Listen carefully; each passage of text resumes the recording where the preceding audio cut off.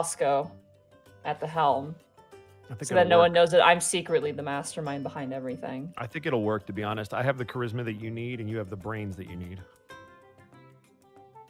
I do need the brains that I need. Oh, man. Hello, everybody. Segway! Hello, chat. Prim's division. Promps to budgeon. Drums to me.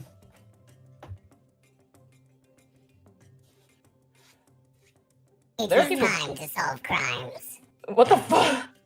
Wait, That's that illegal. voice. Do that voice goblin with in the here. little panic thingy that come up soon. I like it. I think that was Arcolf who did that. Which is illegal, by the way, Arcolf. That's a strike on your account. You're not going to get a gold star at the end of this session. I prefer silver.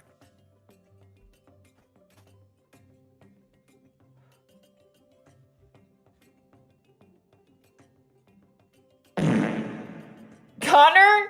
Now you're not getting a gold star either.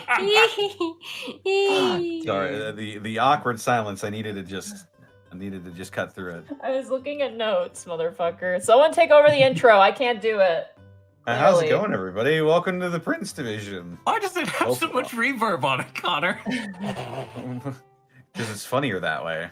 It Imagine is, you're, but then- imagine you're spelunking alone in a cave, and then you hear that in the distance. Wouldn't it be fucking terrifying? I mean, Oh, I anyway. could Too busy just laughing. laugh, and then I'd be wondering if someone had just died and their final sound in this world was a fart echoing off the Probably gonna be- canyon walls as they die. To be fair, you do Probably gonna void your be. bowels when you die. Oh, don't say what I'm thinking. Don't say what I'm thinking.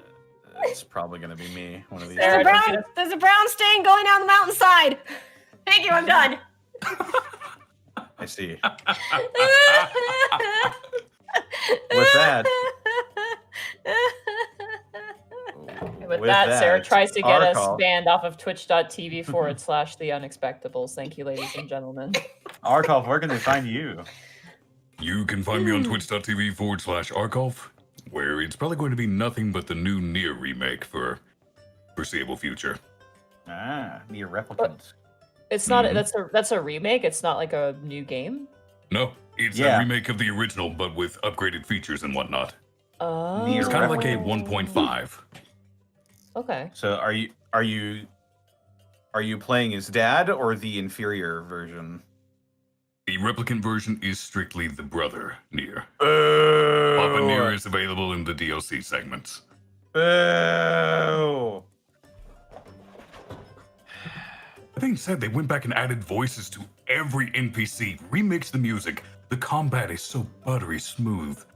Like, I had rose-tinted glasses for the original for the longest time. This new version enhances the rose-tinted glasses. It's better than even Kid Me imagined it was back in the day. Now they're tinted glasses rosé. Nice. They're Still kind of one sunglasses way you can to flip up and see normal. Well, when you're doing that, where can they find you while you're doing that? Where can they Well, find my you? sunglasses. Wearing my sunglasses at night indoors in the movie theater. Okay, I'm done. I'm on Twitter at Sarah with an H and with an E. Willie. Yeah. Not much new to talk about right now. I see. I don't know what to shill, so Well, I don't there think is- there's there is anything to something shill. that happened recently that maybe some people don't know about. What's that? It was, It was- a certain someone's birthday. It was a certain someone's Mm. birthday, and like going to a Happy restaurant at the same time, we want to put you on the spot and make you feel uncomfortable as the employees come around and sing you a birthday song.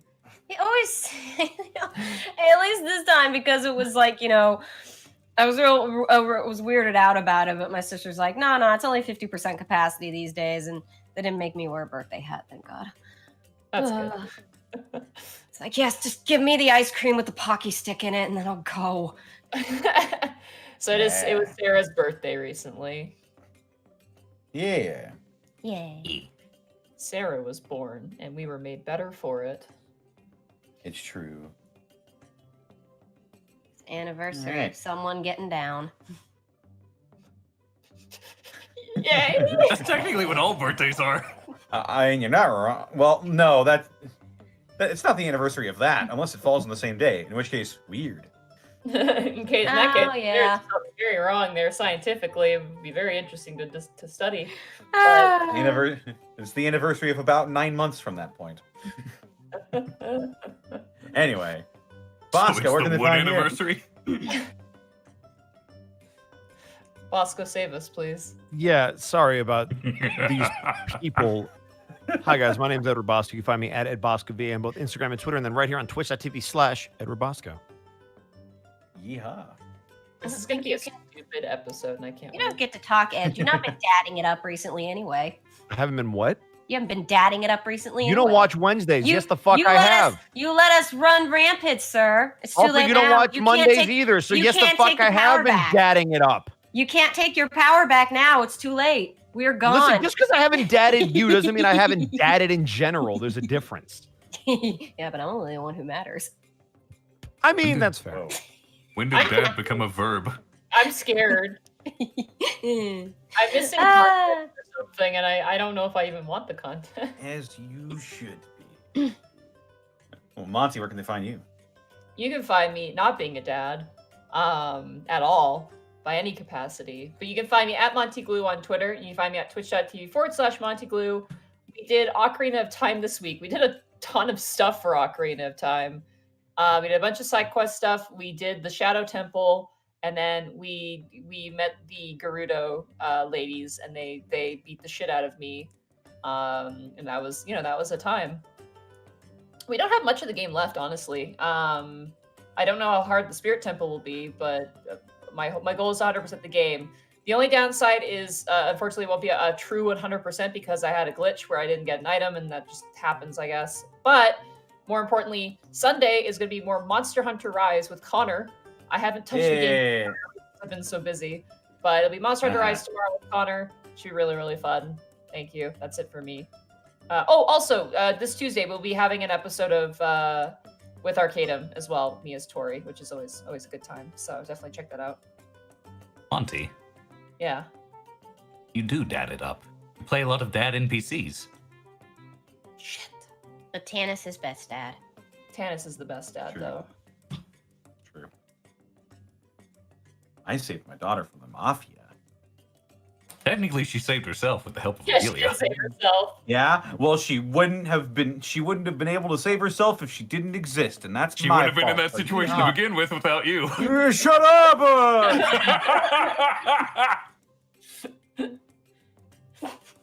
Amazing. Nat 20. Sorry, this bird picture is confusing me.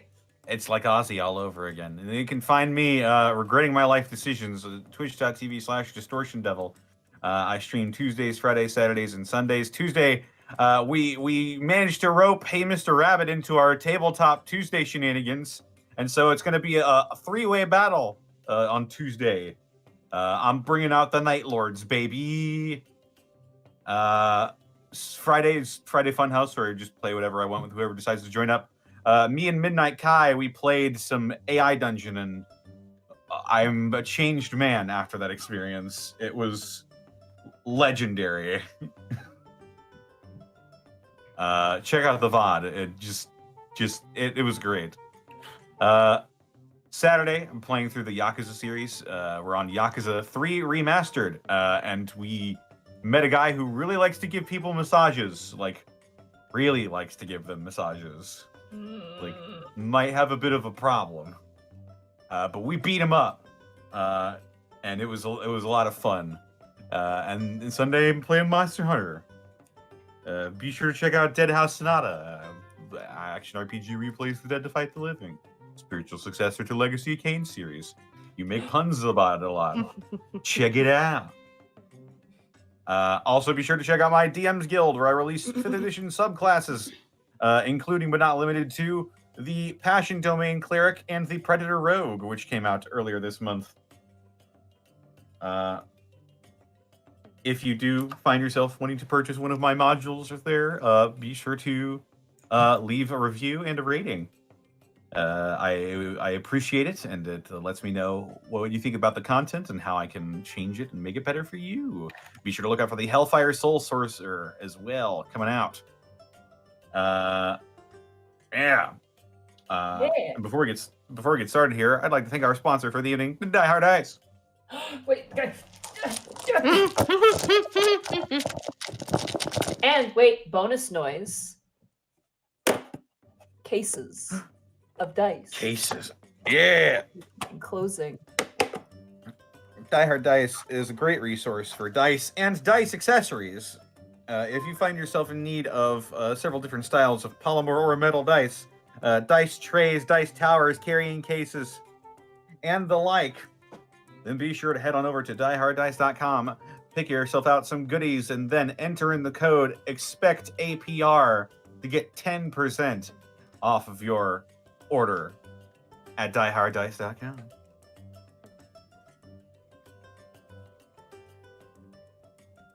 And now, without further ado, Someone texted me. I apologize. it's all right. Now, without further ado, I'm going to read off some bits and subs.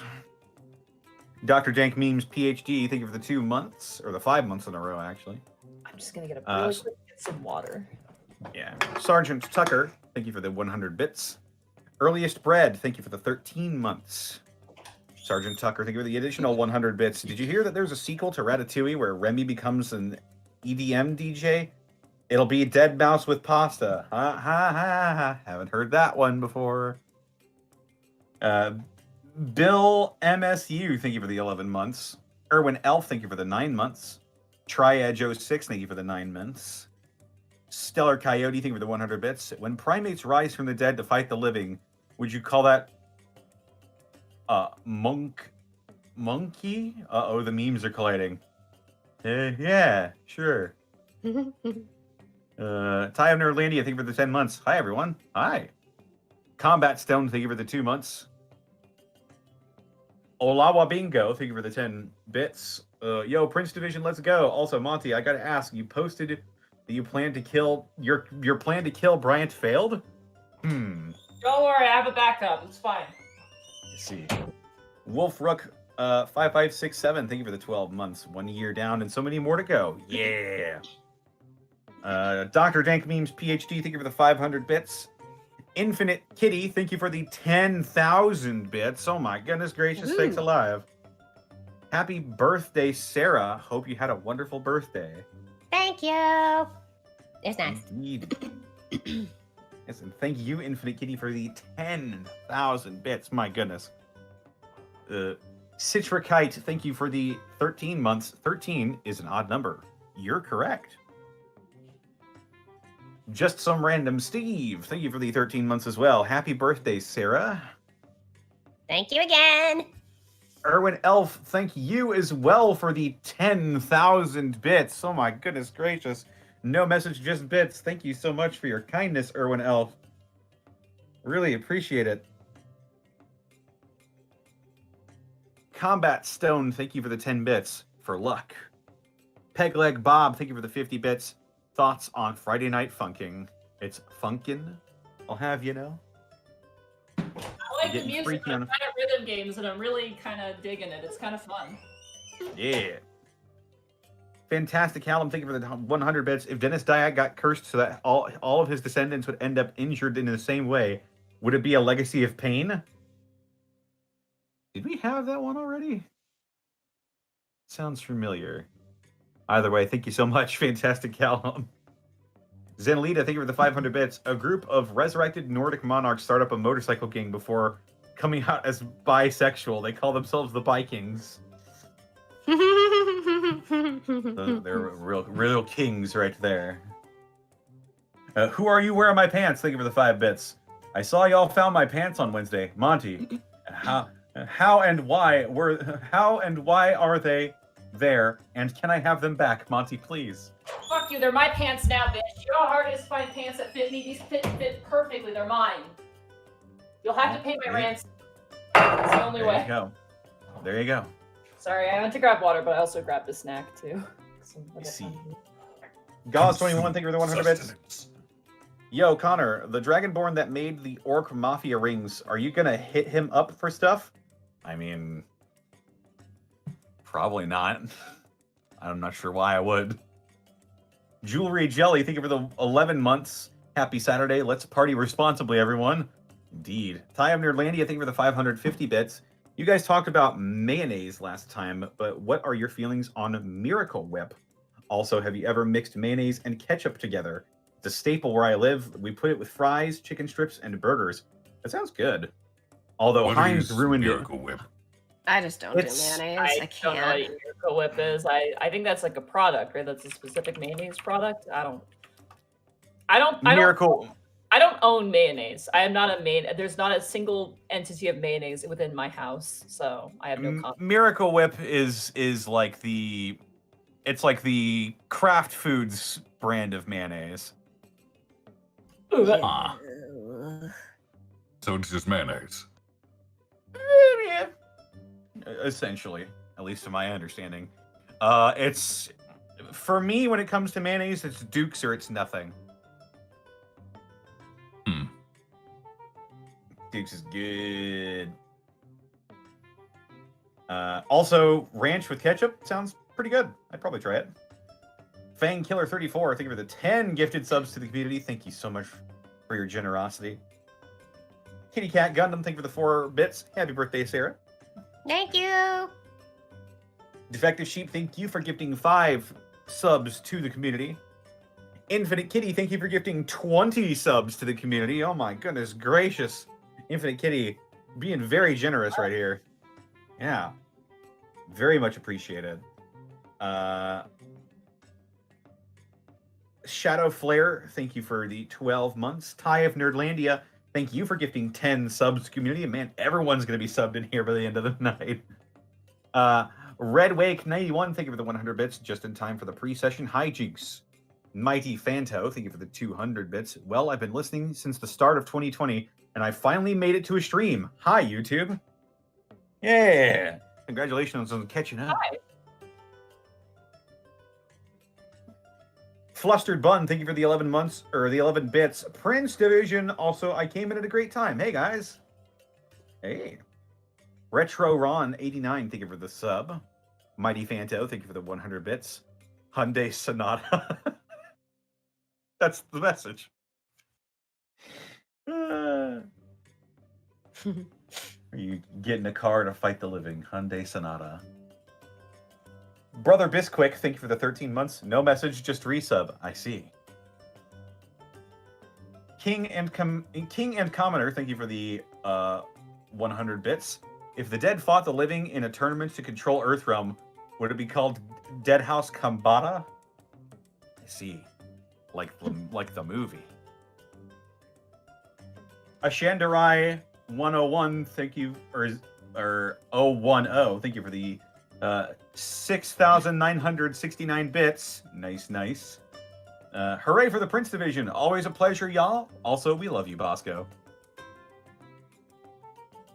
Huh? And we love you, Ashandarai. Thank you for the 69 bits. 20 BMG, thank you for the 500 bits. Dawn Knight, thank you for the 4 months. I'm so excited I'll be catching this live. Hey, it's One Uppington, thank you for the 4 months at tier 2. Hey, officers, going to the supermarket later. Do you guys want anything? Give me burger. I want candied salmon. Oh my god. I would like to try a brownie. Corona Holio, thank you for the 100 bits. Wow. First time watching... That's a name. First time watching live. Not up at 5 a.m. normally. Oh my god. 5 a.m. where you are? I mean, I have no right to criticize you. Yeah, I was gonna say that's like, hello, pot. My name is Kettle. Yeah.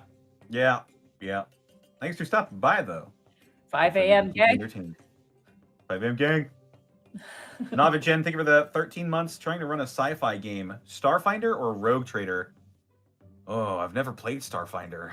I've never played Starfinder. Apparently, I know some people who play it, and apparently it's okay. I initially, when it first came out, people hated it, but I think they actually it's actually decent now. I see. Excuse me. Papusa Monkey, thank you for the 100 bits. The pact is sealed. Bring the one called Bryant so that he may suffer a death by arguing what is a cookie and what is a cracker. Wait, how do people confuse that? It's language, like... I'm pretty sure that's what it is. Oh, it's like how the British call cookies biscuits. Yeah, and how they call chips crisps. It's a reference to another stream. I'm not bringing that here. Go away. Real meta, thank you for the 50,000 bits. Holy cow. Oh my god. Sorry, I missed so much of the PD. Work has been kicking my butt, and I hope this makes up for it. Love you guys. Oh my god, real meta. Holy cow. Thank you so much for your support. That is... Oh my god. I hope work eases up for you as well. Yeah, don't overwork yourself, dude. But thank you so much for the 50,000 bits. Holy cow. Gingerfish99, thank you for the bit. Hi. Hi. Anarchy Hamster, thank you for the 100 bits. Love you all. Would love to see you guys in all the shows you... I would love to see you guys in all the shows you do. Can you all plug all the games you take part in so we can find you guys and support you in all your shows? It's gonna take a long time. I'll take a bit. Yeah, looks at Connor especially, Mr. I keep almost every day. Keep an eye out for our Twitters so that you can find stuff there. I'm pretty sure. Yeah. Zanwin, thank you for the 500 bits. Do you think a group of monks that throat sing would be called Monk House Sonata?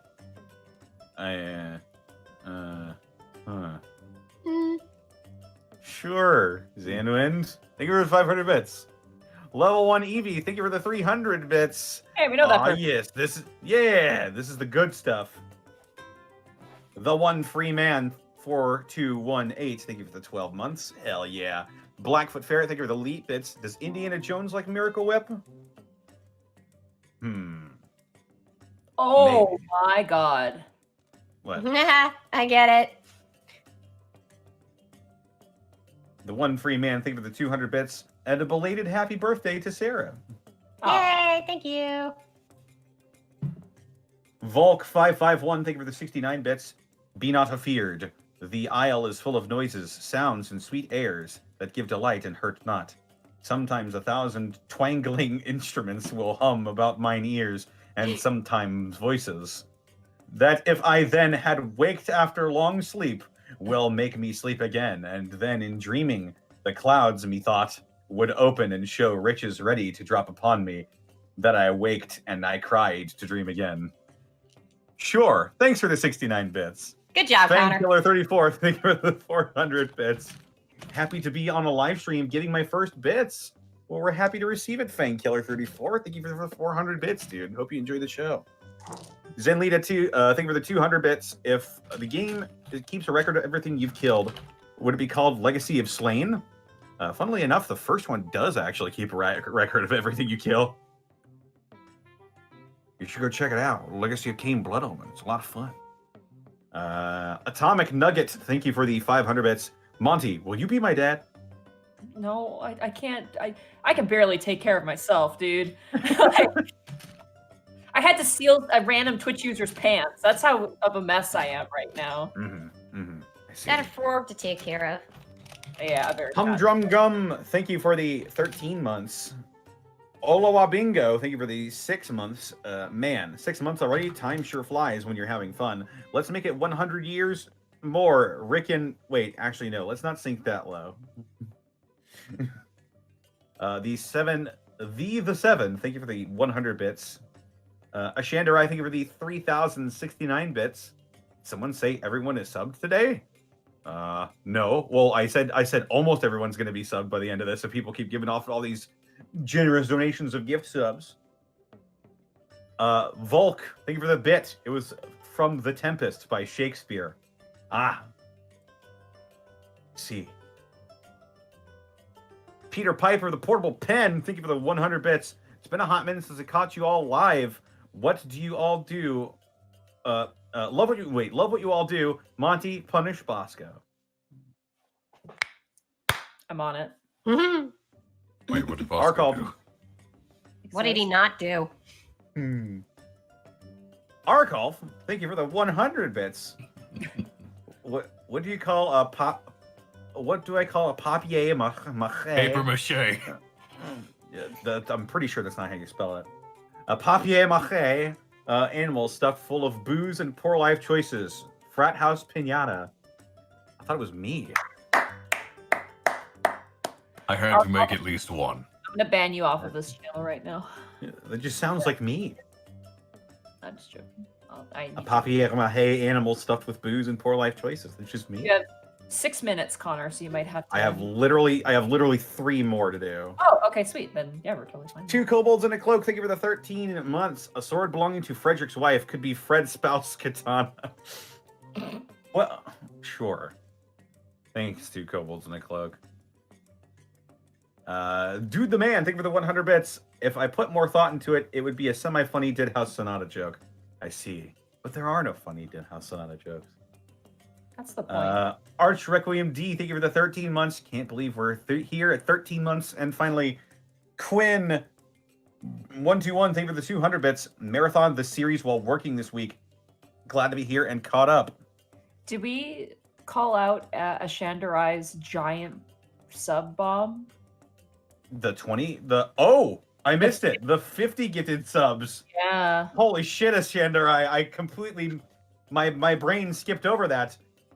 That's a lot of subs. I skipped over a lot of things apparently. Fuck. Yeah, Ashandarai, I think for the 50 gifted subs. Jesus. Oh my god. Now it's gonna be a game of spot the person that isn't subbed now because there's a lot of subs in here. Yeah. Thank you for the 50 gifted subs to the community, Ashandarai. That is incredible. I think I also missed I missed like a bit drop here or something. Peglet Bob, thank you for the 4 bits. Now it's 4. Sub Meow Sheen Gun, thank you for the 10 months. Soon I will be subbed for a year, and I'll try to think of a terrible pun to mark the occasion. And finally, Gomored, thank you for the 12 months of Prime subbage. Congrats on everything you guys have accomplished with the Unexpectables. Thank you. All right, with that out of the way.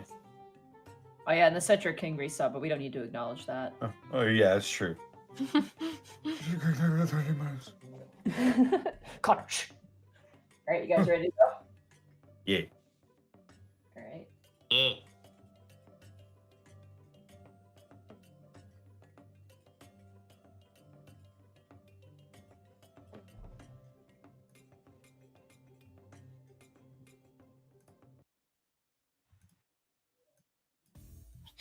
Like, oh, okay.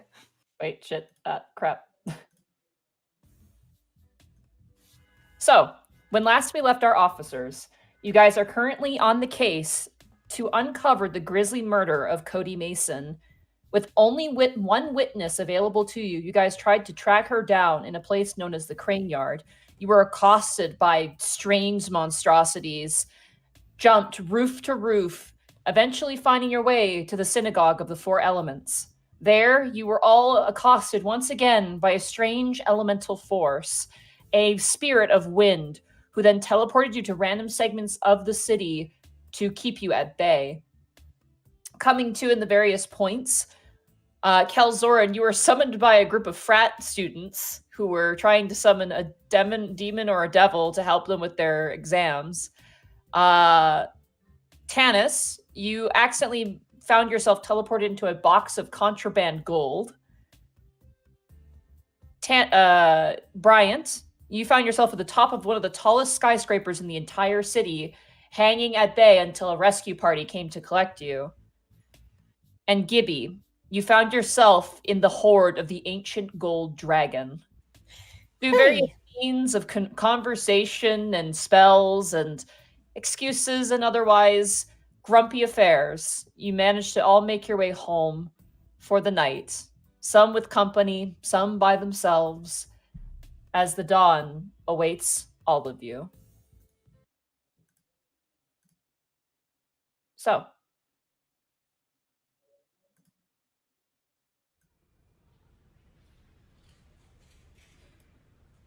Tanis. Yeah. As you are trancing in your home, you hear a jostling on the other side of your apartment door, like a noise. Is this like in the middle of the night or something? No, it's in the morning. Okay. I'll break out of my trance and then I'll walk over to the door and peer through the hole, see who it is. You currently see, it's pretty early. It's like maybe 5 a.m. You currently see Mama Rugigi, actually. It appears that she's trying to unlock your door, and you can see standing next to her is Nefene, currently holding 2 large Tupperware containers of something. I'll open the door. As you do so, you hear, oh, as the key comes out of the keyhole, and you see as Nefene goes, Dad, and runs inside with these 2 just oversized Tupperware containers for her size. I'll take one out of her hands so she doesn't like accidentally spill anything. What you got there, sweetie? We made, and she like cracks them. We made cookies and we made brownies in that one. And she points to that one. And you watch as Mama Rugigi kind of looks up and goes, your daughter is quite the chef. Is that right? As I'm learning. She smiles. As I'm learning. Yeah. Take care, Nefene. And she kind of goes down on one knee and gives Nefene a big hug. And she goes, bye. And she kind of goes, bye, waving down the sort of steps that lead down the hallway. She turns and goes, give her a wave. She gives you like a little kind of like little-ish like half wave, kind of like a, you know, small acknowledgement. She seems pretty tired. Not an elf, right? Mm-hmm. Well, I hope you're gonna have. Nefene turns and goes, she's really nice. Yeah, she really does seem nice. Little lady, I hope you and your friends are gonna have enough room to eat all of these. After you eat your pizza, of course. We're gonna get pizza? Mm-hmm. Oh, can we get the stuffed crust pizza? Oh, well, that's the only kind of pizza worth eating. Yes! Okay, I should get ready for school, though. And then, can we sleep in the living room? Sure. Okay. Oh, I'm so excited. I get to show them Mr. Bubbles! And she runs into her bedroom, and you hear just a bunch of, like, things crashing and, like, movement. He just sort of jerks and closes his eyes every time I hear a crash.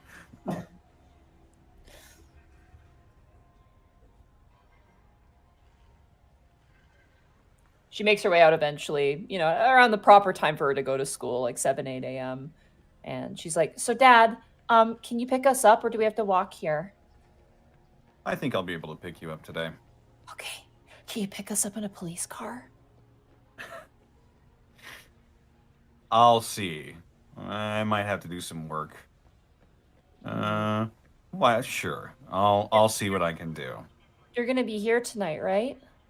She kind of looks at you, and she's got this sort of look to her, like, looks like she misses you. I'll kneel down and I'll rough her. I won't ruffle her hair. I'll just sort of like pat her head a bit. Yeah, I'm gonna be here tonight. Okay. You were gone After all, yesterday. Yeah, I was working. What? She kind of looks over to your shoulder and like you got banged up pretty badly. She goes, "It wasn't dangerous, was it?" Nothing that your old man couldn't handle.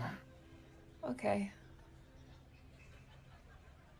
Okay. She kind of smiles at you and goes, "So pick me up. We have soccer practice, and after that, sleepover." Right. Okay. And cheese stuffed crust.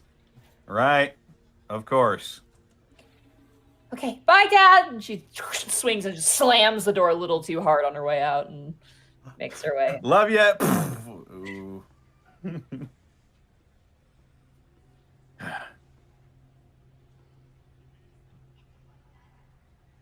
Do I have any text messages on my phone? On your phone, no. But you do have 2 Tupperware containers of baked goods. I'm gonna try one. I'll try a brownie. All right, you try it's like fudgy and really like really really rich. You're like, whoa.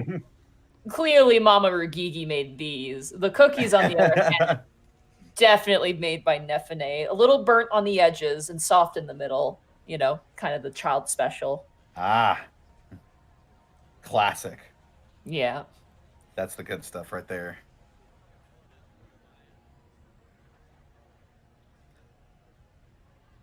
Gibby, Yep. you kind of rouse from your sleep and kind of roll over and find yourself alone in bed. I sit up. It's like, do I hear anything or? As you sit up, you realize you've been like fully tucked in. He always tucking me in. You're just kind of like, you look over, you see the empty wine bottle next to the bed as well. Trying to remember. It's like, oh man, did things happen last night? Nothing happened. You just talked. The two of you just talked to your memory anyway. Do I hear anything in the bathroom or the kitchen area? Roll a perception check. Where is my thing? Oh my gosh. Sorry. Perception. What does it say? 11. 11. As you kind of lean up, you kind of rub your face and kind of brush your hair back. You kind of listen, and you do hear kind of like a this kind of voice off in the distance. Is my bedroom door closed? It is, yeah. I will go over to that and crack it open and peek through. The moment you creak it open, you immediately smell like breakfast food. It's not a very like intense scent, but you can definitely smell like you can hear the hissing and popping of something on a frying pan. And you do hear Durzib talking and go, well, how many of them are dead? I mean, 2's not that many, but that's still 2. Uh-huh. Does he have his back to me or anything? As you kind of creep forward, are you stealthing or are you going to make your presence known? I'm still looking through the doors. Just where is he? He's in your kitchen, so you don't have a direct view path on him. You get the sense based off of the sound and the noises. Oh.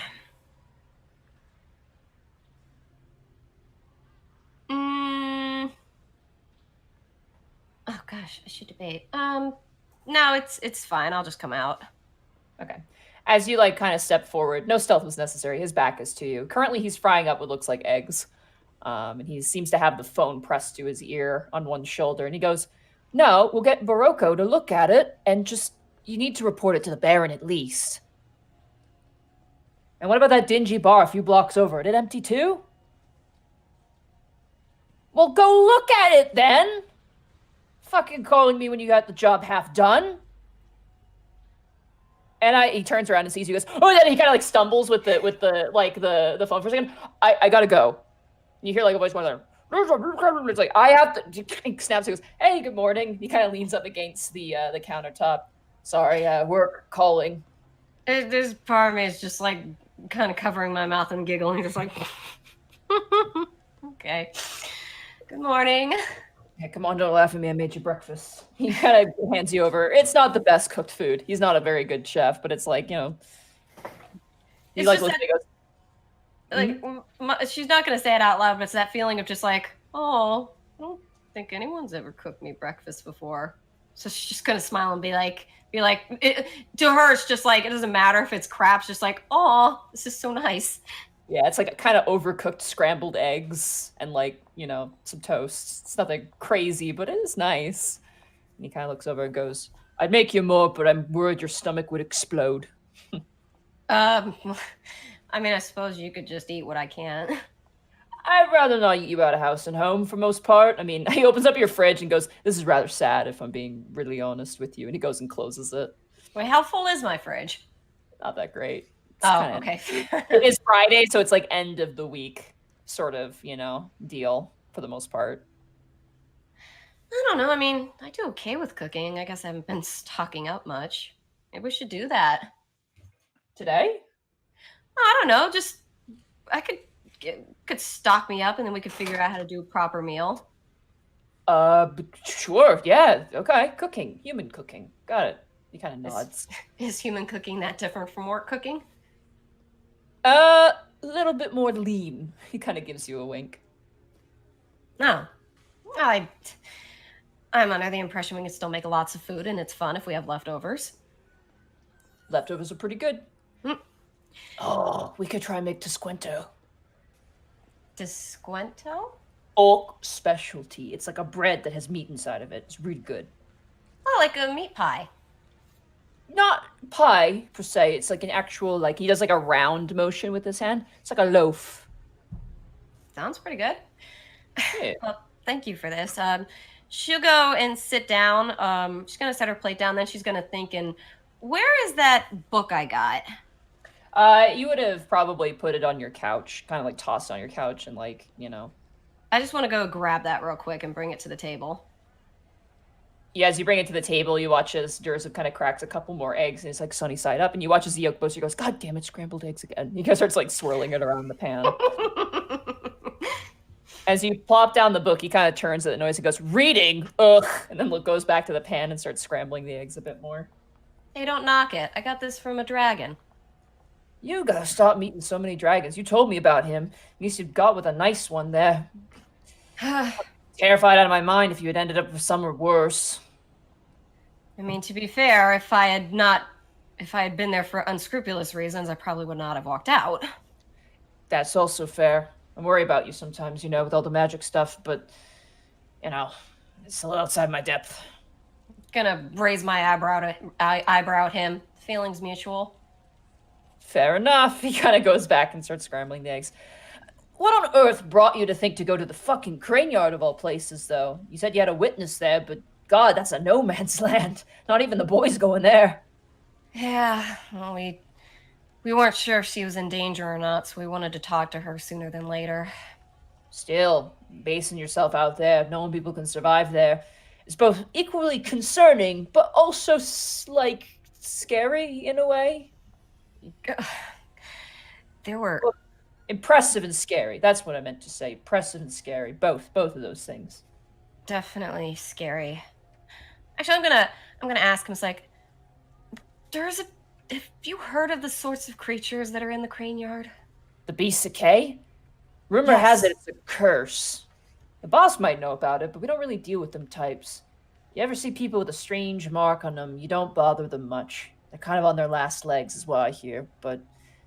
Do they appear outside the crane yard, or do they... A creature like that outside of the crane yard would make noise and news, wouldn't it? Sometimes we see them in the Devil Demon Ward, you know, back alleys, things like that. Most of the time, you know, people... He kind of does like a slash over his neck. Pretty sure there's a bunch of people whose job it is to, you know, kill those things before they do get out of hand. It's complicated business that we don't really do much of it for the most part, but, you know. It kind of comes in waves with like a season. Someone more magically inclined would probably give you a better answer. Sorry, love. No, though if you could, if you wouldn't mind asking the Baron some information on those things, whatever you can pass to me, that'd be great. The Baron's work is focused on social-political goings-about. It's not really that of much of the arcane. Yeah, orcs and all. He kind of points to himself. We don't practice the arcane. It's not really something we really pay attention to. But he kind of stops for a second, and you see him thinking for a minute. He goes, "Shit, toast!" And he goes over and grabs some bread and puts the toast and slots it down. He goes, "I do have some friends of mine who could maybe give us some answers in regards to those things."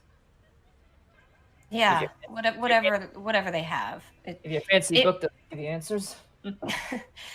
No, I asked him. He was generous enough to loan me a book. He had so many, and I figure maybe I could get a better handle on you know, this. Send those sparks through my fingers again. I think. Well, he's cook. Oh, sorry, Ed. Oh no, he's just thinking. He's just like, I think Relin was a Beast Decay hunter. If he's still alive. Relin? Yeah, he's an old he kind of looks at you for a bit and goes, "Yes, keep this between us. Bit of a personal mercenary. Some may call a hitman. Some may also call a beast killer. Things like that." But specifically, he was Beast of K hunter? I think for a time, yeah. Oh. I mean, yeah, I mean, any information would be interesting. Whew. Hey, he kind of puts a hand on your shoulder. It's okay. You're gonna be okay. I'm glad we were okay. Bryant took a bit of a beating, but Yeah, he probably deserves it. He scrambles the eggs a bit more. He's a bit of a hothead, a bit like me. Probably why the Baron likes him so much. Speaks highly of him and his attitudes. Supposed to meet him tonight. really? Yeah. Talk about something. I assume it's about Amelia. Hopefully he, doesn't say too much. Makes me nervous, that. Bryant has a way of getting away with it. Hopefully that doesn't run out. I better. I'm gonna start. Oh, sorry, go ahead. He just kind of he's a lot more like an orc than a human sometimes. I can see it. Yeah. Thank you for this. I'm gonna start eating this, and I'm gonna start looking through that book while I let him cook, and I start eating my stuff. The book is dense. It's a very, very dense, old, like kind of English style tome that is just like the moment you flip it open, you're like, what am I reading? You're like, what is this? This will be that thing is be like, all right, I'll get through it slowly.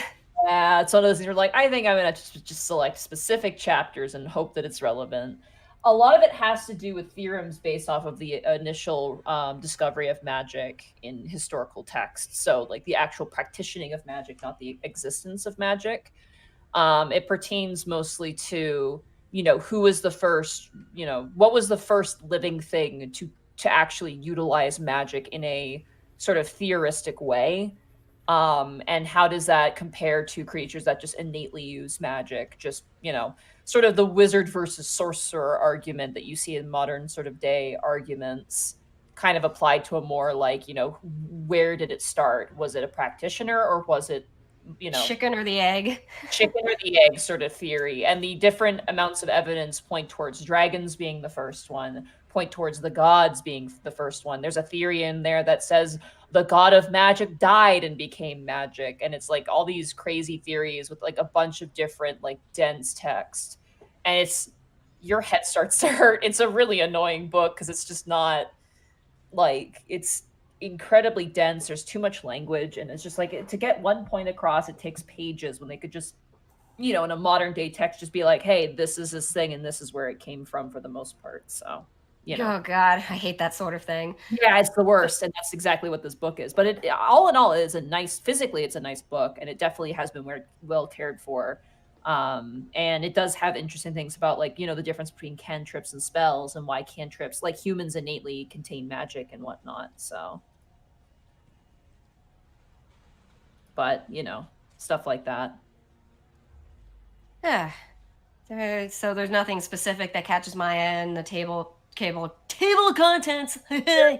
There is mentioning of sorcerers, but mostly in the context of draconic sorcerers thus far. There might be more, but you only get like maybe like a chapter in, and you're like, oh my god. And it's just like the overview of what the book is supposed to be about, and you're like, oh my god, like this is so much. It's a good start. Gibby's in the sense of like, this is really confusing, but also a freaking elder dragon gave this to me as a gift. I feel like I need to really make an effort on this. As you're doing that, and like Durzub's eating and just watching you like put your hand on your forehead and you're just straining, he goes, yeah, me too. And he just starts drinking a glass of milk. Yeah, I'll finish that chapter like, okay, that's a good start, I think. You sure? You look constipated. Really? Sorry, that was a joke. You look great. Your hair's a little messy, but I kind of like it. I'll just give him like, so what are you up to today anyway? Well, he kind of looks towards his phone. Things have been a bit sketchy as of late. The whole business with the trolls. And he kind of drinks more of his milk. Yeah? We thought that would clear everything up, but it's gotten weird. I don't really know how to describe it to you. I mean, being part of one of the Baron's men and being part of, the Orc Mafia is... You get a feel for what other people are doing most of the time. And things are stirred, is the best way to put it. People going missing. affiliations being removed. Strange. Very strange. Stuff going on under the surface. Yeah.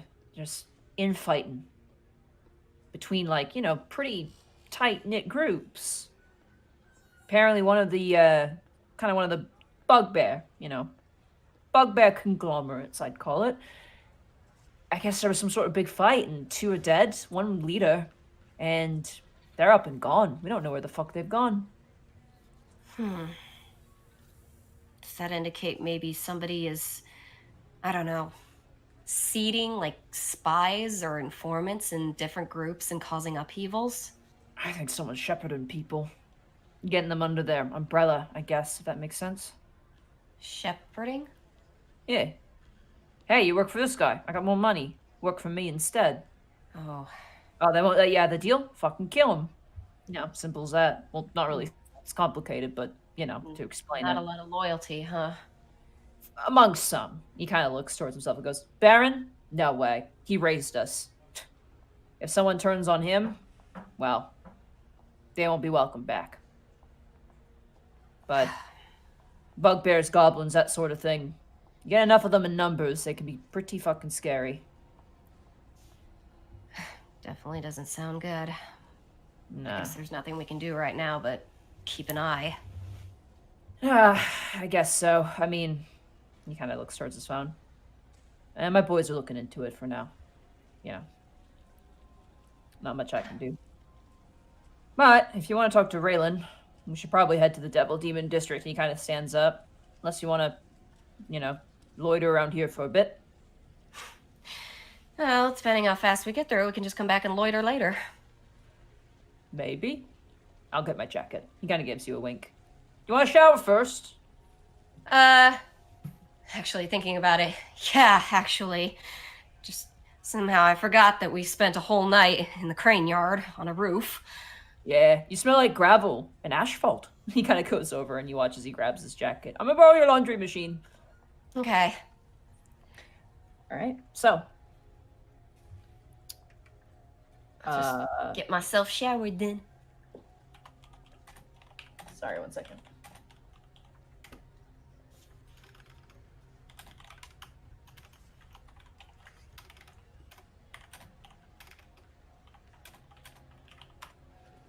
Sorry. I have to whisper a player. Are you okay with that, Bosco? Are you talking to me? Oh, you're Yeah, talking. no, that's fine. I'm like I said, I'm just glad I had the heads up That's now. the reason why. So. Yeah. Okay. Bryant, Shit. you wake up, and as you wake up, there is a blanket over top of you, just on your chest, not over your head. Mhm. And you can hear a clicking noise as your coffee pot is done. I guess I'm making coffee and taking the dog out. All right, you kind of rise up, and as you go to grab the coffee, you notice there's something written on that whiteboard. Which is on the board? It just says, hi. Mike is going to write a hi next to it and then pour the coffee. Okay. You pour the coffee. It's perfectly steeped. You sip it, and it's bitter, but it's got that nice sort of, warmth to it. Mm-hmm. Yeah. Rat time. All right, you go in the freezer, because the moment you open the fridge for anything, it's just like rat for me. Yeah, definitely gonna throw him a rat, and then I gotta take him out before I start the day. Yeah, you give him you thaw out the rat while you kind of shower, prepare, do whatever it is you do, and as you do, your phone ding, goes off. Okay. Who is it from? It is from Baron Dramar. Oh, good. What does it say? It says, tonight, 8:30 p.m. What food do you prefer?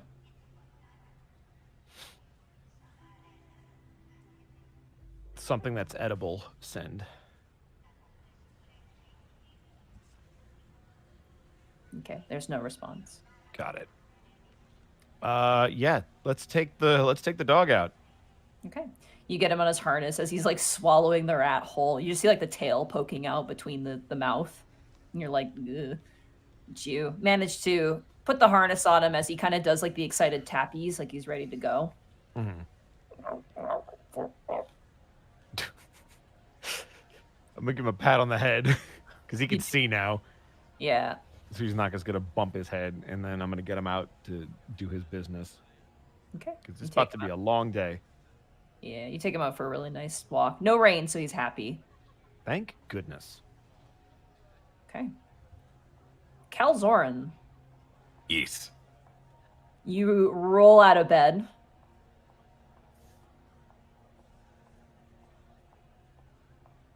And you're awake. What do you do?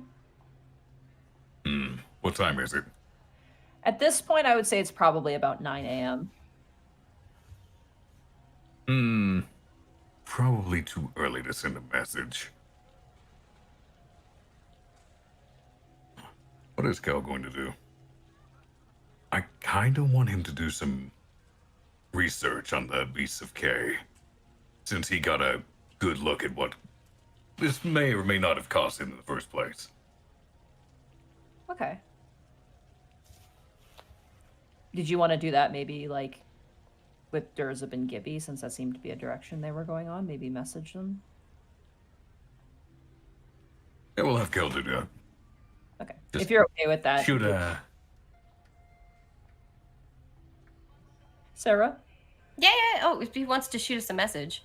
Yeah. See if you guys I mean, want he doesn't know about us going, but so we'd have to shoot a general. He's telling us he's going to do that, and then I could be like, oh yeah. Ugh. Is that what you want to do, Kel? Cal will, since he doesn't know Gibby and Durzab going directly, he'll send a message to the group chat instead, saying he's going to look into it. Because when I tried to remove curse, I saw like a vision of what cursed the person in the first place. And he'll send text.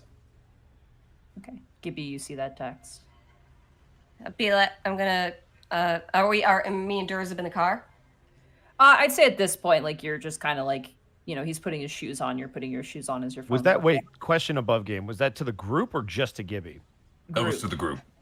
You'll actually finally get a message back from Bryant saying, I'm staking out Letty's O's house tonight. I'll let you know if I see her. Cal will text back. Thank you. I'm going to wait a few hours and try to contact her myself, so we will see if that works. I'll text back. Be careful, Bryant. And to Khel, I'll say, first I'll look at Durzab and say, actually, it looks like Kel's gonna go research these Beasts of K too. Do you mind if he comes with us? Yeah, I like him. He's friendly. I think they all like you at least a little bit. Not the elf. The elf fucking hates you.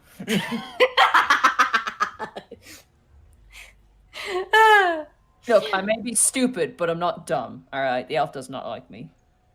Well, we'll work on it. I will text Khel. Khel, me and Durzab are going to see apparently a Beast of K hunter. Do you want to come with us? Oh, it is serendipitous. Yes, if it is not too much trouble. I'll text him. Where can we pick you up? Cal will text his address. All right, I'll text it and I will say, Durzab, can we swing by Kel's place? Yeah, sure. And grab him? Address so we can pick him up. I've got it. I'll text Khel back. We're on our way. Doki doki. Okay. So, Tanis. Oh, I was gonna text Tanis, be like, you doing okay today, Tanis? Yep, just getting ready for a sleepover. Smiley face. Have fun. Tanis, is there any preparations you would like to make for the sleepover?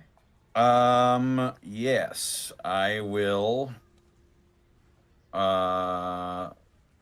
When the timing is appropriate, I will order pizza, obviously.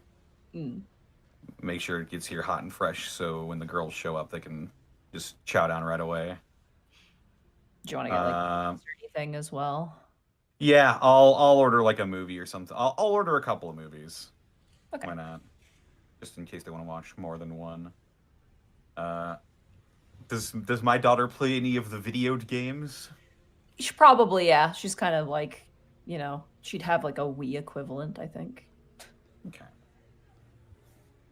I'll probably rent like a fun party game for them, like a Mario Party equivalent. Okay. And so Is it still called the Wii with OUI instead? it's called the Woo. Woo! Wee woo! Wee woo! Because when you play it, you we go. would like to woo you. You would like to woo I see. Just got to avoid that Also- Dario card. I'll also pick up some beers. Okay. What kind of beer do you want to pick up?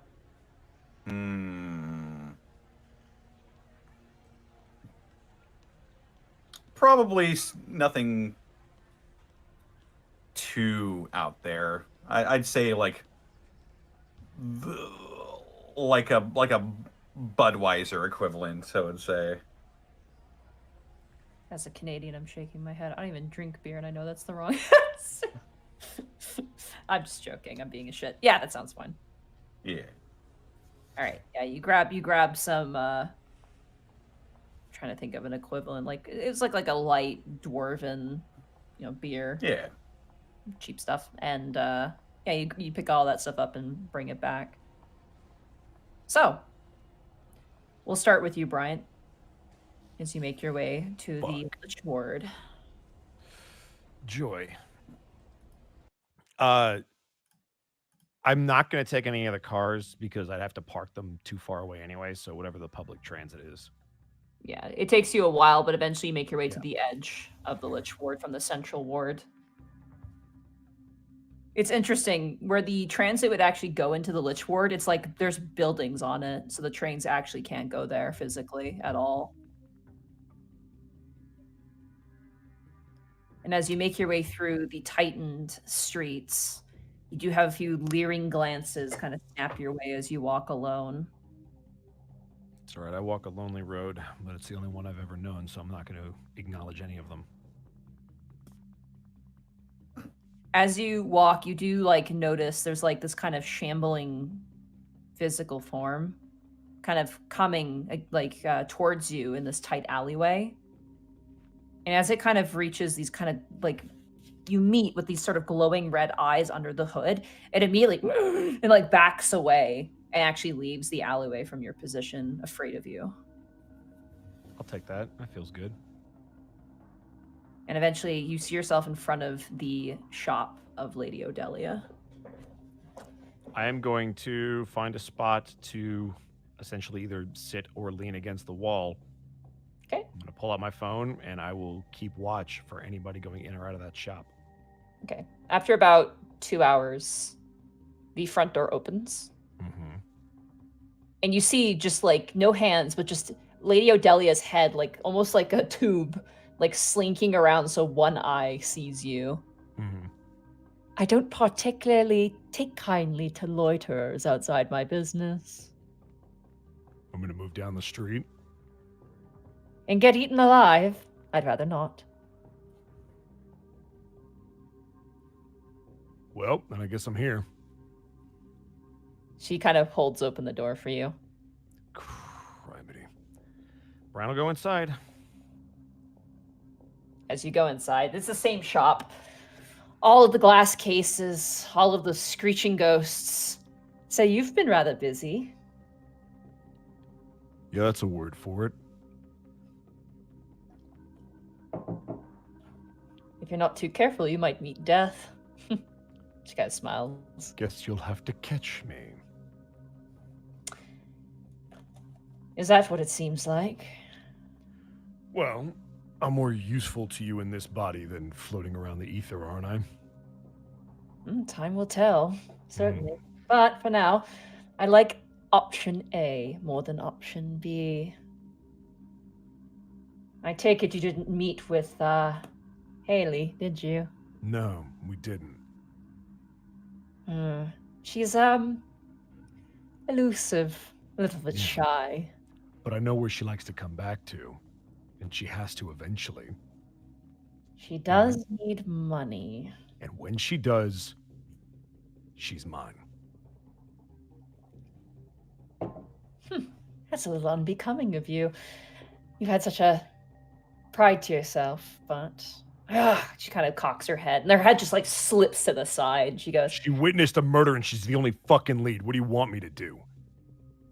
But she does work for me. She provides such good samples of ghosts. I'm not trying to take her off the street for her to take pictures of ghosts for you. I need to ask her questions. And if she's gonna run, I'm gonna bring her in so we can ask her, and then she's free to do whatever the fuck she wants. But I'm done playing these fucking games. Do you like your powers, What? Mr. Bryant? Your gift? No, if we're being honest. Well, if we're being honest, neither does she. But you know who hates her powers even more than her? Somebody whose name I probably shouldn't say in your presence. Her parents. Oh, goody! Is that why they shipped her off on a train? Did they find out? That's what it seems like. Yeah, that sounds It's so strange to me how some of you humans are so itchy about things that are so innately part of the world, whether it be magic or death or dragons. It's very fascinating. Are you really going to tell me that undeath is more natural than death? Oh no. Death is natural. Death is an extant form of life. Death takes that everything gives. Undeath interrupts that transaction. Undeath is unnatural. Undeath has no place here. The difference being, sometimes things just happen. To have undeath be a thing, you must choose for it to become a thing. And you watch as the lights in the space become a bit darker, and like there's almost like a sort of rumbling on the floor. And she kind of brings herself back in and goes, apologies. I'm just saying, you and that girl might have something in common. Good. Maybe she'll fucking listen to me instead of the others.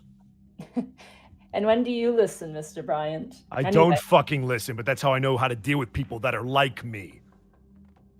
She kind of gives you a look, and then she goes into the back and leaves you. Do you want tea? Is it undead tea? Maybe. Then maybe. Okay. Meanwhile, Gibby, Khel, and Durzub are all in a car. I mean, technically, the tea leaves are dead, so bringing them back in another form, so it is undead tea. See, the milk is, spirit juice. Oh no. That's depressing. Anyway. Well, you watch as Durzub's driving the car. We got the third wheel. What are we doing now? Guess we should head over to your friends. Friends is a bit of a... He shakes his hand side to side. If he's not a friend, is he gonna want to talk to us? For money. Oh. What if I can give them information they might not have? You're assuming it's information they don't already have, but, always good. Mercenaries don't really pertain to much information unless it has to do with who they're hunting at the moment. So, I mean, kind of technically. I saw the thing that might have caused the curse to begin with. He shrugs. All right, well, let's go. You watch as he revs the car. You guys drive for a decent amount of time, and there are times where you dip down streets that are kind of, questionable. Clearly no one lives down it, but it leads to another place, another pocket where there is, living arrangements.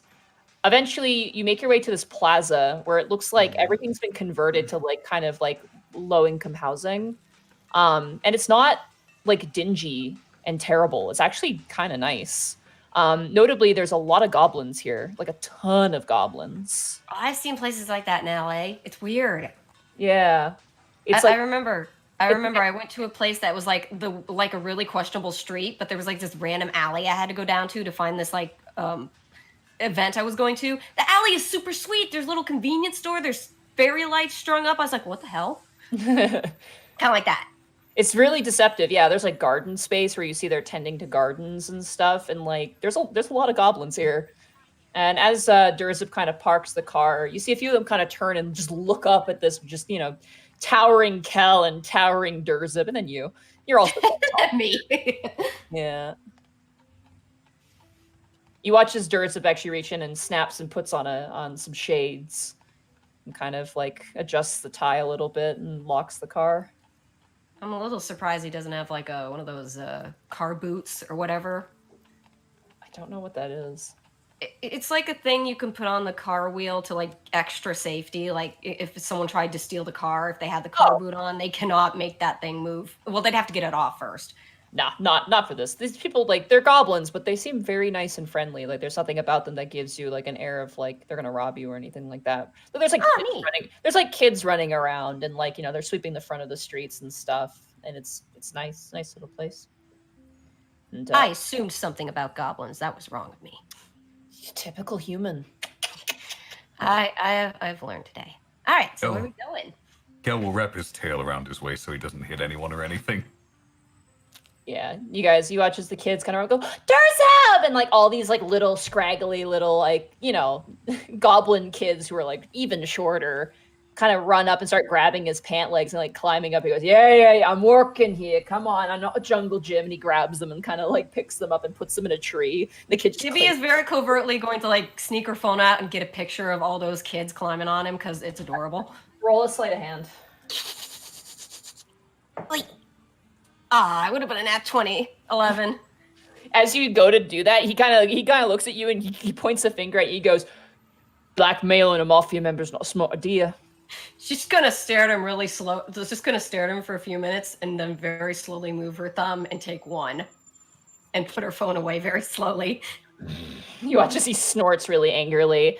All the kids kind of like run up to you. They're like, "What are you, a dragon? Can you breathe fire? Breathe fire right now!" And they're like all like kind of like asking you to do stuff. Well, I'm half dragon, and I don't do fire. I do ice. Would you like to see it snow? Oh. Gibby's just like, oh. It gives him a pat on the back, like, oh no. But I can make it snow. You watch as one of the goblins is like, "Hey, that's enough! Get over here!" And the kids are like, "Bye!" And I'll like scamper off. Durzib kind of dusts himself off. Kids, am I right? I am lame. Yeah, it's okay. He kind of smacks your back really hard. I think you're pretty cool. I see what you did there. You get around this area often then? Yeah, here? Yeah, absolutely. This is one of the Baron's projects. Oh. Yeah, you see that building right there? He kind of points up, and you do see there's kind of like this slightly taller, kind of nicer building. And notably, it is a doctor's office. It's a free clinic. For goblins, specifically. So he funded that? Yeah. Huh. How he funded it is a little less, savory, but he kind of just looks around. Seems to be doing well. We're trying to fix this place up since its previous management. And, orcs are citizens. Why not goblins next, Pretty smart, resourceful. It's good work. Got a bit of a bad rep, but we'll get there. Maybe in my lifetime. He kind of gives a smile. Anyway, let's go find Raylan. Come on. I'll follow. All right. You guys are led eventually to a what looks like kind of a restaurant pub kind of combo. And as he kind of goes to open the door is locked, and he kind of rasps on the door. And you see as the door opens, and there's like this sort of older male goblin, kind of in a nice suit and tie, kind of looking. He goes, we're not open at the moment. You watch the strips and goes, I'm looking for Raylan. And he goes, oh, yeah, come on in. He kind of holds open the door, and he kind of gives you you and Khel, a bit of an incredulous look, like, I've never seen you with Durzib before. Who are you? Khel will wave. I'll just smile and nod. As you enter inside, you get the distinctive smell of coffee and the smell of, like, there's a lot of brass work in here. It's definitely an older building that has been, like, revived, if that makes sense, from maybe ages past. Right now, they seem to be cleaning up the space, probably for lunch or dinner, as it appears to be more of a drinking establishment. But you do see currently in the corner of the room a older-looking male drow. wearing a long sort of red jacket, crossbow kind of sitting as he's kind of like cleaning and polishing some weapons. He's currently got like a morning beer next to him. What is he, the Aragorn of coffee shops? A little bit, yes. He's just sitting there like Aragorn in the first freaking movie. See, when you mentioned red jacket, I was thinking Dante. Oh, God. It's kind of like, it's not really, well, I guess Dante's jacket a little bit. It's kind of like Dante's jacket, but I can see Connor's eyeballs on me right now. But like, it's darker in color, and it's not as nice, honestly. It's more of like kind of like a, you know, there's not a lot of patterning on it. It's definitely like a cheaper jacket. Notably, there's lots of straps and stuff where you see a lot more munitions and things like that on him. And he currently seems to be like just, you know, fixing up all of his munition at the moment and looking through some papers. And Durzup kind of turns and goes, "There's your man." All right. Guess go talk to him. Would you be so kind as to introduce us? Sure, yeah, sure. Hey, Renan! And you watch as the drow kind of turns up and like looks at Durzup and kind of does a slight nod of acknowledgement. And he kind of goes, "You hunting right now?" And he's like, "I was. Got a bit of a lull. You have something for me from the Baron?" He goes, I got some people who I want some questions answered." He kind of turns and looks towards the two. He goes, "Not one for questions. My work is of a private nature, but I'll indulge." And you watch as he kind of kicks under the table and like a chair kind of shifts outwards. He goes back to cleaning like his crossbow. He's kind of oiling it and waxing it. I'll glance at Khel and take a seat. Thank you. Khel will also take a seat. If I'm not killing something, what am I answering to? It, Go ahead. it does concern your work. Let us say that we've had some first-hand experience of our own. Durzup said that you hunt beasts of K. Amongst other things, but mostly, yeah. He kind of leans back in his chair, actually kind of like intrigued by the question. "You have one you want me to kill? Family friend of yours, maybe? Can't do it yourself?" More that we wanted to learn about them. We were recently in the Crane Yard. That's a godforsaken place. What are you doing skulking about there? Got a death wish or something? Well, We were looking for someone. Well, They are safe for now, but they're in the Crane Yard. They'll be a beast in a few months. Sorry for your loss. it seemed like the Crane Yard had several people living there that were all right. I don't know. They seem a lot more capable in that area than me and my friend here, though. there's more that they had a good guard dog. I don't know much about the Crane Yard, but I know about the Beasts of K. What you're telling me now just confuses me. What do you want to know? How about I share what I know, and perhaps you can help fill in the gaps if possible. He kind of looks around and looks towards Durzup, and Durzup just kind of gives him a little bit of a head nod, and he goes, "You know what? 50 gold. Red ring." Durzup kind of nods and goes, "Sounds fair enough to me." Khel will slap down the 50 gold. Prompt payment is always appreciated. And he just grabs the money and just pulls it into a pouch and leans forward and goes, "Let me try and help you fill the gaps of your memory, friend." What we fought was Beast of K, of course. Humanoid. Long bone protrusions from the arms. Had a smile to it. Enjoyed biting. But when it bit down on our compatriots, it is like it, how to put it, a literal meat shield. Hurting the creature would hurt our friend as well. Yeah. Common tactic. They take on different mutations based off of their, well, previous nature. So, humanoid, beasts of K all look similar, and say another goblin beasts of K would all look similar? Not really. They take on different forms that way.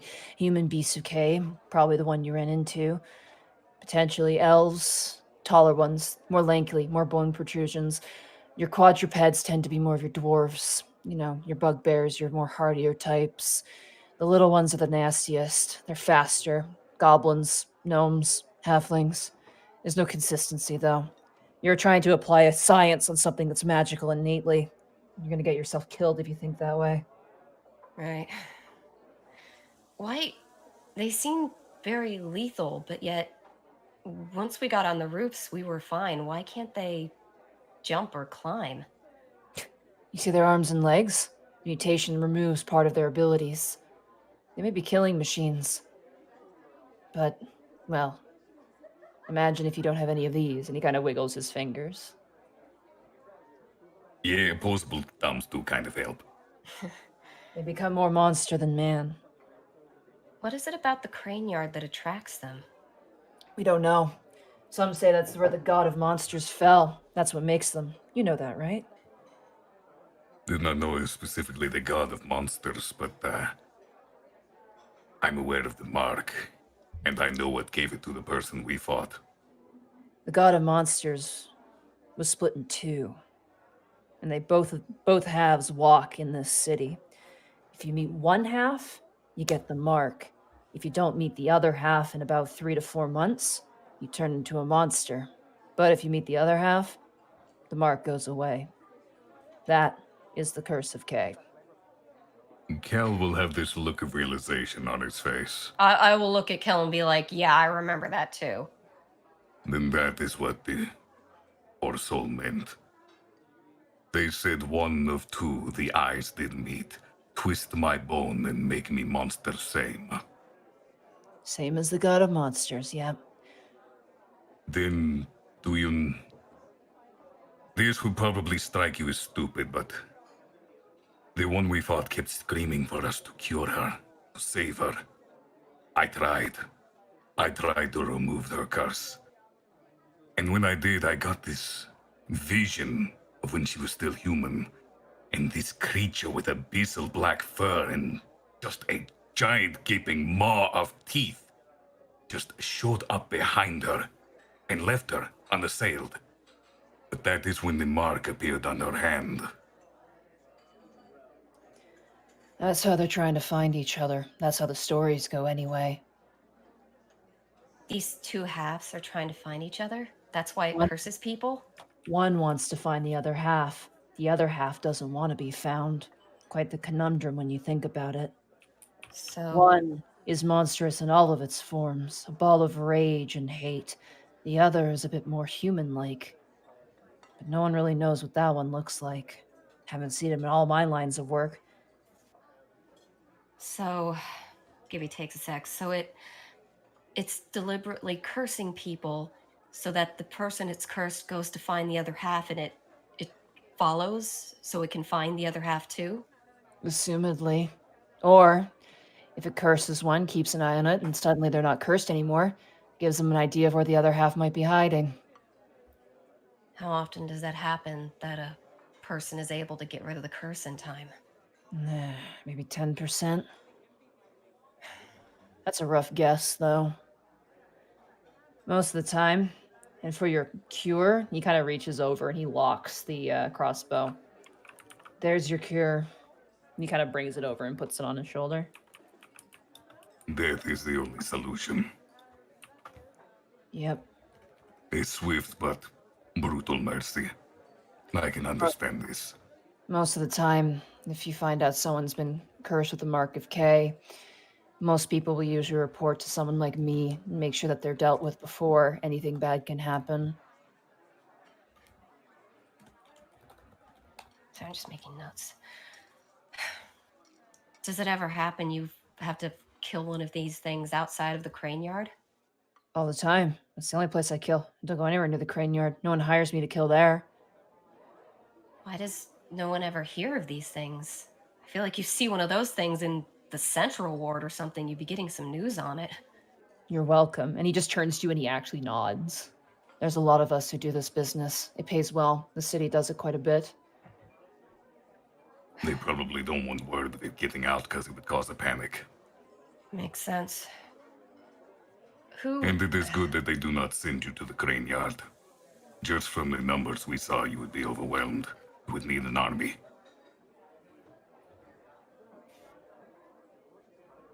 So someone, forgive me, I'm not going to pry. I'm going to be vague, as I'm sure you'd want me to be. There is someone high up who has a vested interest in making sure that this is contained. It's a matter of public safety.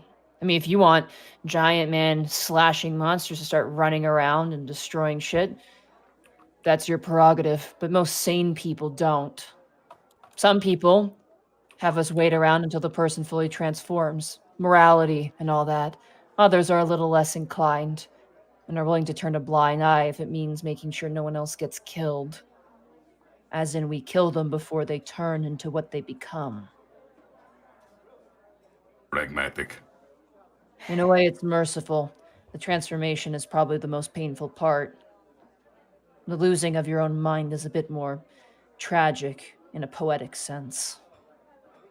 She kept saying heal her. Has there ever been a case of someone who's already turned, I don't know, somehow finding the other half after the fact and getting better? Like I said, 10%. Sometimes I track a person with a mark and then one day, next day, it's gone. Don't even know. Maybe it was someone in the crowd. Who knows? No, I meant someone who's already turned into a beast of K, then later finding the other half. Does that fix the problem, or are they already gone? Nah, they're gone. At that point, they're part of the god of monsters again. In a way, Gibby inside is quietly relieved because it had been bugging her. It's like, was there something we could have done to save her? Is there some sort of hive mind with the creatures? Because when we killed the one, the others nearby answered. When they get close to each other, yes. One time, He just kind of leans back in his chair. He grabs his like morning beer and just like drinks about half of it. I got hired for a twofer. I gotta put up 2 fingers. 2 people must have ran into the same half. Transformed at around the same time, maybe a week apart. Loved one locked him in a garage. Not the smartest thing. Had to deal with 2 of them, and they knew what was going on with the other one. Were able to adapt accordingly. That was a fucking mess. Ugh. So I'd say, yeah, if I had to guess, maybe they do. Wouldn't surprise me. Kind of think of it like ants, and the crane yarders are anthill. Makes you really wonder what the fuck people were thinking about trying to develop that fucking area. Idiots. How long ago did this god of monsters fall? Ages, eons. 1,000, 100,000, no one knows. Would it be possible at all to kill the half that is transforming others? If you kill a god, they just come back. Though clearly they can be split. Yeah, but they split themselves in 2. Are there any stories of why they did that? He shakes his head side to side. I assume no one's ever met the other half, the one that just wants to hide. Not Well, that I mean, know the ones who managed to uncurse themselves, I suppose, have. I haven't met them. I've been lucky enough not to meet the other half, too. Heard descriptions of it, though. What do they describe it as? Giant jaw that goes past the neck. Crocodile-like nature. Claws like a bear, but bigger. No eyes. You can never see the eyes. Just a mess of shadow. The abyssal black fur I saw. Yeah. One said if you try and stab it, it's just nothing there. Like there's purchase, but nothing happens. Probably some form of resistance. Yeah. Well, it is similar to what it was like when we fought the beast itself. Didn't take damage normal. Well, that was because it was using our friends as a shield. Well, above game, I thought that it had physical resistance at least when we fought it. It did, yes, I believe. I'd have to grab the stats. It did. Yeah. Ah. Yeah, it's like See, Khel only uses magic, so he never encounters that. well, we would have seen though, Okay. like Tanis's and Bryant's attacks not doing too much because Tanis's Bryant's sword is not enchanted. Bryant's were doing okay.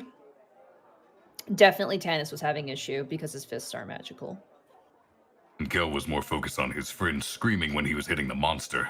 So that's what stuck with him. I guess it would make sense if the Beast Decay is part of them, that it's got some kind of resistance. Are the creatures themselves capable of spreading the curse, or is it only the half? No, it's only the halves.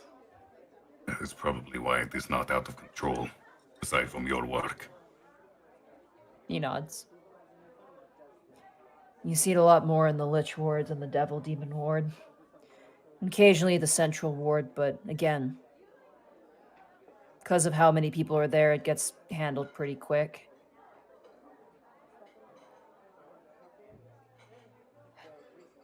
Then, allow me to be the first to say thank you for your work. You're welcome.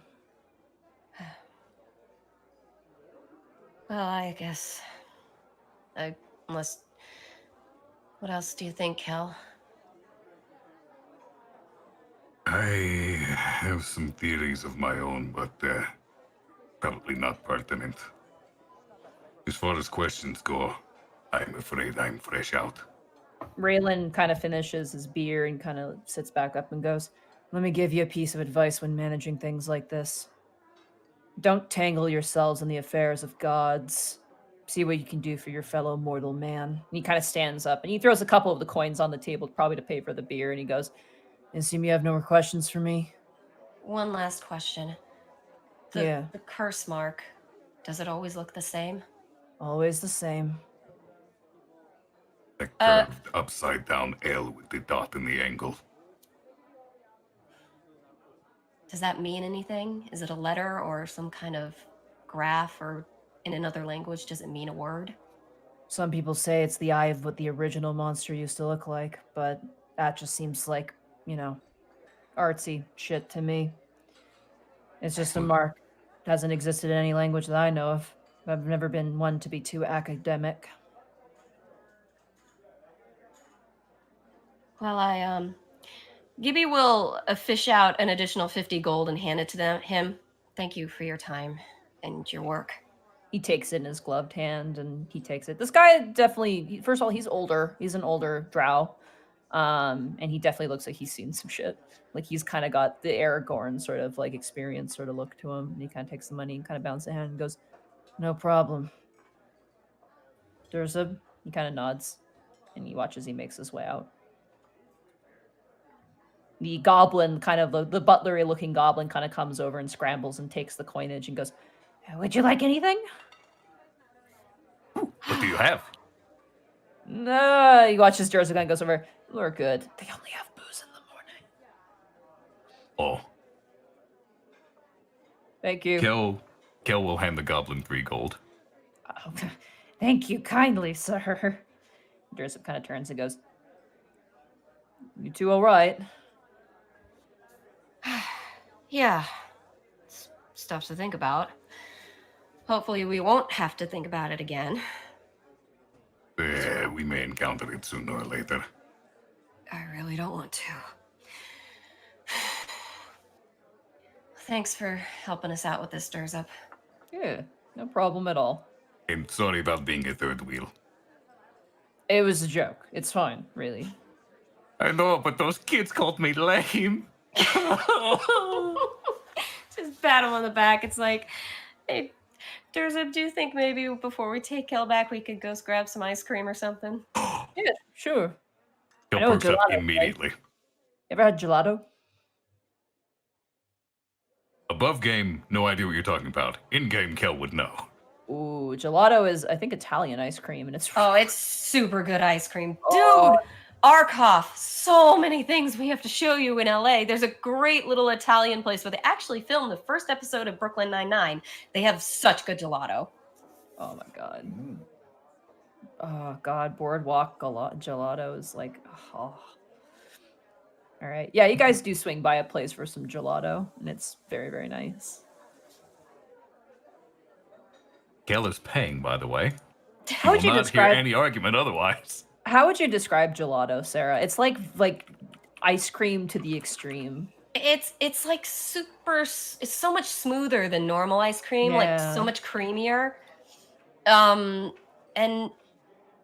there's something it specifically is different from ice cream the way it's made. I think it's got something about the milk maybe, or it's not egg. Frozen custard has egg, but not gelato. There's less air in it, I think, is what the difference is. Yeah, Like, it's denser. It's denser and creamier, and yet so light somehow. It's So so the mixing it's method so is good. different. Probably not as much Maybe. salt either. Yeah. It's quite nice. So how much gold is that going to be, Monty? Gelato's more expensive, so I'm gonna say between the three of you, it's gonna be 24 gold pieces. Done. Not even an issue. Oh, you gonna do it again? Durzup's gonna get you.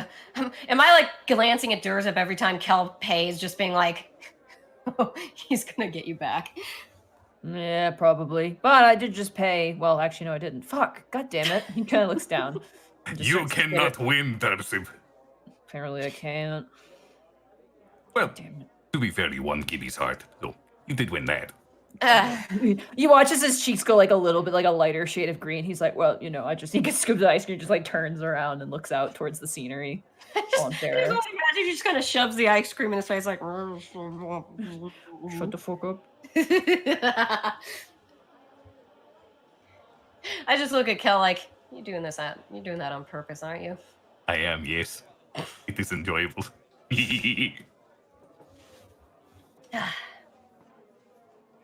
Okay. So. I don't know who to go to next right now. As the DM, I'm like, who should we go to next? Make Ed and Tanis roll. You know what? Roll Yeah, initiatives? that's probably Roll No, initiative! I volunteer for Tanis to go next. I'm good with that. Oh, jeez. Oh boy. Oh geez. Oh god, oh No. man, oh gee, will it curse? I want ice cream now. I'm sorry. I want ice cream now too.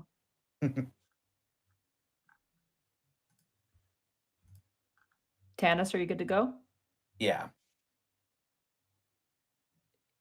Is there any other prep you want to do before you pick up your daughter at school?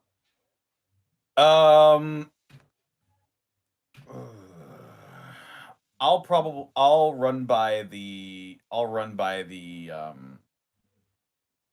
Prince division briefly and see if I can find any useful information on that strange wind or cloud thing that. Okay. Khel did mention its name was Zouren. I don't That think might the be a good Prince looking point. I don't think the Prince division itself would give you any information pertaining to that. But I'm trying to think like who would give you information there, because like the forensics division can't give you information. The tech division couldn't help you there, and there's no other division there that has that as their their thing. So unfortunately, there's no real leads you could get there for that thing. If that makes sense. Yeah. I'm just What trying about trying a to. public database? I guess there's something that tracks deaths, notable people. I imagine if this thing was tied to a synagogue and might have been at least recorded somewhere. That's assuming the synagogue, didn't exist before the police station there.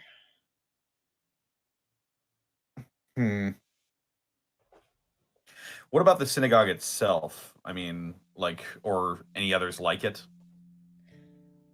Sure, yeah, you could do an Arcanum search for me, so a Arcana check. Yeah. My best stat. You are a good dad. Says demon You're patron not in Khel. range. You're not in range of. He's a demon patron now. He can be, technically. No, you're not. You don't get guidance. I'm sorry. You're on your own. You're dadding this one alone. Ah, jeez. All right, here I go. Arcana check. 10. 10. The only thing you can find is that the building was set to be condemned with the building of the new expansion in the Crane Yard, but everything was halted.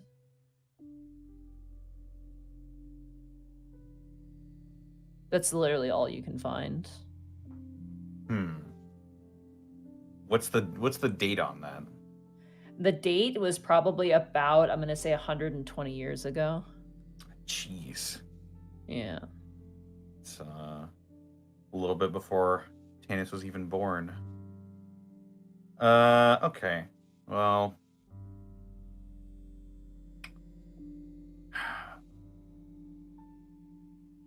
are there any other like Four Elements synagogues around? There's two other ones, but they're kind of newer ones. There's one in the Central Ward, and then there's one in the Heavens Ward as well. Okay, I'll mark down the locations of both of them, and I'll just keep them in mind for when the gang's together, and we could probably go there and ask them some questions. Okay.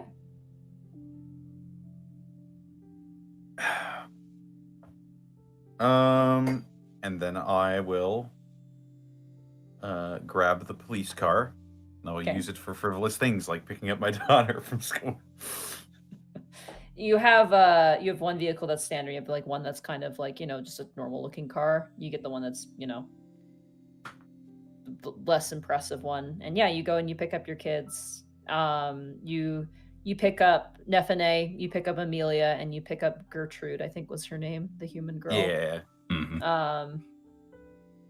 And they're all dirty, grass knees from playing soccer, and they all kind of scramble into the backseat laughing as you drive them back. You notice that there is Yagnar. Yagnar was like kind of parked nearby, and he kind of waves at you, and it's just kind of like, I follow you, kind of like doing like, not actually talking to you, but like kind of giving the motion, like, I follow you sort of motion. I motion to him to like you have a car? He points to this piece of shit, like old car, and he's like, yeah, nods. I'll nod at him, and then I'll just like motion for him to follow me. You watch as he kind of smiles and nods. You watch as the back seat opens, and you see like another orc's head pop out to talk to him, and Yagnar kind of talks to him and then points to you, and then you see his head kind of turn around and nod towards you, and the door closes in the back seat. Oh, he's not driving. He is. He gets into the driver's seat, but there are other orcs that appears to be in the back. So. Okay. All right, I'll drive home. All right, as you drive home and get out, the girls just are like, oh my God, we're gonna do this, we're gonna do that. They're like, oh my, you gotta see my pet snake. Like, it's just like, it's just, there's a lot of noise going on in the back seat, and they're like, slapping each other, and they're being kids. They're just like goofing off and being kids, and gossiping about the other kids at school. Like, Jeremy ate a worm for 5 cents, and they're like, he'll eat anything for 5 cents, anything. We should try soap. They're like, oh yeah, we should. Like, like that sort of banter. And as you get home and immediately like let them loose, like the kids have sleeping bags and stuff, their own bed stuff that they brought with them. And as you kind of let them loose and let the children free, they start running around the house, and immediately Nefene's like, you gotta meet Mr. Bubbles, come on. And like they both, all the kids scamper around and whatnot. Amelia is uncharacteristically more childlike in this scenario. It's actually, you honestly forget that you knew her before, because she's like, smiling and having a great time and like chasing after Nefene and is acting like an actual kid compared to the other times you've seen her where she's kind of reserved and a lot more quiet. As you kind of goes to close. Oh, go ahead. He's just looking at her with a big smile on his face. Like you do hear where it's just like, you kind of peek your head inside of her bedroom, and she's bringing out Mr. Bubbles, and the other two girls are going, whoa, he's so big. Do you feed kids to him? And she's like, I could. She's doing stuff like that. No one's getting fed to Mr. Bubbles. Oh, they all like, as a chorus go, oh. You hear a little rasp at the door, kind of a. I'll go over and I'll open up ye door. Hey, you open up and you see Yagnar looking a little sheepish. So me and some boys, we're going to be parked outside. Just keep an eye on the place. Not to put all the pressure on you. Hate to see you get assassinated or something. But no. I grab his hand and I pull him inside. He kind of he like bounces a couple times on his foot and comes inside. But I let the kids be kids. Come on, there's no need for me to be lurking about, especially with what happened to your daughter. I don't want to feel no. Well, I got all these beers. They're not gonna help me drink it. Oh shit, that's the good shit. Okay. He scratches the back of his neck. Give me half of a shake of a lamb's tail, and he kind of scampers on out. And he eventually comes back, and he's like, "Okay, we're gonna be doing shifts, so the boys will be, they'll be outside. I'll be in here. They're a little bit pissed, but I need to take them a couple beers if that's all right." Shifts, huh? Yeah.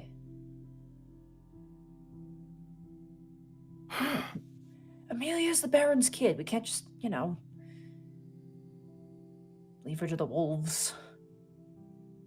Yeah, you're in here and they're out there. Yeah, and I'll stay in here and they'll stay out there the entire night. No strangers coming in your house. Right. Give them beers. Takes two and goes, "Sorry, I'm not the biggest, He does like a fisticuffs move. So, I feel better having some more, He does another fisticuffs move, Yeah. All right, I'll be right back. And he disappears again. He comes back and he goes, "Oh," he kind of stretches his back and goes, you just hear like the girls just like screaming and laughing in Nephine's like bedroom. And they're like, "Ew, there's poop in his cage." And she's like, "Yeah." Kids, right?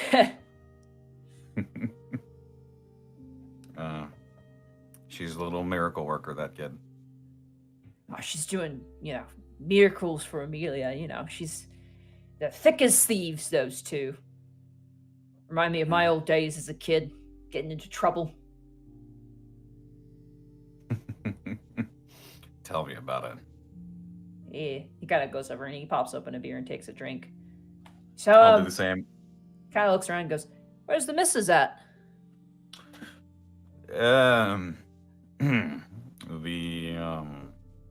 The missus is no longer Mrs. Viro Tanis. Oh. She's off in another part of the city doing managerial work for a record label. My condolences. I didn't mean to make things awkward. No, it's fine. We sort of just drifted apart, I guess. High elves, man. Yeah, I've heard you elves get divorced quite a bit. Long-livedness makes sense. I've never been married. He takes a swig of the beer. No, old Yagnar Yanbul's too short for the women of Rampoon City. Much too short. It's a real shame. He kind of taps his tusks. I got big tusks. And you got a big heart. It doesn't really go much for orcs, but, humans and others, they seem to like it, so. You should Hey, it's a branch new out. age. What, date someone who's not an orc? Why not? Durza is. Oh, Jerzub. He kind of like rests his head in his hand, leaning up against like the countertop and goes, "That boy, he certainly has his preferences, that's for sure." Don't tell him I said nothing like that. Copper ring talking about red ring like that could, But, he's young. Young people definitely branch out a bit more.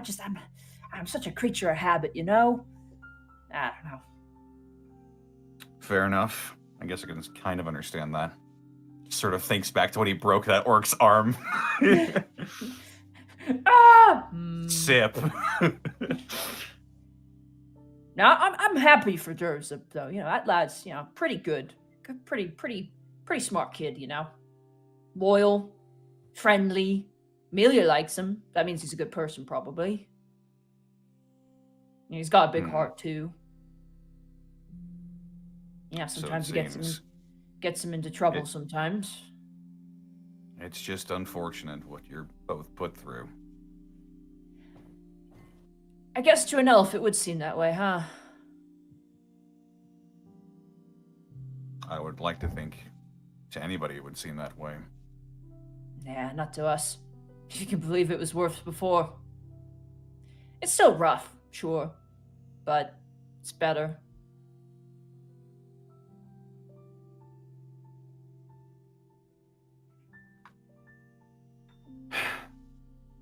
You just don't need to be subjected to the awful things you have been just because you stood your ground. That doesn't sit right with me. He kind of brings out his hand. You can see he goes, you know what? Kind of like battle scars of old. I'm kind of proud of it, in a weird way.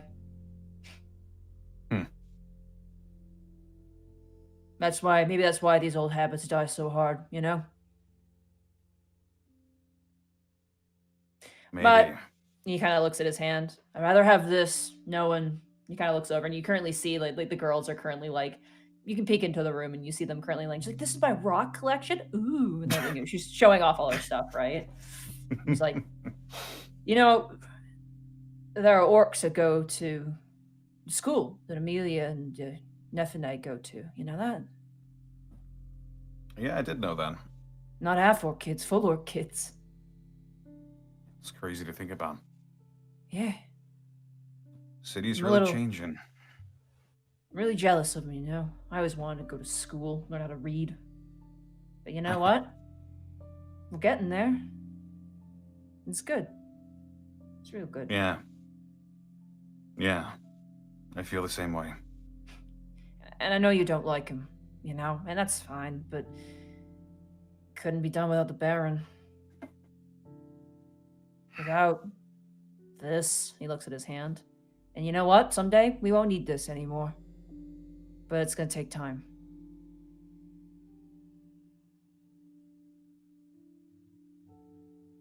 On some level, I understand it. You're just doing what you can for your people. But kidnapping kids is how far is he willing to sink? What is he willing to become? He has to become what he must. There's always another way. Not when you're Baron Jamar. Not when people don't let you have another way. Ah, he kind of drinks the beer and smacks your shoulder really hard. He goes, enough of this gloom and doom talk. He goes like, hey, did you see the most recent sports game? And like you guys kind of. I was just about to ask if you watched sports. I love sports. What do you like? You guys talk about sports because I don't actually want to have that conversation as a person. Sports. We like sports and we don't care who knows. Oh, from I the love top of our local heads sports to the team. tips of our toes. I love local sports team. I love to see them kick ball and throw hands. Connor, I hate to make you out do this, but could you do that? Oh, I love, and then the robot voice, random sports team. Oh, I love random sports team. Thank you. That's good. Sports ball. John Madden. All right. Let's take a break here. Because it's 8:30, and I know the cat's going to start screaming at me. There's so many sirens going off around my house for some reason. I thought it was the ambience, and I'm like, this ambience shouldn't have sirens. That's why I kept Oh, muting this myself, ambience because is it's really like, oh, good. there's another freaking siren off and coming closer. I should mute that. What did It's you so do, immersive. Sarah? I don't know. Burbank is jumping tonight, yo. Woo! Burbank. I don't even know. All right, get some snacks, friends. Oh boy. We'll be coming back to Bryant when we get back, by the way. Bosco, if you're here. Mm-hmm. So, My headache medicine is kicking in. Hi guys, welcome into the halftime show. What's going on, dude? oh wait, I You need to do that. change the overlay to art. Hold on, before I leave. Yeah, that is something only you can do. There we go. My mouse. Excelente. Flustered Bun, thank you for the bits. I have fruit snacks for everybody for the halftime show. Excellent. Oh, no problem, Maroon Walker. Yo, Bosco, you better be taking care of yourself. No. I'm gonna go get a munchie. Eat Do your it. eat. Food is good. Food is good. I remember what food is. Consume sustenance. Food is good when you remember to eat it. It's delicious. Yeah. What would you do Expensive, for a boba pop? Nothing. What? I assume for boba. What's a boba? You're welcome, Zocco. Oh no. Fart. Tapioca pearls? What? I want bubble tea now. God damn it. Fart What's sounds all tapioca? around. That's what's Oh happening. god. Fat Spartan, thank you for the tier 1 sub. A game where, wait, I had it. I had a good pun, but it looks like I flat out forgot it. Yep, because that wasn't it. So when you remember your good pun, let me know. 20 BMG, thank you for the 500 bits. More I hear about the Baron, he feels like Michael Corleone, and I just picture Tony Danza as Durzub. Oh boy. I'm gonna make you an offer you can't refuse. Oh, hold on. I see one more. Speaking of sports, give me 1 second. All right, we're good. All right, so 100 bits from Gauze. Bits to the person who killed the god of monsters. You didn't make it better, only worse. It's sounding like the god of monsters split themselves, so. Yeah, we didn't. I don't think they did. Yeah, that. Magic with 1,000 bits. Yo, just finishing up on watching Yakuza Kiwami. Let's play. Once that's done, it's Anukonner's Kiwami 2 Let's Play, and hopefully I'll be caught up in time for when Rabbit finishes Yakuza 7. Excellent. Papusa Monkey with 100 bits. Hey guys, what's your favorite kind of cheese or cheese-based food? Didn't we do this already? I said Shut pizza. it down! Pizza. We did this already, Papusa. Pizza. Yeah, pizza. That's the only one I Like- know. Even Therapod, who loves cheese, would agree. It's pizza. You just put a bunch of different cheeses on pizza. Actually, I Oathbreaker. kinda like pepper jack cheese. Pepper Jack's nice if you want a little bit of a kick. Oathbreaker John with 100 bits. I'm late. I'm very, very late. I was out watching the Demon Slayer movie. What did I miss? VOD. Yep. check the Burnout log. Vaughn with 100 bits. So how long until you adopt a daughter, then start dating that bronze dragon girl, Bosco? You still have that number and wink. Actually, I spent that wink on a reroll, and I lost their number because fuck you. Arch Requiem gifting 26 tier 1 subs to the community. Thank you so much, Arch Requiem. Also, I have some other stuff I need to call out that happened earlier. Let me see real quick. The Friendly Grim gifting 100 tier 1 subs while we were playing. Thank you, the Friendly Grim. Infinite Kitty with 70 tier 1 subs. And Arch Requiem D has already donated 51 today. So thank you guys for your generosity. You better be taking care of yourself, because I will find you and I will make sure of it. If you are not Kleptic- taking care of yourselves, I will be extremely disappointed in you. It's true. Also, remember to go to twitch.tv/Arcolf, where if you are taking care of yourself, he loves to try new food. He's never had gelato. So if you submit money to him, he can actually get gelato shipped to him from places. But it's kind of expensive, but we'll definitely find a place for him to get some gelato shipped to him. He could try it. So head on over to twitch.tv/Arcolf. Remember, take care of yourself first, and then your friendly neighborhood Arcolf. Kleptic Kenku, thank you for the 500 bits. Love all the different pets the characters got, but whatever happened to the parrot? I mean, it's already Parrot's dead, with so I Gibby. guess, yeah, Gibby's got it. Come to think of it. Never had any, like, Kobe moments with the parrot. Nope. Arch Requiem D, don't worry. That was about 2 months of sub backlog from where I couldn't watch live. Thank you for the 100 bits. All right, I will trust you for now. Don't make me regret it. Speaking of Therapod and cheese, there's some lovely art by Therapod up on the screen. He's a good dragon boy.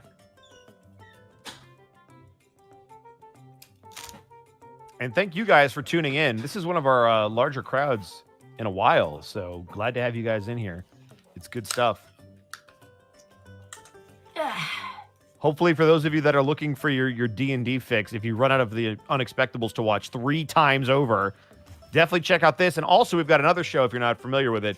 It's called Gateway. So if you're familiar with the Saturday format, we used to run every week, but now we're bi-weekly. So the other Saturday show, which will be coming up a week from tonight at 7 o'clock PST, Connor, our one and only Distortion Devil, DMs a Fallout campaign with Hey Mr. Rabbit, Boobs McBelrog, Lenny Pator, and who am I forgetting? There's this really annoying girl on the show, and I can't remember her name. Sarah Ann Williams. I will really walk good group. backwards Really into group. hell, face It heaven, is. and curse your name. It's a really good group, so I would highly recommend if you guys are looking for something other than the Prince Division Unexpectables, definitely check it out, especially if you're a Fallout fan. Connor is a savant when it comes to Fallout and its knowledge. I don't know a lot about Fallout, but I've asked questions just randomly, like, "Hey, it's St. Louis, blah blah blah blah blah," and he's like, "Ah, blah blah blah blah blah blah blah blah," like without hesitation. It's crazy. Magic with another 1, 2, 3, 4, 5, 6, 700 bits. Had to refresh to see the text box, but sends raids on sends raids on pigeons upon Bosco. What? I don't understand. But thanks for the bits? Question mark? Definitely appreciate that. Because we've got our tavern music playing in the background. Yeah. We need to find a local hangout spot in Prince Division. I A mean, place Knack, where we could all just meet up. yeah, I would say, Knack, if you're inspired to run a modern fantasy thing, absolutely do it.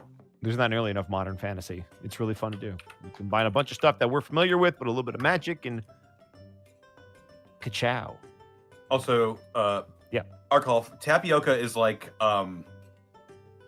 it's like starch harvested from a specific plant. I think it's called like the cassava plant. It's a thing that exists. Yeah, it's like little chewy, interesting tasting little balls of just goodness. It is not and- personally my favorite thing. I usually get those boba drinks without it, or get the macarons. Tapioca pudding is really good though. I actually do like tapioca a lot. The maca what? Macaron. Oh, Arcolf. I need to have make some a of those. list. I have some of those in the house. All right, Arcolf. So guys, remember twitch.tv/Arcolf. There's a lot of things that we can get Arcolf to try. So if you want to fund the either get Arcolf out of Tennessee or get Arcolf a better palate, either one of those can be done by donating to twitch.tv/Arcolf. Remember, take care of yourself and then take care of him. I'm going to learn to make them. I'm going to learn You to have make been branching out. macarons and you can You try have, them. you've had better pizza. You've had a burger. You've had I've had some mayonnaise, Chinese food. maybe. I also intend to order sushi next time I order something. Sushi is delicious if you like fish. I don't know how good it is in Tennessee, but it can't be. I mean, again, don't go Apparently a too- local place. Don't go too crazy the first time. I mean, raw fish for the first time can be a thing, so don't go too crazy. I would was say order a advised to couple try one of their pieces. Let it be. samplers. If there's a sampler, definitely get the sampler. See what kind of fish you like. Mhm. Yeah, I It's mean, salmon's delicious. pretty good. Tuna's I pretty would- good. Salmon I and was tuna gonna are the say starter one. sushi. The first time you eat sushi, it's really weird, and then like it's an acquired taste sort of food. Like the first time you have it, you're like, "What? This is good," and then later on, you're like, "Oh, this is the best." I Magic, have thank you for the discovered 100 that bits. Oh, go ahead. Go ahead. You go ahead. Oh, okay. Magic, thank you for the 100 bits. Apparently, that was a Yakuza reference. Got you. What was? He or she said had to refresh to see the text box, but sends raids on pigeons upon Bosco. Ah, I don't know what that means. You're the Yakuza guy, so I must not have gotten to that one yet. yeah. Oathbreaker John, thank you for the 100 bits. Oh, did their college students ever found our good dragon boy yet? As they still believe that he's a demon. Haven't seen any wanted posters yet, so I think Khel's in the clear. Yet. Diddy Russian, thank you for the tier 1 sub. Hey, Bosco, I'm confused. Was Remy hating Seika last Wednesday an inside joke? I didn't get it. Or was he channeling Bryant that episode? I really wanted to kill everybody. So when I was mind controlled, that wasn't Remy. That was the spiders. But above game, yeah, I wanted to kick the shit out of Mark. Where else? The sad part was I knew it wasn't going to last long. I was just like, give me more than a round, please. I did find out that I do not enjoy rice. You don't It's enjoy just rice? Really? Have you It's like- tried brown rice or like long grain rice? Maybe. I tried fried rice the other day. It was not that great. I tried Really? regular white To rice be today, fair. and it Oh, was go just ahead. tasteless filler.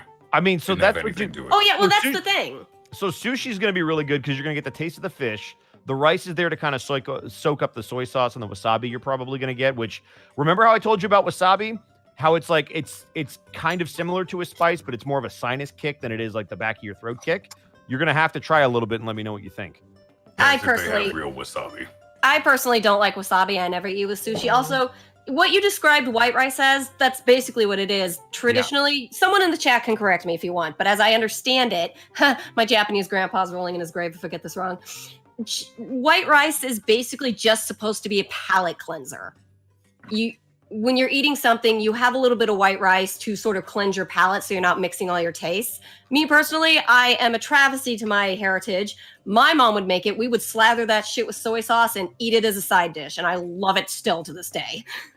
Got it. But no, white There we rice go. is just traditionally supposed to be a palate cleanser, and Also, fried rice Zenlita, can go bad wrong. Zenlita, easily. thank you for the 200 bits. Streamlabs ate the last drop, but if/when Khel becomes the Warlock patron, it would be called the Pack of Good Humor.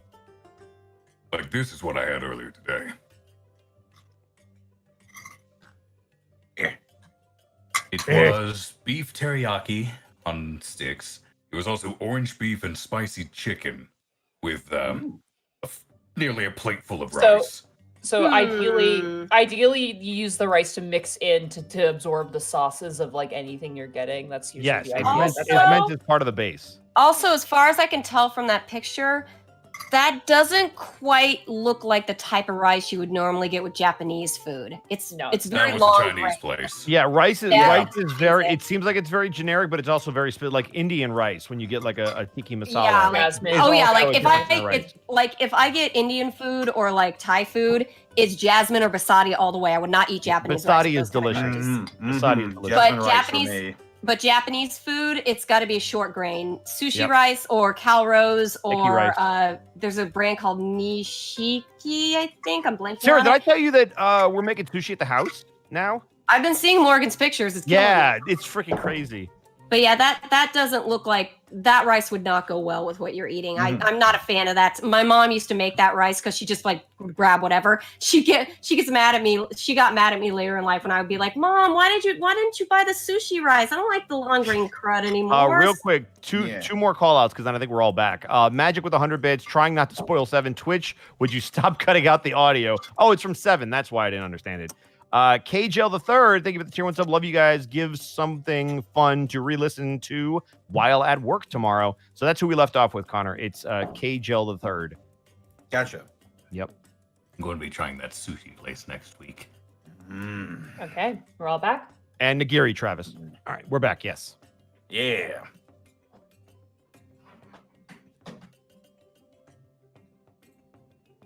So, Tanis, the sleepover goes into the night, and you both are like, "This is great for my kid," but also like, "Oh my god, they're so loud." There is running around and screaming and, showing off gross things and playing video games and arguing about you cheated and this other thing. Pizza is ordered. It sets you back about 30 gold. But That's fine. Yagnar fronts about 10 gold to cover Amelia's cost because they don't understand how sleepovers work at all. Yagnar does confess that he has no idea what sleepovers are. He figures it's a human thing. And is trying to he literally is just like, this is a sacred ritual for human children that they have to do as part of becoming an adult. Like in his head, that's what it is. And he's realizing it's just kids running around and having a good time. And he's like, it's just as good, I guess. But into the night it goes, and eventually Yagnar does get quite tired. Did you want him to stay at the apartment, or is it okay if he goes back to the car? Yeah, he can sleep in the apartment if he wants to. Okay. Yeah. It's up to him. He doesn't want to impose, but if you have a place for him to sleep, where would you want to put him? Gosh. So it's sort of like a 2-bedroom apartment, right? Yeah, you have Amelia. You have Nephine's room, your room, and then the living room, and then like a bathroom, and that's basically it. I could probably just lay out the couch for him. The kids are in the living room though. Oh,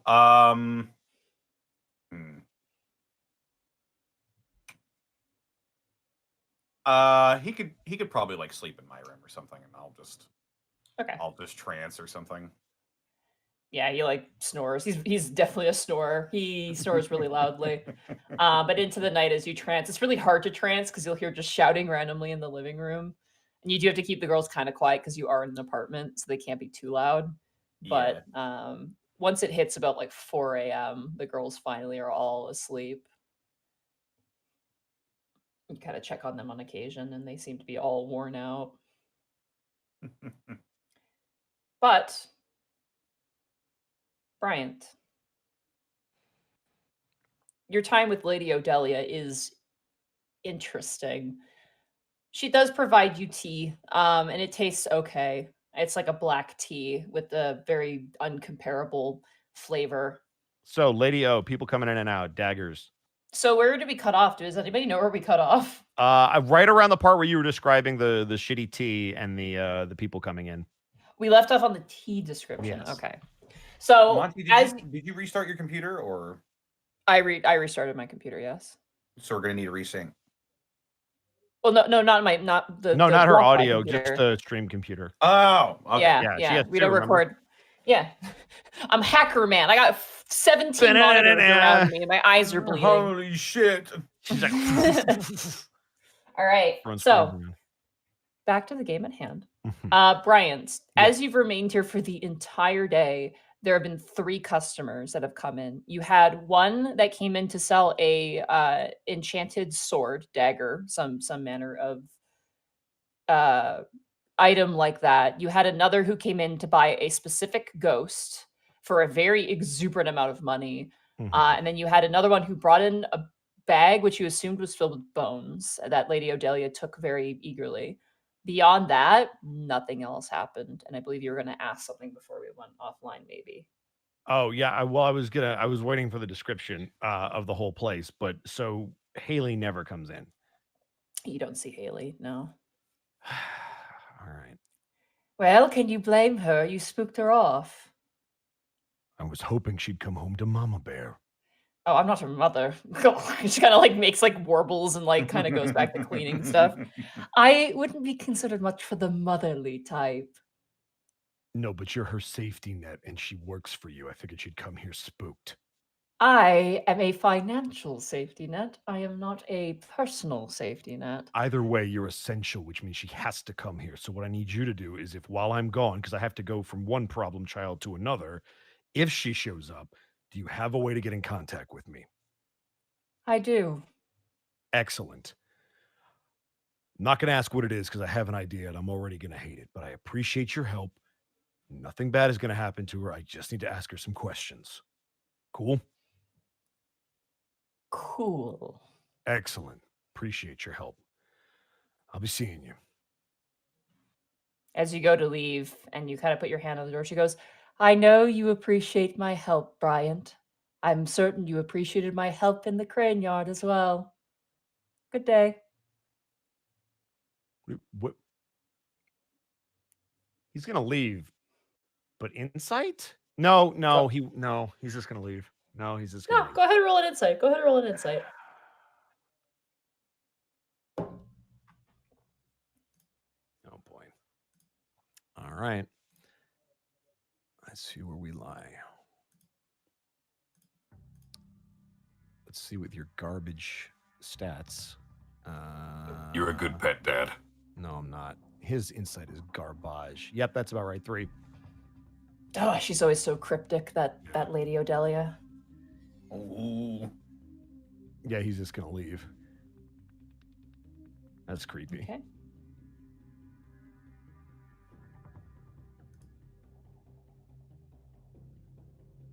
What time is it?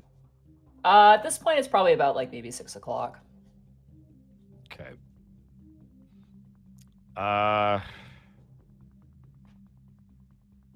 He'll wait as long as he can outside just to see if anybody shows up, but then using GPS to understand how long it's going to take him to get to the Baron's place. He will then leave when he has to. Okay. As you kind of stand outside, like you do notice like this kind of like skulking figure kind of hunched over go, There's evil in there, you know. Do they point somewhere, or are they talking about Lady O's place? they seem to be acknowledging Lady O's place as they kind of hunch past you a little bit. You don't even know what kind of race they are. They're kind of robed and definitely Let me ask you a covered. question. Where are you right now? Me? Yeah. What district is this? The Lich District. there's- Casmodius's district. Yeah. Here's the secret, and don't tell anybody. There's evil everywhere. True that is may be, she is the most evil thing here. Do you not notice how no one enters or leaves commonly?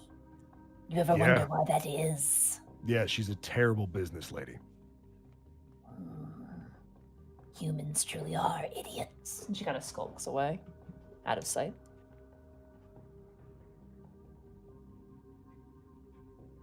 You wait for maybe 30 minutes and you're like, I gotta go. Yep, time to peace out. You make your way through and eventually make your way out. You walking, you catching a taxi? How do you want to get there? Cheapest way possible.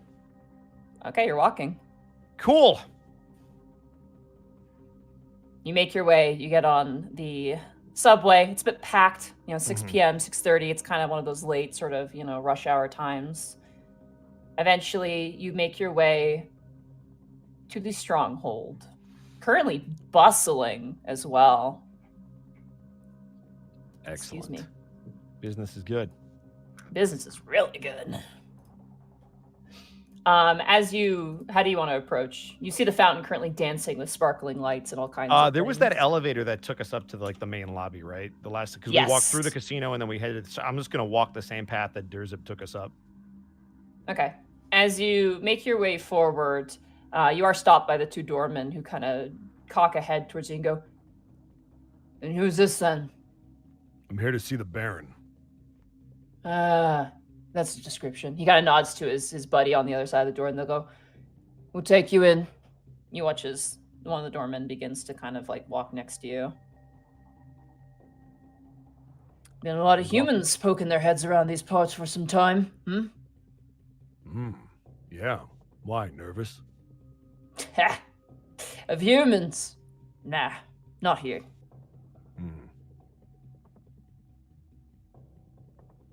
And you walk by as you see a bunch of really young orcs kind of gathering around. They're kind of smoking cigarettes and stuff like that. And you watch as this doorman goes, "Hey, stand up straighter!" And you watch as the orcs kind of turn. They kind of stand up straighter. But then one catches your eyes, and his eyes kind of light up as he sees you. He goes, "Nah, it can't be."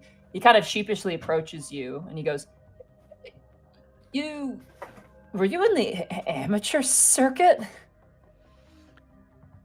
Yeah, what can I do for you, kid? Yo, Grak! And he kind of waves his buddy over. He goes, "This guy was in the amateur circuit." Oh my god. Yo, what are you doing now? We used to. This is my friend Grak, and he brings over this other orc. He goes, "We used to sneak in and watch your fights all the time." Yeah, I'm kind of semi-retired right now. Really? You're so good. I mean, no, there's nothing wrong with retiring, if it's not for you, but man, you really you're really, really something, I appreciate that. I worked hard at my craft. You got to be good at something. I just haven't. Yeah. Beating Do people you work here? You working here? No, I got a meeting I got to get to. But did you guys want an autograph or something? Or? Yeah. God, I wish I had my poster. I have a poster of you it's amateur circuit. Big, huge fan of the amateur circuit. It's so good. Shit, Oh my God. He's kind of patting around, kind of it's shit. I got this receipt. Can you sign this? I could sign the receipt. You're not the first one. You got a pen? Yeah, of course. Proper work always carries a pen. He hands you off a pen. I'm gonna use one of the guards to write the autograph on a table and then hand it back to him. And he takes it back and goes, don't give up on your dreams, If you ever want to come out of retirement, you got people who'd be probably pretty excited to see you again, I appreciate that. We'll see. Yeah. Father Take care, Time's man. undefeated and all, and it's better to go out on top than getting your ass beat. Still, You know, something about dying and death, something glorious about it. You know, orc stuff. But, hey, take care, man. Take care. He watches. Yeah. The, If the I fight doorman again, I turn. better see you there legally. We'll try our best. I mean, now we got some money, so maybe. Uh-huh. I won't tell nobody. Thanks, man. You begin to walk, and the doorman kind of looks at you and goes, "What was that about?" Call fans. You some sort of actor or something? Sure. Yeah. The young bloods. You're always excited about everything. It's a good kid. Mm-hmm. All right, this way. He kind of walks forward. Eventually, you do make yourself past the, employees-only double doors to the elevator. And as you get inside, still taped to the wall is that radio plugged into an outlet. It appears to be broken, though. It doesn't play music, so that's a bit unfortunate. Wait, I thought they fixed this. They had it working, but it looks like someone probably roll it. You know what? Just roll an investigation check with advantage, just for fun. Yes, investigation. My one weakness. Hey. I have a lot of weaknesses. 6. With advantage. So roll it. Oh, I'll take that. This might be a 7. 13. You get the sense that someone probably rolled in like a trolley in here and probably smashed it by accident. Somewhere, Khel is suddenly very upset. Hey, what happened to the music? Oh, we were bringing up food and, we didn't notice it and it got a little smashed. Are you the same? Are they the same guards as before? Above game? The front door guards? Yeah, they're usually the same guys. You remember me, right? Yeah. Yeah, and you remember my friend Rex who was with me, right? We had this talk about the music. Yeah. There's no music. Do you need music? You need music. Remember what happens when there's no music? Bad things could happen. Roll a persuasion or deception check of your choice. How about intimidation? Sure. No? Okay, that that's too. right. Yeah, you can do intimidation. If you Oh, want okay, I'll to. take that. There we go. It's 11.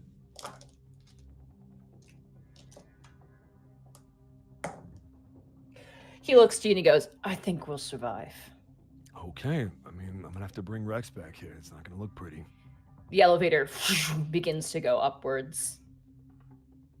And it's just kind of eerie silence.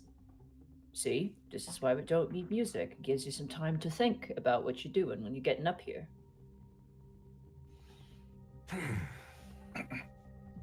Just gonna So- kind of roll his shoulders. What'd you do?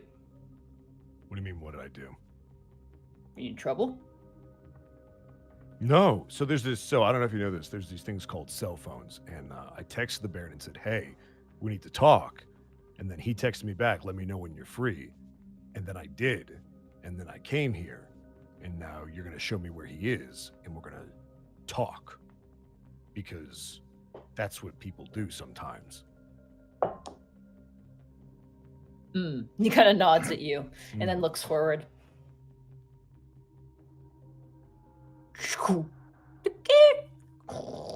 The doors open. Well, you know your way. You don't need my help. Nope. You have a good rest of your day. Take Fix care. the music. He just sighs and presses the closed doors button as the elevator closes.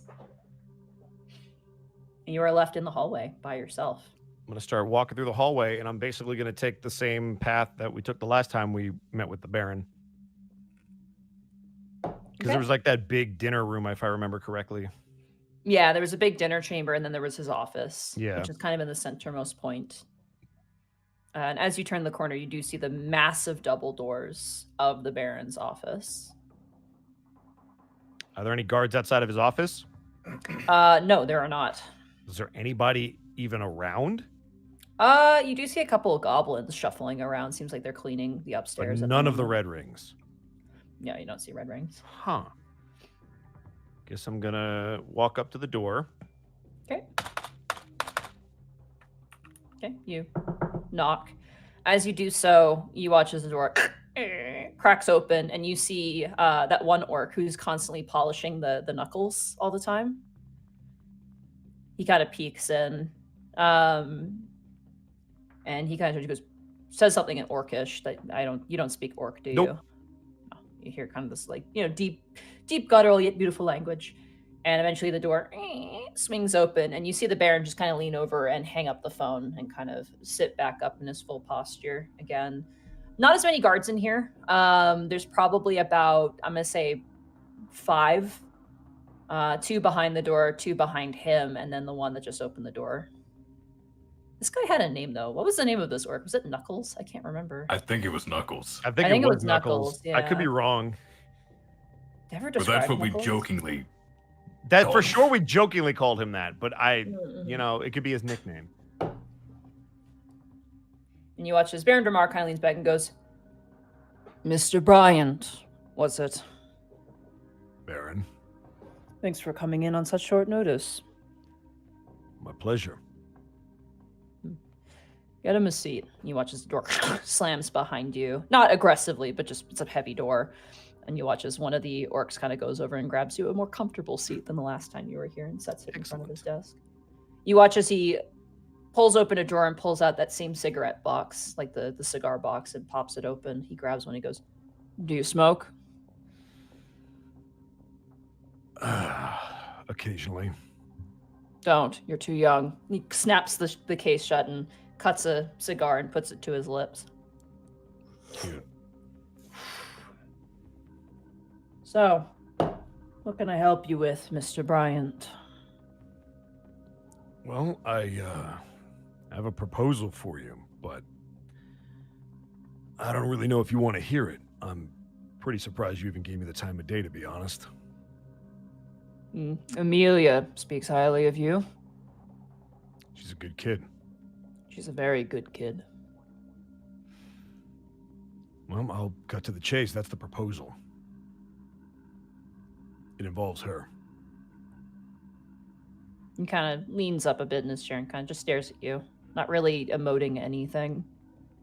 All right, look, I'm gonna shoot straight with you, because if there's one thing I've noticed about orcs, you guys tend to not beat around the bush. You seem to actually hate it. So, I'm gonna be brutally honest with you, and I understand that means you might also put me through one of these walls. Maybe a different wall, or maybe out the window. Whatever the case, the only thing I ask is you let me finish before you do it. I'm a reasonable man, Mr. Bryant. So as you know, I've gotten an opportunity to spend a lot of time with Amelia through either the investigations or just happening to bump into her at various events. She mentions this, yes? Yeah. I'm not exactly an expert in behavioral science or anything, but I've noticed that she's very shy and withdrawn. And I'm worried that has something to do with the environment that she's currently in. You see, kind of as you say that, a couple of the orcs exchange looks and then look back to you.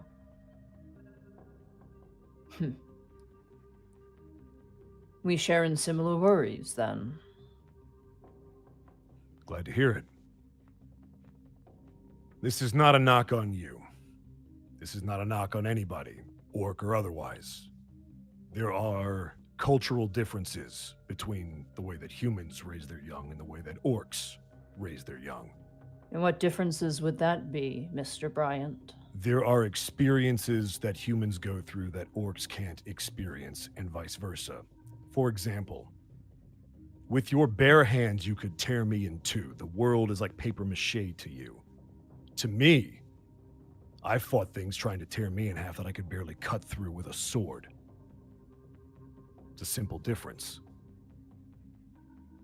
The same goes for emotional burdens, things that we go through as humans, as orcs.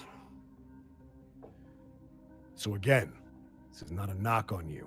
I think you're doing a tremendous job, and I understand why she's here. I understand what Jonathan Hawthorne did for you, for your family.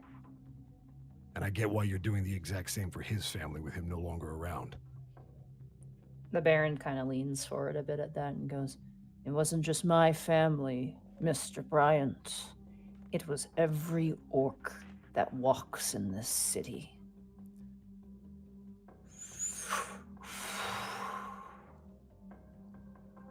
He leans back in the chair again.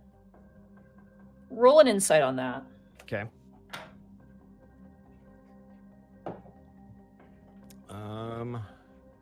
Let's see.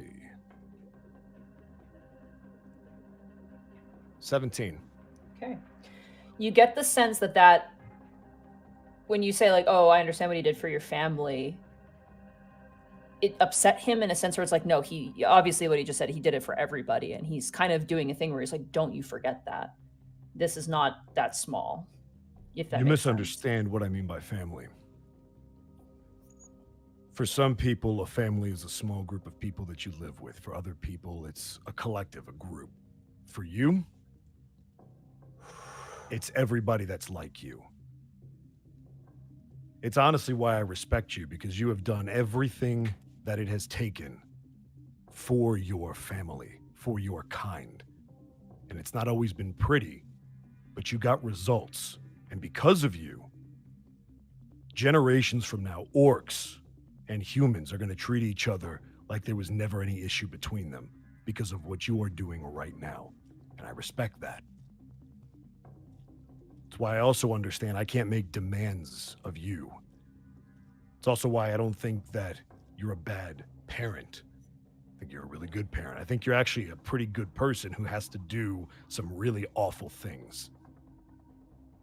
But that's also why I think you want what is best for Amelia. Am I wrong? What's this proposition of yours?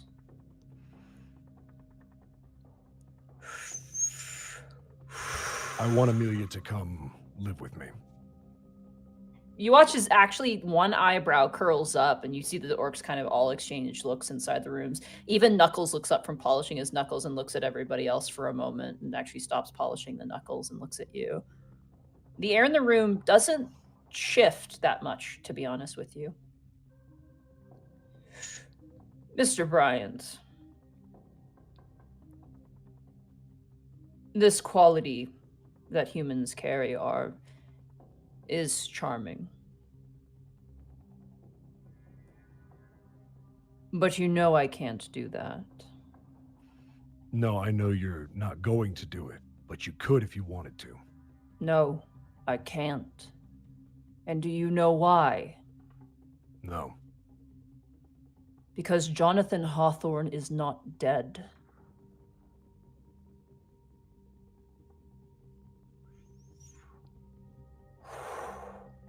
I have scoured this city looking for him. I hired another Michael to look for him. And all I am finding are loose ends.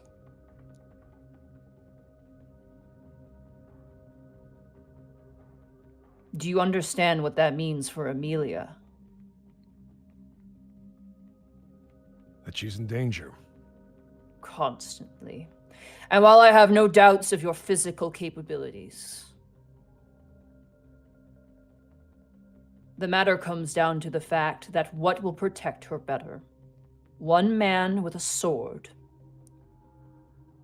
or a building filled with over 300 orcs? Brian is going to take a deep breath and look him dead in the eye. With all due respect, sir, which one of us had to bring her home when she got away from all your guards? To my knowledge, it took humans and an orc. Yeah.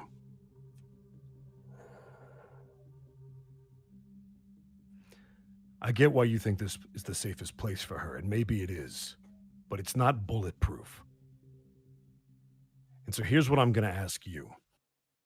Is the potential safety benefits of her being in this building worth the potential psychological damage that will happen to her by being constantly surrounded by people who don't understand her?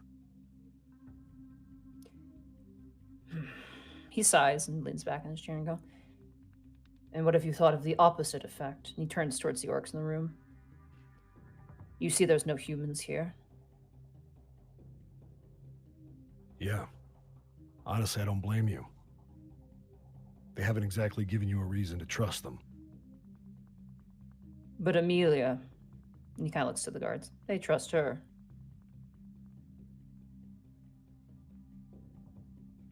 you can trust me. Why else would I be here? I don't know. And he actually sucks back on the cigar and kind of leans back. I can't tell if it's the nature of who you are or if there's some sort of alternative motive.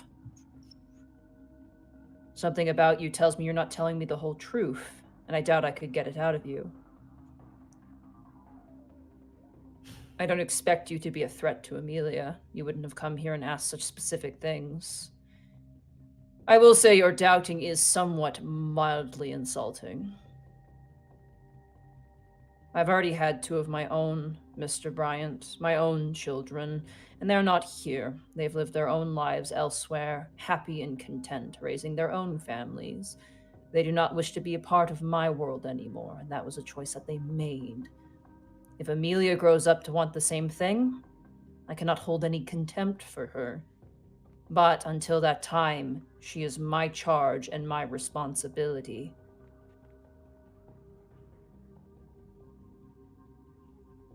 Then put Yagnar in an apartment across from mine. I'm not telling you not to keep tabs on her. I'm not telling you not to have security around her. I'm just saying day to day, she needs somebody there for her.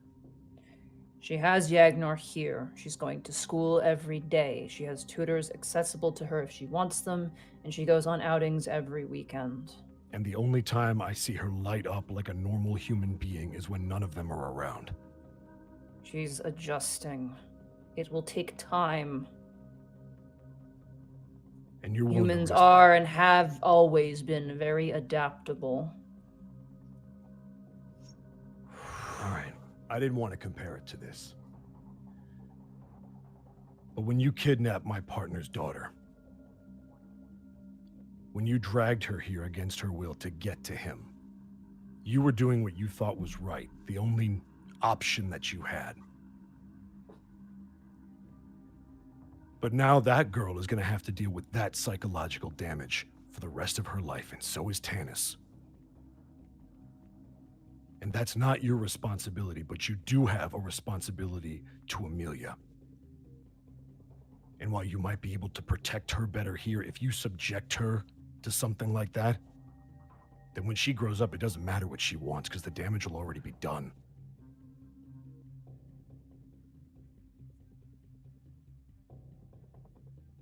I can speak from experience. When you bottle up stuff when you're a kid, all the way until you're an adult, it fucks you up.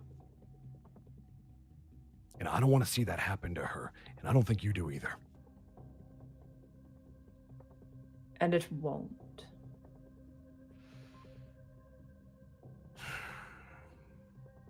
If you want to be part of Amelia's life, that's fine. But to this degree, I cannot abide by. And you know this, and you know why. No. He leans forward and goes, if this is such a concern as you say, then keep your ears and eyes open. Any whisperings of Jonathan Hawthorne are stepping stone to getting that girl back to where she belongs. But until then, she is my charge and my responsibility. She is in no safer place, and I will not see her anywhere else. There's more at play here, and I need to know what before I can safely let go. To do anything else would be foolhardy. Your heart is in the right place, but your head is not. Respectfully, I decline this offer.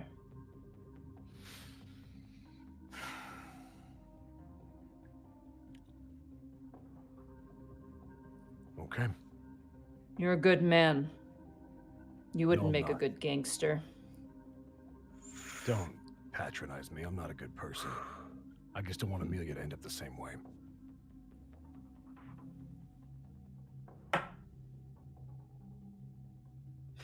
He thinks for a moment.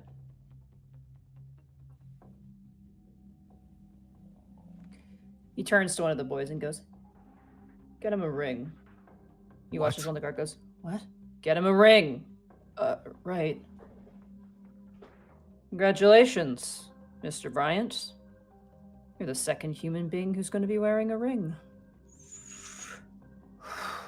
Granted, it's Why? going to be just a copper ring, but Right, but why? so you can come back here. If something were to happen to me, then I leave Amelia in your charge. Does that satisfy you, Mr. Bryant? Yeah. Yeah, I'll take that. Don't go planning my murder now.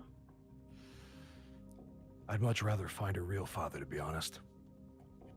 So would I. I mean, You no watch offense. as No offense, I you think wa- we're both pretty shitty parents. he kind of leans back and goes, I'm old. Yeah, Much I too am old. too in human years.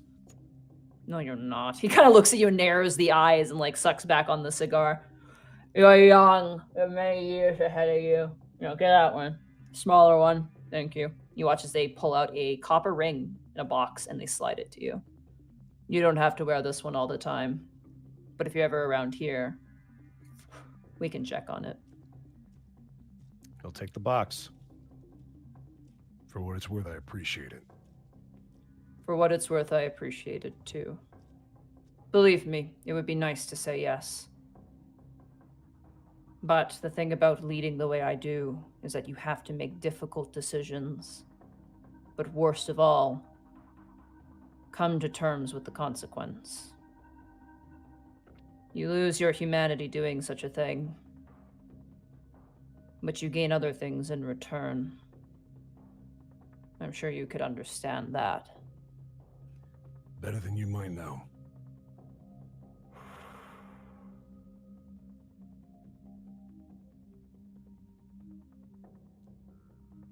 Show him out. You watch as one of the orcs, Knuckles, stands up and kind of helps lead you out. Brian will walk out with him. Okay. Knuckles kind of leads you out the front door and goes, hey, have a good day. We didn't get deep of food. He kind of closes the door behind you. Brian's going to walk back to the elevator. You have... On the way to the elevator, he will stop because he'll probably pass the room that Amelia's normally in. Mhm. He'll just stop and pause and take a long look at it, and then he'll continue to the elevator. There is a chair that's off to the left of it, like a big kind of armchair that sits outside of the door.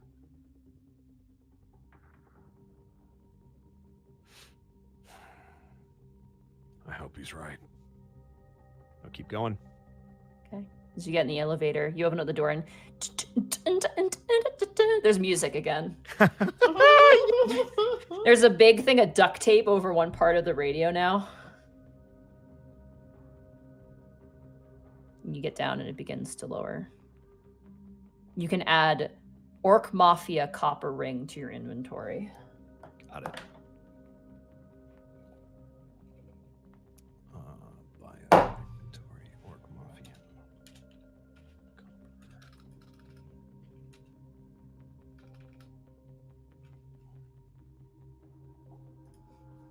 Okay. All right. Is there anything anybody else would like to do? Like for the night? For the night, yeah. I would like to use sending, now that it's sufficiently later.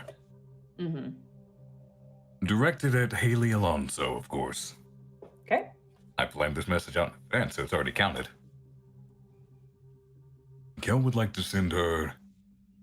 I am sorry for hurting your friend. I thought he had killed mine when they vanished in front of me. Will he be okay?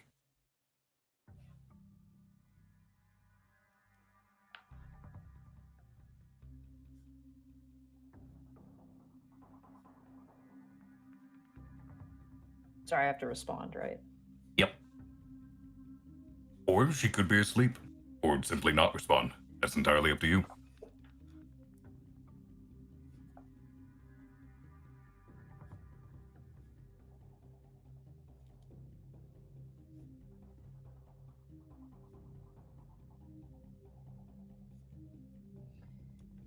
You guys can talk amongst yourselves while I do this. The silence is making me really Sorry. stressed out as I'm trying to finish this. We don't know how long you need. Just talk amongst yourselves about maybe something that's happened or So how something. about that local sports ball team? Yeah, I love local sports ball team. Remember when they kicked that goal? Dude, they shot the puck right through the uprights. It was amazing. And then Got that a hole one in guy one right in the end zone. Oh my I have god. a theory concerning the god of monsters. Hmm? Was he a sports fan too? No, I'm honestly wondering if his other half is the tower. That's why I was asking about time span. Oh. Interdasting. But the tower, that guy didn't seem too intent on hiding himself. He's pretty much Oh, I parading mean, there's a difference around. between hiding and Also, not making I yourself think known. you guys were marked after meeting him. Well, but he could be the good half.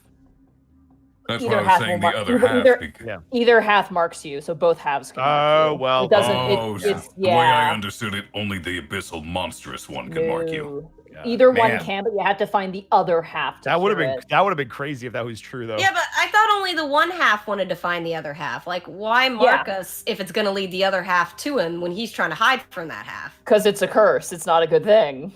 Mm. Oh, that theory's out. There's way too many creepy monsters. Would have been interesting though. The tower is just a completely different earth-shattering, powerful being. Watch the tower turn out to be the so-called dead god of magic. Wizards have towers too. You know? Also, just to clarify, Brian didn't join the mob. We're good guys. You're like He's an gonna read honorary like an- member. It's not the same thing. He's not going to all of a sudden Honorary be like, all right, monster. Baron, what do you need? I'll take him out. It's not how that works. Think of it like a key card to access a restricted Exactly. area. It's like a key card. Ah, key card. Sorry, I'm still writing this out. I apologize. Yeah, sorry. Sending is rough. It's good though. I like it as a spell. It's a great spell. You just have to be able to time out your words. You only get 25. Mm-hmm. Also, I'm curious, do contractions count as one word or two words with it's- sending? It is one word. That's why contractions are so useful. Can't is one word. I've Don't been is one avoiding word. contractions. Because Why? I treat them as two words. Technically, cannot is also one word. Yeah, but can can't space isn't. not. Yeah, can't is one word. Don't is one word. Do not is two words. Yeah, but you used can't as an Also, example. you Like, can- cannot Can't one is of an the ones you example. could. Cannot you could put together, but you could also keep it separate. You can cheat as well. You can use slang, like gimme. Yeah. Just don't Yeah, this use is Steve's Todd. can't, 'cause Last that's name longer. Had a Baby Eats a Boy.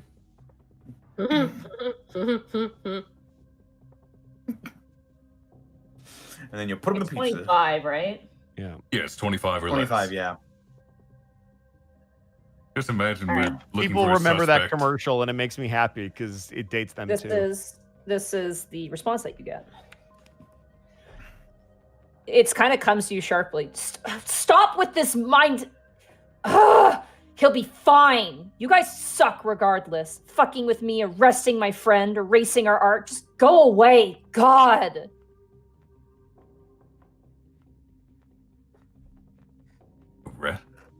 We never did any of that.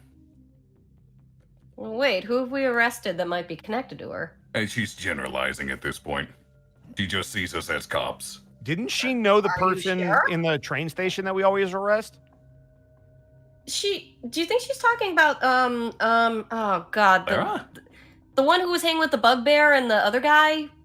We took him in for questioning and then we had to do protection for the bugbear. We sent him to the trolls. Were Or they not I the don't artists? trolls, think the they'd be orcs. related, I though. don't think they were artists. Mm, That was not the related, prince, but the maybe she werewolf, knows and the them. bugbear. and I don't think I think she's generalizing. yeah.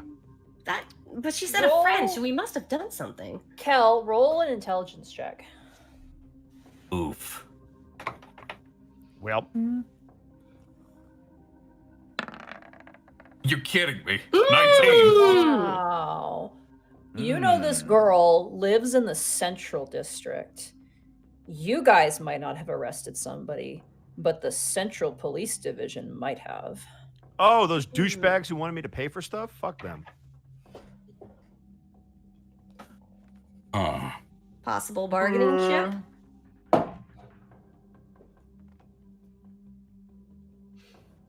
That could be useful. I'm going to have to think of a response now. I'm gonna have to go to the police station and be like, "Where's those motherfuckers?" Well, Khel's gonna tell you first. Oh, Bryant, I'm sure they'll love you. Oh, I'm sure they'll love me, and they'll love to catch these hands. It's almost like that instance was a great way to have your first interaction with some people. Maybe that could be. Yep, it's almost like I made a terrible first impression. He sort of made a friend with the harpy lady. Okay, we are not friends. She is annoying and obnoxious and rude. I still That's think what it'll be She also has a temper. Completely unprofessional.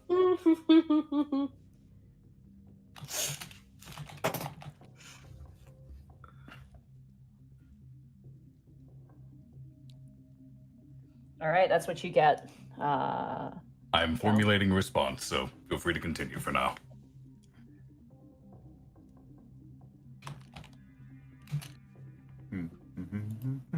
So, barring anything else, is there anything else anybody else want to do before the night is over and dawn comes to you? I'd like to tackle another chapter of that book. Okay. For the next chapters, you will actually have to attempt intelligence checks for me. Oof. Again, Alright. dense book. Alright, fair enough. Here goes! 13. 13. Oh, it's so boring. It's so fucking boring. But there's moments of interesting things. There are theorems that base that the source of magic, like classification, was defined by the elves in the early ages before civilization. Though proof of that does stem from human records, implying that humans might have been the first, but it is often argued that elves were the first, and blah blah blah blah blah blah blah. Okay, what you said I have to do an intelligence check every chapter? Yeah. The second one is basically like, who defined what makes magic magic, and who defined the schools of magic as they are? How long did it take me to get through that chapter?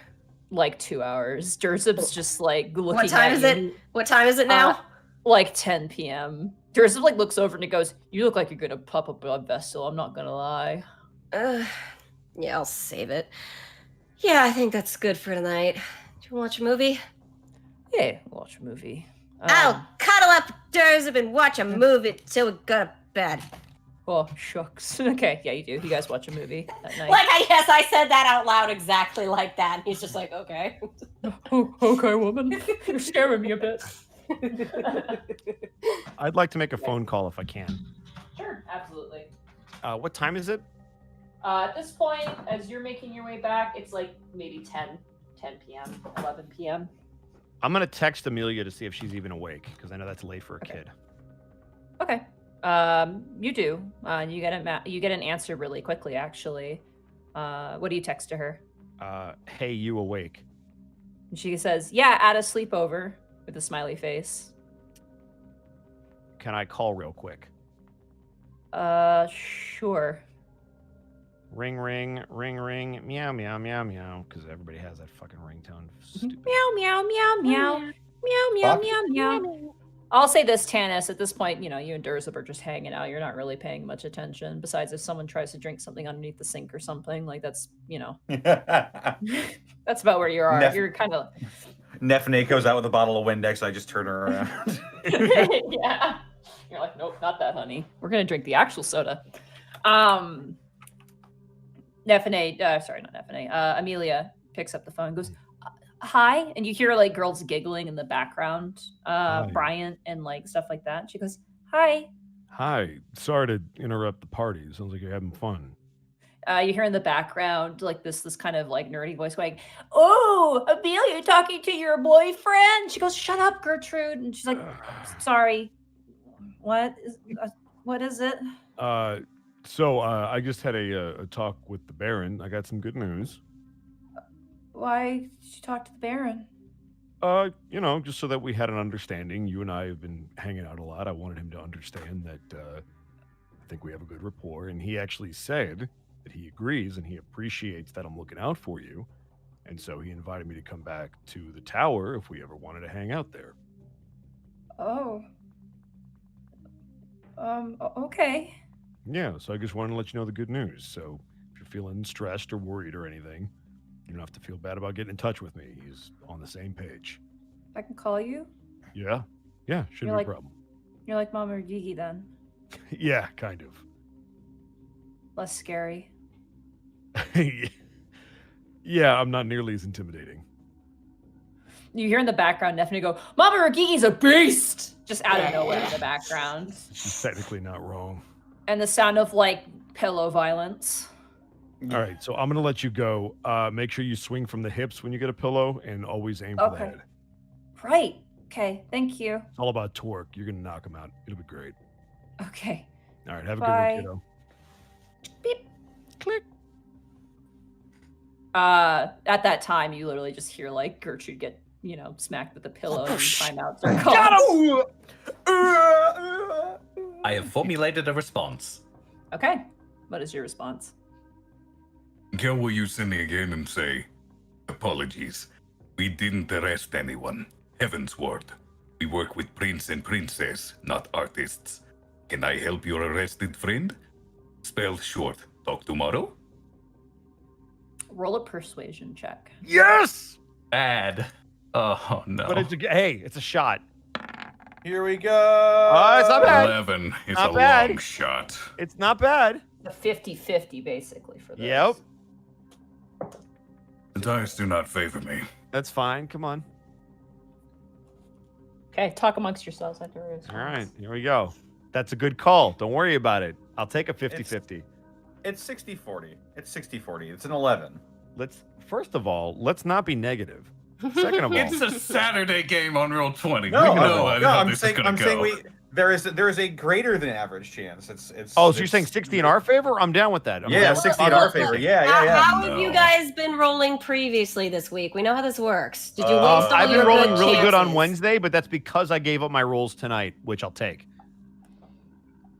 I didn't get to did you roll this roll? last week. Mm, That 19 intelligence, that was a long That was shot. it. That was your last. wait, I thought, couldn't you can't you give yourself guidance? Not by Monty's ruling, no. Oh. Connor You're let gonna me guide do that. yourself. Well, I'm you actually let me. I haven't had to roll a lot tonight, Yeah, so well, I'm going to I'm escape not the pack. Monty, so. Yeah, you let me do that all the time in the B and E game. I was just like, Arcolf, I need guidance, guidance. Arcolf, I need you to do this heavy lifting because I can't roll this session because if I do, it's going to be awful. I got my one, and that was it. Just sort of sinking into the shadows to not compare the dungeon styles of the dungeon master. I'm going by the If I DM get out of this ruling. session, I'll start rolling a little better. Honestly, that 19 intelligence is such a bloody wild card. I did not expect that. Yeah. Good job. Hey, Sorry, hey, I'm hey, just- I'm- Arcolf, they fixed the music. I made them What fix the music? music. Oh, you did, right. Yeah. I did No. a good thing.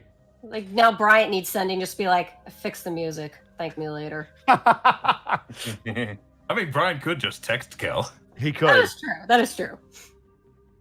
That is also true.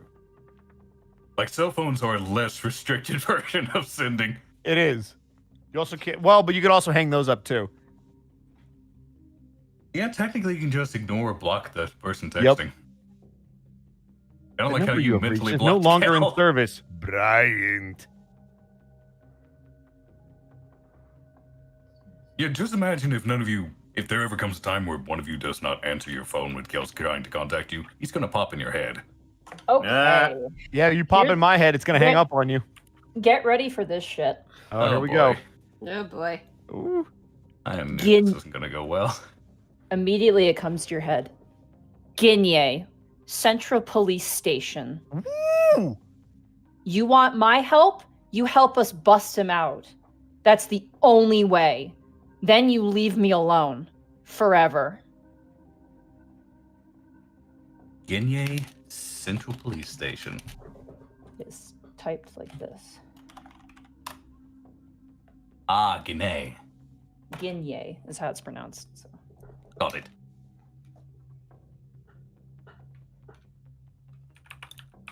Oh, there's two ways we can approach that. I'm We ready need to this get. I'm ready to person. start throwing hands. Let's fucking go. Hmm. Oh, see, Kel could either pay his bell, or We could say he is a person of interest in an ongoing case and we need his assistance. Technically, at this And, point, he is. Exactly. There's multiple ways we can go about this, and, you know, just like a certain costumier, we don't have to give him back. He could just, oh no, he escaped. How awful. Might reflect poorly on us if he's under our custody and then Yeah, but leave him in but Brian's okay. care, and when he breaks out, be like, you know that guy you don't like? He also fucked up. So you Yeah, can just Central not like Ward him already more. hates us. Fuck him. They hate me. We're like this weird anomaly in our police station anyway. I don't think we really count. Dude, in if that I sort see of any thing. of the cops that mess with me, I'm fighting them. We're rolling initiative. I don't even like, and I'm not even using my sword. I'm just throwing hands. I'm coming out of retirement in the precinct. It'll be like, it's like Guns N' Roses, except it's just the Prince Division.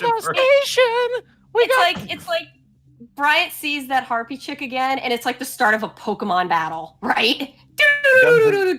Guns and hoses, I should say. What time is it, Monty? At the point where you make this message, it's about 10 p.m. Would Lucy still be at the office? It depends. You guys are on a case, so probably not, actually, ironically. It's when you Yeah, aren't on it's- cases, she's usually there. 10 is usually when people start getting ready to head home. So since we are on a case, she would be there. Or are you saying she would not be? She would not be because her paperwork load is less, because when you're on a case, she only does your paperwork. She doesn't have to do the rest of the department's paperwork. Would Chief Roche be there?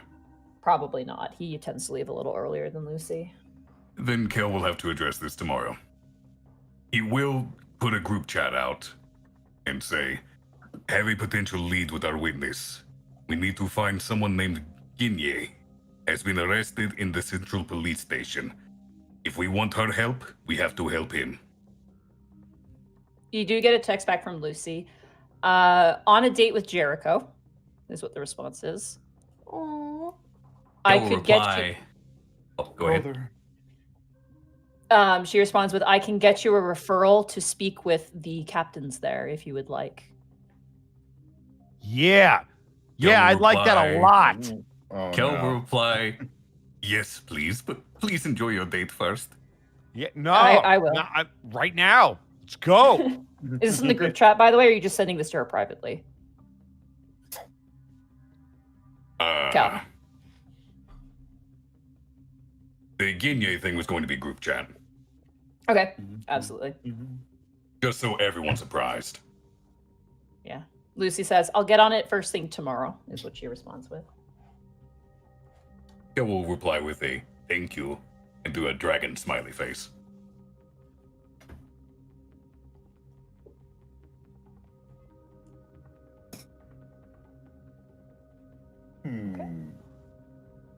Anything else anybody else wants to do? I'd like to feed my animal. Okay, you do so. I want to be a good parent.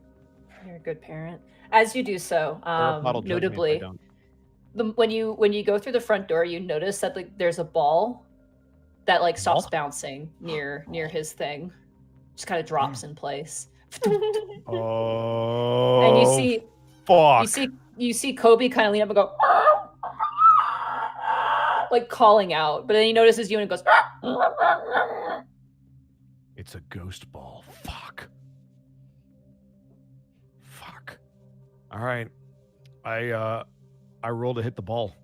It's his ball. Don't be dumb, boss. I'd like to burning smite it. Searing smite right now. Level 3. Do you really? No. Okay. Absolutely not. What are you? I had to ask because sometimes, like, No, if I want to do that, I'd be like, "Hey, Monty." Then you know I'm about to do something dumb. See, you remember Connor, right? I remember. Uh-huh. There's always a warning. There's always a warning. I There's an remember. inflection where you're like, "Oh no." Yeah, but so I'm gonna feed him a rat. I'm gonna grab the ball. Do I see anything in the house? your house? No, there is writing on that whiteboard again. Or Oh, blackboard again. what does the writing say this time? It says, "Good try. I think it would be best for her too." the literal fuck? You would know that Amelia and this ghost talk to each other occasionally. Yeah, but that means that they talk from the time that I hung up the phone until the time I got home. She's or also that she overheard your conversation. She overheard your conversation. Is she like always with Amelia? You don't know. Brian is going to write on the board, how do you know that? She responds with, you see the writing appear beneath, and goes, I talk to many spirits who wander through here. Many spirits talk to Amelia. Many spirits linger in that place. I just got off the phone with her. How?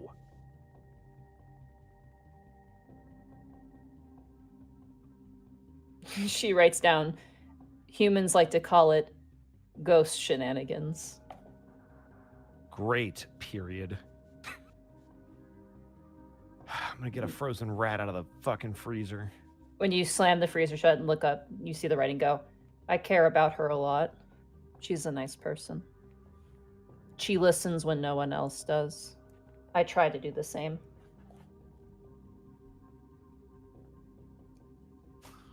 Brian's just gonna lower his head and put the rat in the cage, despite all its rage. You lowered it, and like immediately, Kobe snaps it up.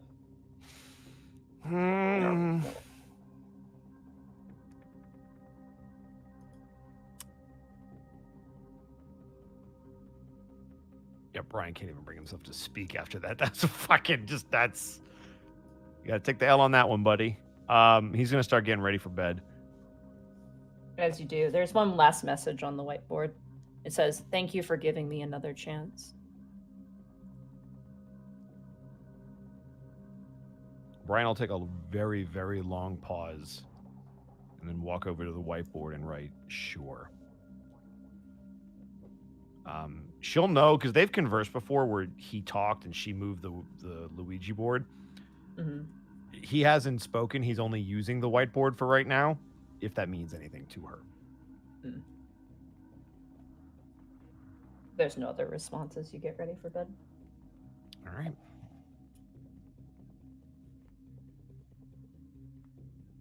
Okay, so night takes. You guys all sleep respectively. Tanis, it's rough, but you managed to irk out a trance despite the giggling children and laughing. Yagnar sleeps like a rock too. That man, you like get up at one point and step on him, and it does not even faze him at all. He doesn't care. He sleeps like a rock. Yeah, Khel, you sleep very comfortably. And Gibby, as you watch a movie with Durzup, you feel at one point you're just being lifted and eventually taken to the bed to, properly sleep. You all sleep really well, and the morning comes.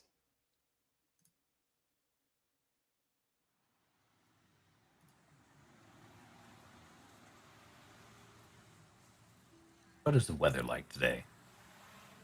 Partially cloudy. With a chance of thunderstorms. Calm down. Mark Allen Jr., calm down. Sorry. I mean, I would like the storms. You've been! I'm done. Thunderstruck? Thank you. Yes.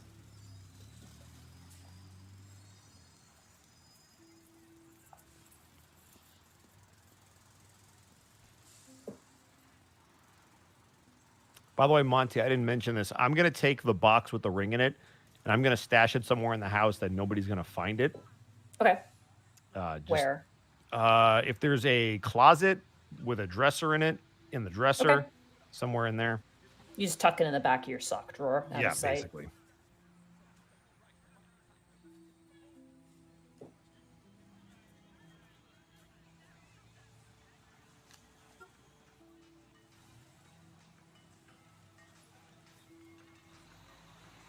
Tanis, as you exit out of your bedroom door, the kids are just passed out on the floor. Gertrude's like hugging a half empty bottle of cola. Nephane's hair is just an explosion.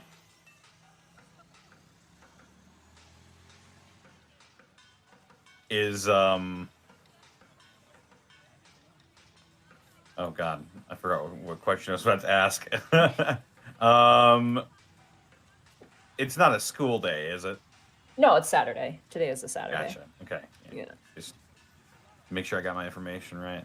Yeah, I'll let him sleep. I'll I'll take the Coke bottle away from the girl, and so she doesn't like spill anything. Roll a strength check.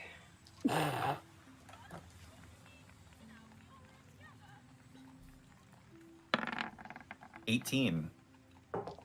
Okay, yeah, you just kind of grab it. There's a bit of resistance, and you're like, you kind of wrench it out. It's like capped at the end, but she was just kind of hugging it. Yeah, I'll put it in the fridge. When we all wake up, Tanis, you were going to get a text from Brian saying, we need to talk. Oh my god. I'll text him back about. He's breaking up with you. Shut up. I was going to do it over the text. Is that not good enough for you, Michael Bryant? Oh, no. We went to the It's not car someone together. else. No, It it's was not the low you, roll baby. on the tunnel of love, wasn't it? It's not you, baby. It's me. This is why you do. I don't want to drag you down this road with me. That's why you never looked at me during. I couldn't bring myself. Oh, there's the Monty, I don't think Monty was ready for that. Monty. Oh, yeah! I literally had a glass of water in my hand. Yeah! Very close. What have you done? Don't kill Monty! Was that twice now? I almost spilled water all over myself. Monty, I need you to roll a Constitution saving throw. No, shut up. Yeah. Should I start rolling death saves now? Yeah. Both of us need to. Oh my god, dude. Okay. Oh, you're gone. Why Why do you keep rolling? Well, it's been nice to know- Bye, it's been nice Tanis. knowing you, Hi, Jack. Tanis. Anyway, back to the scene at hand. Glad I got those out of Brian. the way now. Yeah. So when he says about what Branson text back, it's better just to tell you in person. Okay.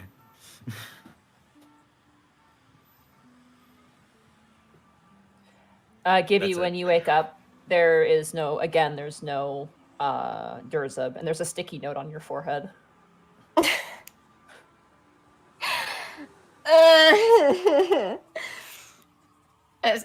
I'm gonna blink and sort of slap my hand on it, like, what? And as I realize what it is, I'm just gonna be like, oh my god, I have a text for a reason. I'll pull it off and read it. It says, "Hey, Lauren, sorry, work stuff came up, had to leave. Tucked you in. See you another time. Orc kisses." I'll pull out my phone and text him and be like, you can text me this stuff, you know. Be safe. Human kisses. And I will get up and get ready for the day. Okay. For the sake of ease, unless there's anything anybody wants to do first thing in the morning, you How guys, much time do I have before we have to go into work? you can go into work whenever you want. Oh, Hey. try one more chapter. Okay. I say Go ahead and roll. we just got to get that meeting with douchebag. All right, intelligence roll. 7. You open it up, take one look, and go, "Fucking no," and just slap the book shut. Can I try it again later then, that chapter? Or am I just gonna Yeah, skip it? the chapter is cognitive comprehension of conjuring and other magical schools, and you're like, and you just slap it closed. It's just like, I'm gonna have coffee instead. All right. How's your bird So- doing, Gibby? Burb! Oh my gosh, yes. How does undead Burb need to eat, actually? Yeah, actually, it's funny enough. I was gonna actually have a scene with the bird and Durzub, and I completely forgot about it. But like, Aw. Next time. yeah, he actually has like a cup of grapes. You get the sense that Durzub probably chopped some up before he left. I'll look in and be like, did Durzub give that to you? Grape? You hear out of like a voice, a really kind of weird voice. Do you oh, well, do you like him? Yes, I say I do. You hear like a elven voice come out. All right. Do you need anything before I go? Oh, darling, I'm perfectly comfortable. All right. Well, actually, since it's a smart bird, I'll open the cage door and just be like, just don't go on in anywhere except in your cage, okay? Freedom! You hear in a dwarven voice as he climbs out. Excellent. Yeah. Just if you need to go bathroom, just go back to the cage, okay?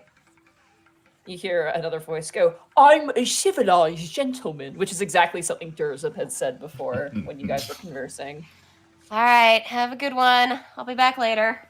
Have a good one. You hear in your own voice as you leave and close the door behind you. I like to imagine you just leave the TV on so it learns words while you're gone. Oh, that's a great idea. I'm gonna run back in. Suddenly, a voice in my head said, "Do that," and I was like, "Oh, that's amazing!" Thanks, God. And you run back in. I'm gonna go back in, switch on the TV, and be like, "Here, in case you want to learn more words or just watch something." It is important for linguists to expand upon their lexicon. You hear from the parrot. Fair enough. All right, bye.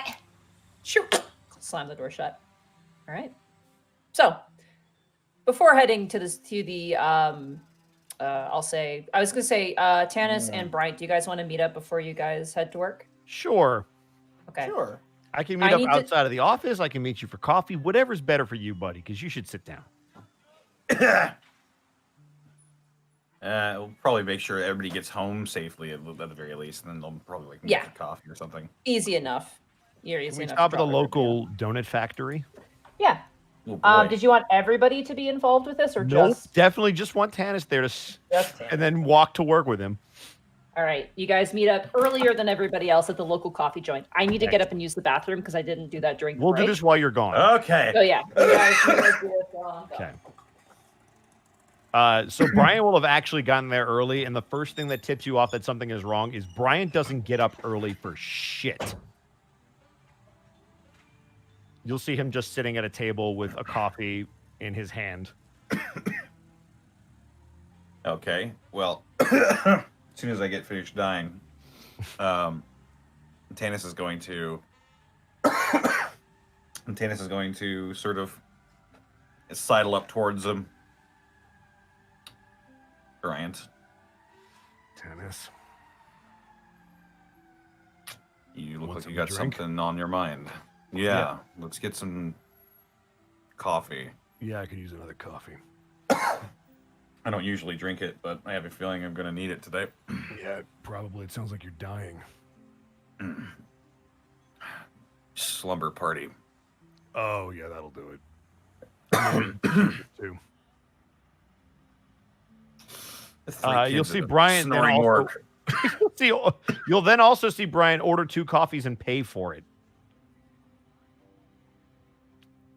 I would have you roll an inside check, but there isn't a natural one alive that doesn't make you feel uncomfortable about this.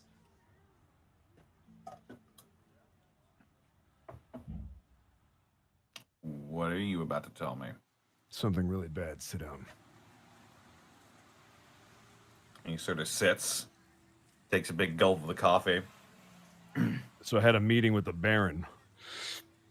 He didn't know about this beforehand, I don't think, right? He hasn't told anybody this, that he even texted him.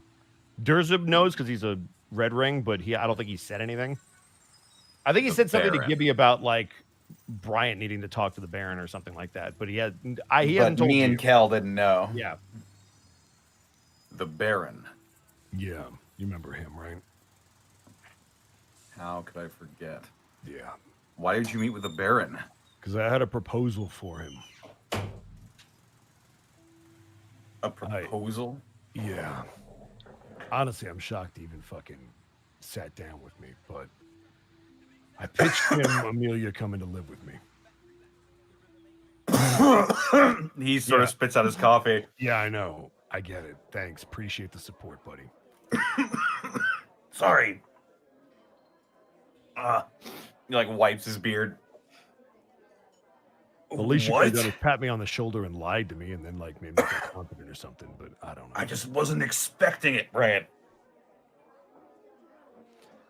Anyway, we had a very interesting back and forth, and he had a counter proposal for me, and that's kind of what I'm here to tell you about. Counter proposal to Amelia living with you? Yeah, he appreciated where I was coming from and the help that I've been able to give. So he basically said that while he was going to decline her living with me because it would be very dangerous and he doesn't believe it'd be safe, which is bullshit, by the way. I brought up the whole thing with your daughter and how he couldn't keep them safe and he didn't want to fucking listen, but that's beside the point.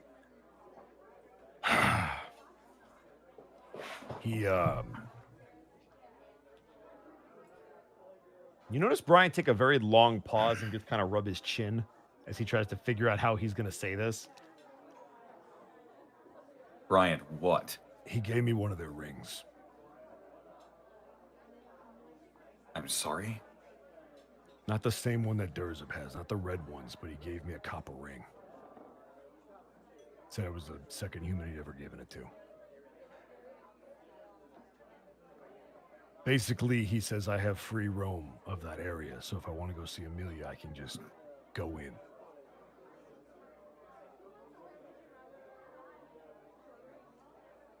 So what, are you like with the stronghold now? No, quite the fucking opposite, honestly. I'm still very pissed at him about certain circumstances. I think you and I both agree on them. This is, as he put it, a means to an end. He is terrible for human kids, period. Your kid, Amelia, all of them. He's got 2 kids. They're not even in his life anymore. So this is the best that I could do to make sure that he doesn't fuck up Amelia while he's looking for Jonathan Hawthorne. Who, by the way, he thinks is still alive. Well, we never confirmed that he was dead, so... Exactly. Perfectly reasonable. And he sees Amelia as a loose end for whoever tried to take out Jonathan. So... he refuses to let her out of the stronghold. That being said, you could probably attest to this because apparently she was at your fucking slumber party.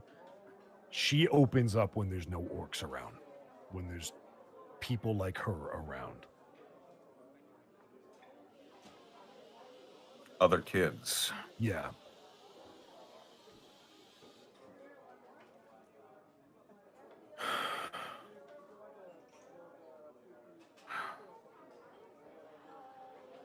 And the Baron, was this his idea? To make you a copper ring or whatever? Whatever the fuck it's called. He didn't make me anything. He just said this ring is like a key card. It just gets you in. I'm an honorary member. But I'm not doing fucking errands. I'm not feeding him information. And that's the reason I wanted to sit you down and tell you, because I'd rather you hear it from me than you guys get blurted out over fucking dinner. Well, yeah, that would have come as quite a shock. Yeah, I'd also have a lot of time convincing you that I wasn't in his pocket. So here we are.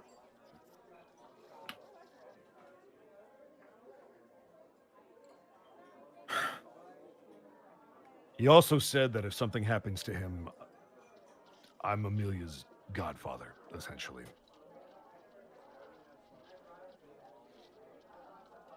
He sort of looks at you and like he actually lowers the sunglasses. You can see his eyes are sort of bloodshot. What? That's a lot of faith he's putting in you. Yeah. I was kind of surprised myself.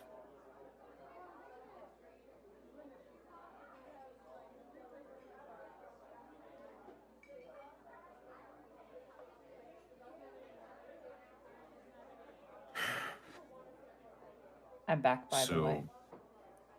See, welcome back. Yeah. So what does this mean then? That you are just... It basically means I can go in and out of the stronghold. It probably means that none of the guards will think twice about letting me up there or bother us when we go there if you happen to be with me. I don't really fucking know all the ins and outs, but what I know is it keeps me closer to Amelia so I can make sure he doesn't fuck this up. Well, that might be good for something. Yeah, I don't necessarily... We don't trust the Baron. No. Right, with Amelia.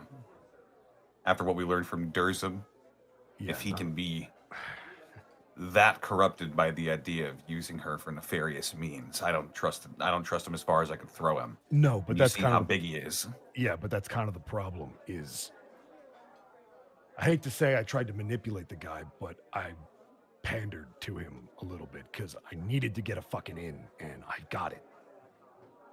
And what he did say is if that we ever happen to find Jonathan Hawthorne, he will give Amelia back. Which honestly, that's all I fucking need is just her out of that stronghold. Well, fuck we have a goal now then. Yeah. And I We know need to we already have find- one missing person to find, which, by the way, I staked out Lady O's house before I went over there, and no sign of Haley at all. None. And she's in hiding. But Lady O did give me her word. If she shows up there, I'm going to know about it.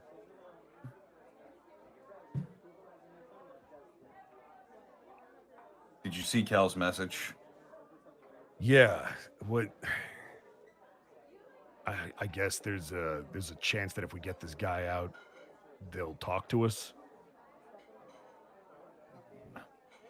I don't like it. This is a bit much. Do we know what he's in for? If I can make an assumption, the crowd she hangs out with, I'd have to So- assume vandalism. So graffiti. Nothing terrible, I would imagine. Yeah. So here's the way I look at it. This guy is a means to an end in a murder investigation.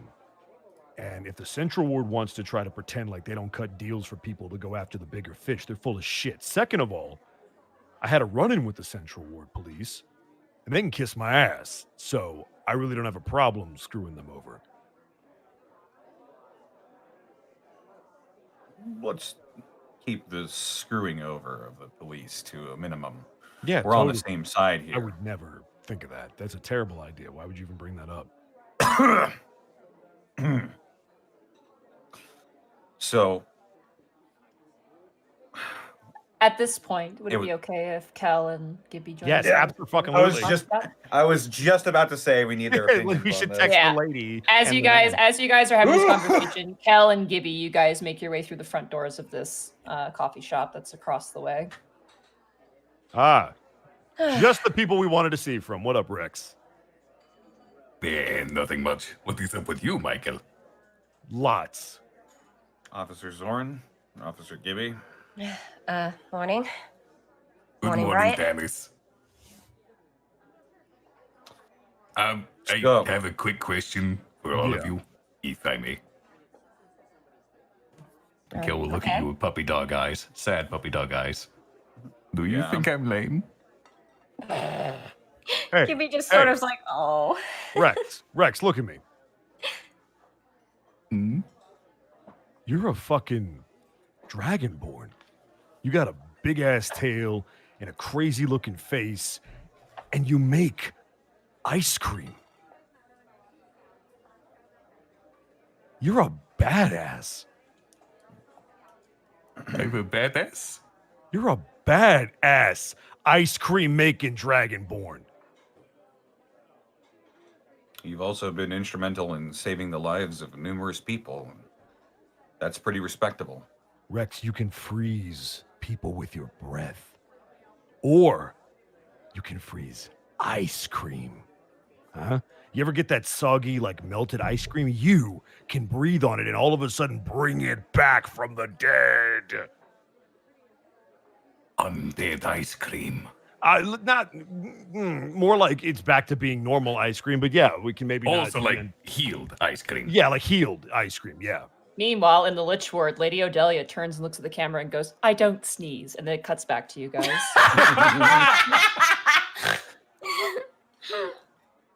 Gibby just gives him a pat. Is like, look, we could maybe go back next time and offer the kids ice cream. They probably like that a lot. Wait, who said you were lame?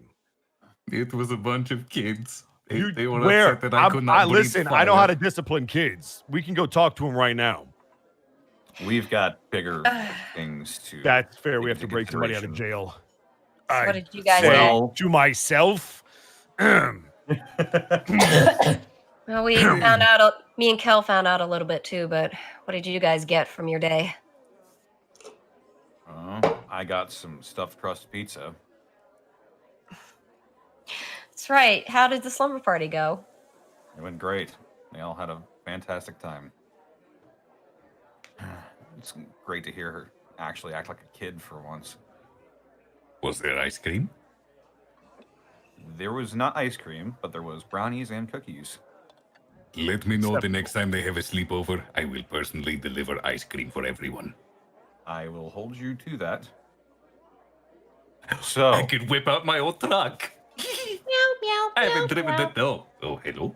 meow, meow, meow, meow. This one is that. click. That is Kels. Meow, meow, meow, course it is. meow. Kel will pull out his phone. Oh, hi, Kel. It's it's me. Oh, hello. How are you Hi. today? Oh, great. The date went amazing. I sent the report to you guys. I don't know where you are at right now, but it's in the car or if it's in the office if you want it. No rush, no pressure. Okay, bye. Thank you very much for your help, Lucy. Oh, do you want anything? We can bring you something. Oh, a coffee would be great. We will do this for you. A cream and sugar, and then maybe just a black coffee for Captain Roche. Keller's writing this down. I will do these things. Thank you. Okay, bye. Goodbye. She hangs up. So we need to drop by the office and bring Lucy a coffee with cream and sugar and just a regular black coffee for Captain Roche. Why? Oh, Because it's the nice thing to do. Because I asked him. Oh, She right. requested. Got it. Okay. Yeah, And that's also because she got the report ready for us. Do we have an in with the Central Ward, by the way, the police station? I'm kind of just hoping that going through official lines, like to Lucy, will get us there. Yeah, Let's like- start with that and then see how we have to tweak our approach. I'm Got hoping it. it I'm is ready as to simple tweak. as I'm hoping it is as simple as them transferring him into our custody Oh, it won't temporarily. be. Oh, this is going to be a fight. I mean, I could try to pay his bail, but I don't know how much it is. What? Do you understand how bad that would look? I'm He's going to agree needed with for Brian. investigation. Right. And So, whatever. Gibby, get the coffees. We'll go. We'll talk to them. We'll come up with a plan. But the fallback is I kick the shit out of them. All right. I'm not certain assaulting officers is going to help us in this No, we have a regard. tournament, and if none of them can I- beat me, they have to turn them over to us. It'll be like combat between mortals. Oh. Like Guns and Okay. Roses kind of thing. Yes, exactly. Gibby's just like, I'm going to get coffees. Ay. I mean, if Tana looks into the camera. No one knows what that is but me. As Gibby's going to the counter or whatever, she gets like, oh, Kel, why don't you let him know what we found out yesterday too? oh, yes, I will do this. So, Look, do guys, you two let's want to go hear get a it very story? limited. I'm just working within the realms, you know. I'm thinking this is going to be easier than we think. Boy, I hope so. I could use an easy one. So, Gibby and I found out something interesting yesterday. Do tell. That being, So, you know that thing we fought in the crane yard? And then the other things that we Okay. promptly ran away from? yes. What about them? So we learned a bit more about their cars and the origins. There are apparently people out there whose whole jobs, and they are sanctioned by the city, is to hunt down and kill those beasts. And sometimes the people who turn into them before they turn, depending. They are mercenaries. Okay. As for the origin of the curse, according to this fellow, it supposedly came from the now fallen god of monsters. Two halves, one eternally running, the other eternally searching. Both can inflict this curse upon unsuspecting people. Got it. And to lift it, the only way to lift it, is before the transformation takes hold, you must find the other half. Jesus. It's the most high stakes hide and go seek I've ever heard of. Gibby one comes that back at does- this point with the coffee. Got it. Sorry, Kel, go ahead. The one that does not wish to be found is inadvertently applying this curse. The one that is going out and searching is intentionally adding this curse, because every time it is lifted, it helps it find its other half. Great. So steer clear of the crazy fucking monster twins. Got it. If you can. Apparently, you only have 3 days to lift the curse. Oh, even better. 3 to 4 months to look. Throw 3 to 4 months. That's way different. I'm gonna change my notes. Ha ha ha. Yeah, got a lot more time. The one that cursed the young person we fought, they were just a monstrous maw of teeth covered in abyssal black fur. So if you ever see anything like that, don't look at it. It was interesting, at least. It's good to know the information. Well, should we head in? Start the ball on getting this person out of jail? Yeah, let's do it. Yes, let's do it. Okay, you guys head over to the precinct, the Heavensward precinct.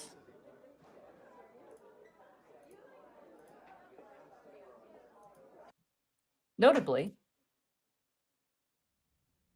as you pass by the necromancy division, the door is slightly cracked open. Brian is all over it.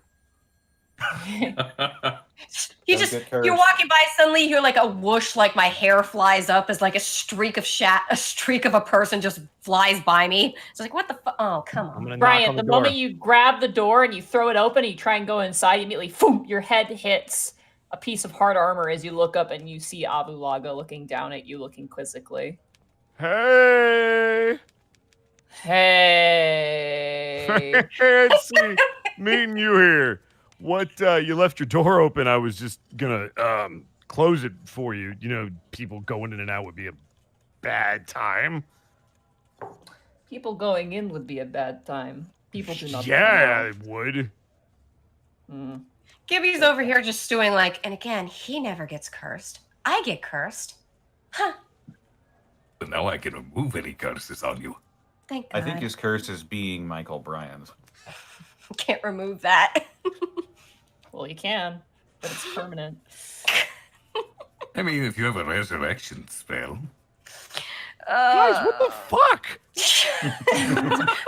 You're talking about literal murder. Oh my God, it's like one of those. It is literally like one of those scenes in an anime where the characters are off talking, and the other character they're talking about is just like, guys, why? Technicality, Bosco.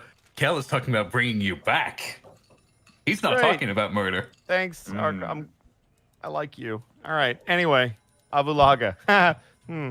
She steps out and like she's not courteous at all. Like she actually just keeps walking forward as you're in front of her, Bryant. Hey, my bad. Let me move. And she very firmly slams the door behind her, and you can hear it lock. How's So? Yeah. How is? Good. Doing great. Hey guys, it's Avulaga. Yeah. Hello, Rare Officer Laga. sight. Hi. She gives you guys a cordial nod, but it's very, I'd ask you how work is, but More importantly, and she looks down towards you. How is your case going? Any leads so far? One, we're trying to break somebody out of jail so that we can get more information.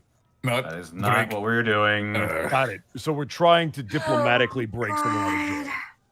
That's better. You ever heard of diplomancy? It's like what you guys do, but like with politics. Wizards. In order to get Gibby in is with just this- like staring at her hand, and like a little arc of electricity happens. She's like, I could do it. I could just do it. I could just make them shut up. I could just do it right now. In order for our witness to speak with us, we must aid their friend in leaving the custody of the Central Ward, either by paying his bail or hopefully getting him transferred to our custody, as he is now part of this case. We're running into a very interesting circumstance. A blessing and the curse, perhaps. Oh, yeah? We're finding a lot of dead vampires. Nice. Awful. Terrible. Bryant. Sorry. Dead quite dead vampires. Mm-hmm. How are they all dying? Dust. So, sunlight staking, head taken off? All three. There was a whole, what do you call it? Frat house? Bunch of them living in one place. We were notified of a smell. People thought it was something else. We went in and go look. Dead vampires. You don't think it could be the one that got the power boost from our prince going at a little cleaning spree, do you? That's what we're looking into, but we do not have evidence. Hopefully, the two of us can collide on something. But for now, she like kind of walks towards the exit. I have to go dog walking. She gives you a look, Bryant. Hey, I meant to tell you, I'm a good dad. She looks and she goes, "May the gods help whatever child was born of your influence." No, whoa. First of all, that sounded very sarcastic. Second of all, I meant my pet. Don't you remember Kobe? She blinks once. No. How did you... The cute lizard... the basilisk that had no Basilisk. eyes? You don't... How do you not remember? I remember, but it's not an animal. It's a... She kind of waves her hand a little Hey! bit. Whoa! Excuse the fuck out of you! Yes, I My will be boy is excused. beautiful, and you will acknowledge him as beautiful. Have a good day, officer. She just turned. She's so done with Bryant. She Hold just on! turns My boy is beautiful! We're just holding him back. He can see! Thanks for asking! God, it is all anime reacts in my head, just like steam flying out of his ears. Hey, Rex, his arms. I don't want... She doesn't get to talk to me or my son ever fucking again. I Officer Bryant, you're this, making a Michael. scene in the lobby. No, I'm Like- not. Avlog is making a scene in the lobby. I was ending a scene in the lobby. Anyway. Let's just go upstairs. Sure. Let's go. Be sure to nominate you for an award, Officer Bryant. Mm-hmm. It is okay, Michael. We know that Kobe is beautiful. Thank you. He's and a you're good bastard. badass ice cream dragon person. Yes. Yeah. We should get these coffees to our friends before they get cold. Yes, that would be optimal. Let's go. Okay. You guys make your way. Open the door, and you currently see Lucy and Captain Roche in the office. Seems like they are just getting started with their work. You see Captain Roche currently grumbling to himself, working on some paperwork, and Lucy's currently just kind of cleaning up the office in general. She goes, "Oh, hi, guys. Hey, Lucy, got you some coffee. Thank you. We're actually updating the computer system." Oh, Oh? good. Oh, Captain, here's one for you too. Hmm? Oh, thank you. He takes it and sets it next to him and goes back to his work. Yeah, the laptops get updated usually once every 2 years, so ours are getting replaced. Oh, new laptops. Nice. Yeah. You always have to be up to date here at the Prince Division. You know, part of that funding and all. Oh, Lucy. right. Yes. 1 second. I have to just print it off, okay? Oh, yeah. She Hey, kinda Lucy, goes can I over. get your opinion on something? Well, you look really good. The No, jacket's a little hold on. garish. Hold Oh, on. He's gonna take out his phone and flip through his phone, and he's gonna show her a picture of Kobe and just like glare at her. Adorable, right? she like backs away. I'm Flips not another one. exactly Right? a fan of reptiles, What? Mr. Bryant. Rex is right here. Well, Officer Rex, did you hear Officer- that? That is Officer Zouren is not a lizard. He is a dragonborn. Sad puppy dog eyes. No, don't put words in my mouth, Mr. that Bryant. is- Oh, I can't believe I work with a species. That is so awful. I got bit by a monitor lizard when I was a kid, and I'm scared of them. Okay. They are. I am. She I just can't walks over believe and Michael sips her Bryant is coffee. now aggressive Maze Hughes. Oh no, we got to keep him away from phone booths. Oh no. Damn. Shapeshifters. Lucy bitterly drinks her coffee and seems very upset, and then eventually prints off this referral to basically meet with an individual called Ginye with no last name, interestingly enough. Lucy, Yes. how amenable is the Central Ward police station? Oh, well, first impressions. So when you first meet them, just be very polite and they'd be willing to work with you. Slow turn. Do we all slow turn and look at Bryant? Khel and Gibby know nothing about that interaction. I Fair saw it on the news. That is true. Everyone saw it on the news. Oh, Didn't we all see it at the news? So we Well, we can't saw do him all getting the rescued. slow. We didn't see his interaction with the actual No, he St. Paul did. police. That was I also told on you all the to- news. I told you all to turn on the news. Oh. Just again, slow turn, stare at Bryant. Why am I being stared at? I Good will first do my best impression. to. Maybe we let Khel talk to them. What? Wait, what? What? They don't like you. You made them angry. I didn't do shit. I was dying. You were on the news. I was dying. Hanging from a bit. I can't.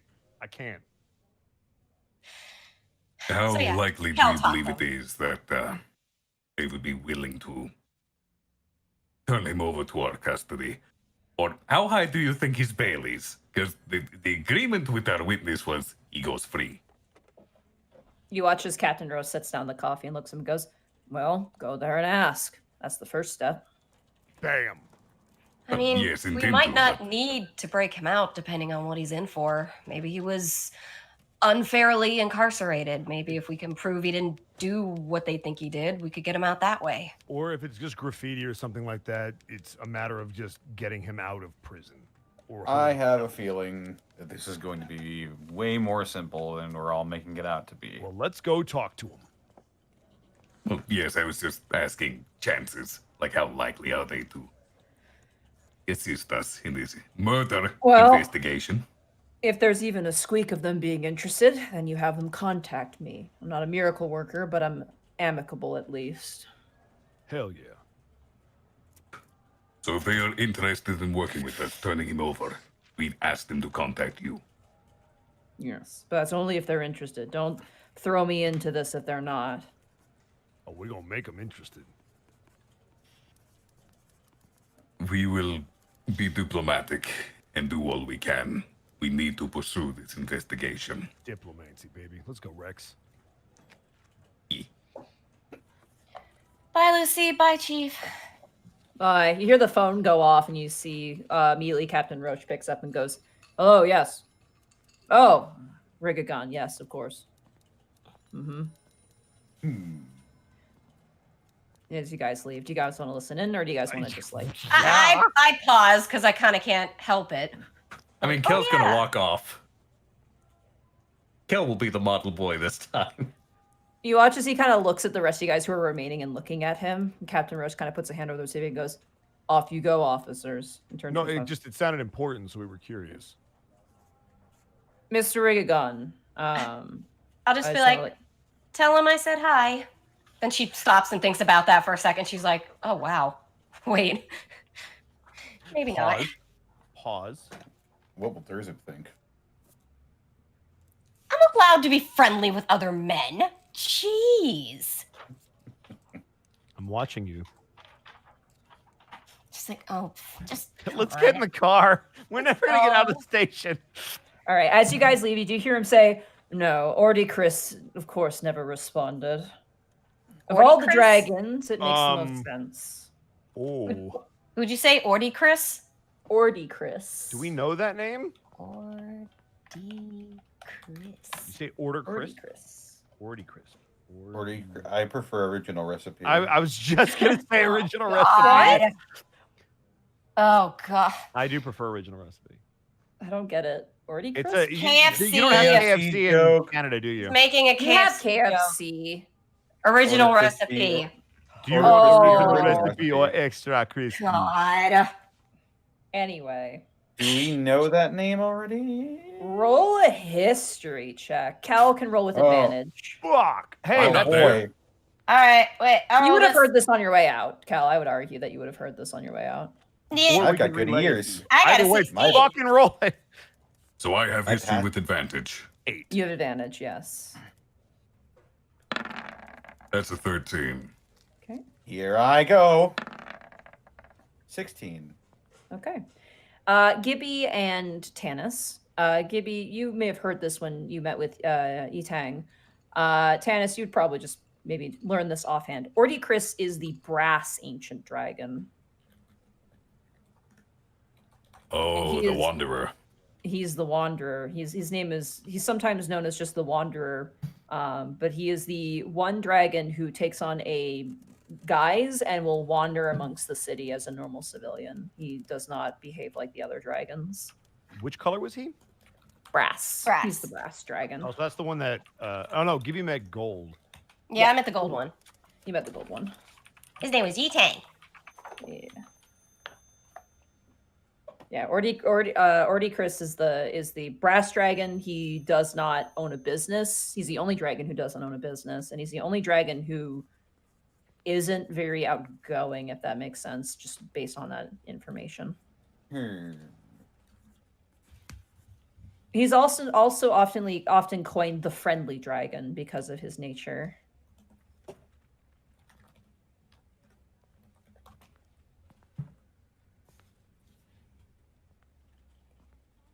Okay. Okay, you guys make your way outside the door and close the door behind you, and you guys hear kind of like Roche going, "He doesn't even have a number," and then you guys close the door.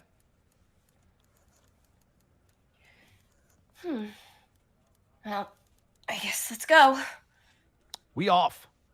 Since Off Khel we was the go. first one out, he'd be in the driver's seat of the vehicle. Yeah, but you're gonna get moved over for somebody who knows how to drive. Best He dad knows has how to to drive. drive. You don't Best dad has to drive. Excuse you. You can't No, give guidance let- to yourself. Let best dad sleep. He's tired. You don't want to drive when you're tired. Like my driver's lessons told me. My So driver's Monty, test. if you're driving on a roadway and there is Mm-hmm. pebbles on the road, it's what's the following distance? The following distance is 3 seconds. Yeah, it is. Oh, you're gonna fucking kill it. All right, sorry. Thank you. Hydroplane. Sorry. All right, Khel, go ahead and roll a survival check for me to get you guys to the Central Ward police station. Soft 20. Yay! Hey! Hey, Khel has you're a high good wisdom. dad. Who'd have thunk You it? can drive from now on. You're Shut my ass. To be fair, I As- did used to drive an ice cream truck. As And you you're guys driving a drive, police cream truck for now. Police cream truck! Yes! I will suggest this to Chief Riddle immediately. Oh No. Well, there goes the neighborhood. as you driving through the Central Ward is a nightmare. It's packed. You guys are go stop, go stop, go stop. It's terrible. But eventually you make your way to the Central Police Station, which is almost 3, if not 4 times the size of the Heaven Ward precinct. It is also notably a much taller building that appears to have a helipad on the roof. Ooh, okay.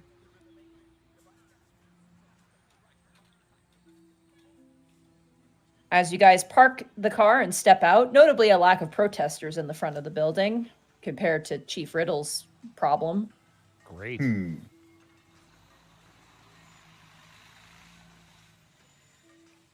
Must What be do you nice. guys do? Brian's gonna walk in. Yeah, we should Right. go in. Khel is You going guys- to be Let's walking in go. with the paper in his hand. Okay, as you guys walk in, this waiting area is just packed. There's tons of people everywhere.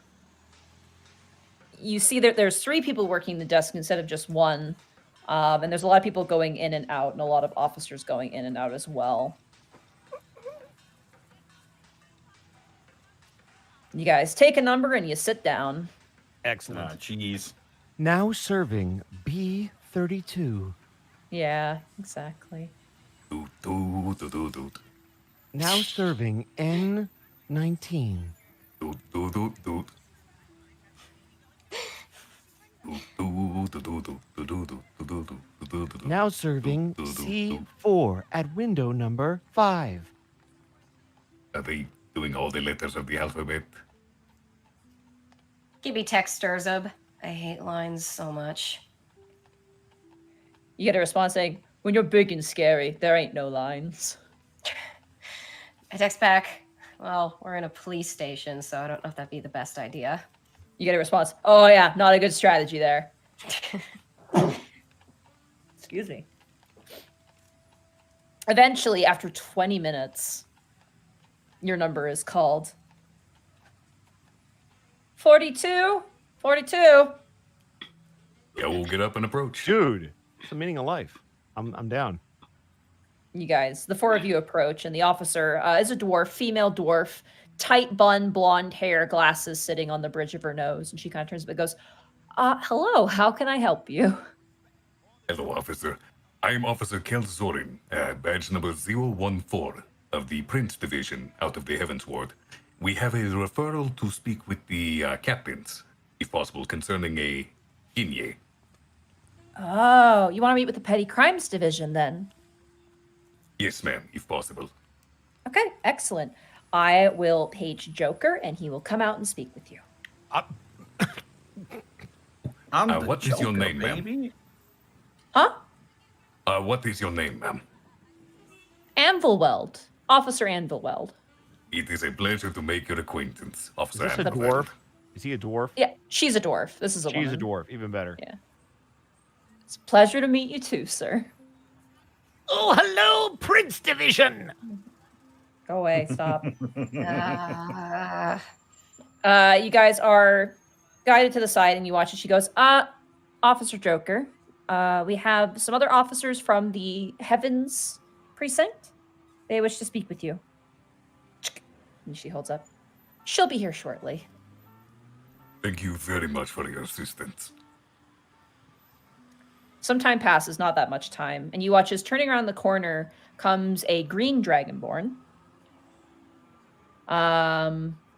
Probably in mid-30s, maybe early 40s, wearing full uniform. And one of the things that sets these police officers apart is a lot of them wear kind of caps, like hats on their heads. Whereas the Heavens Ward don't really do that.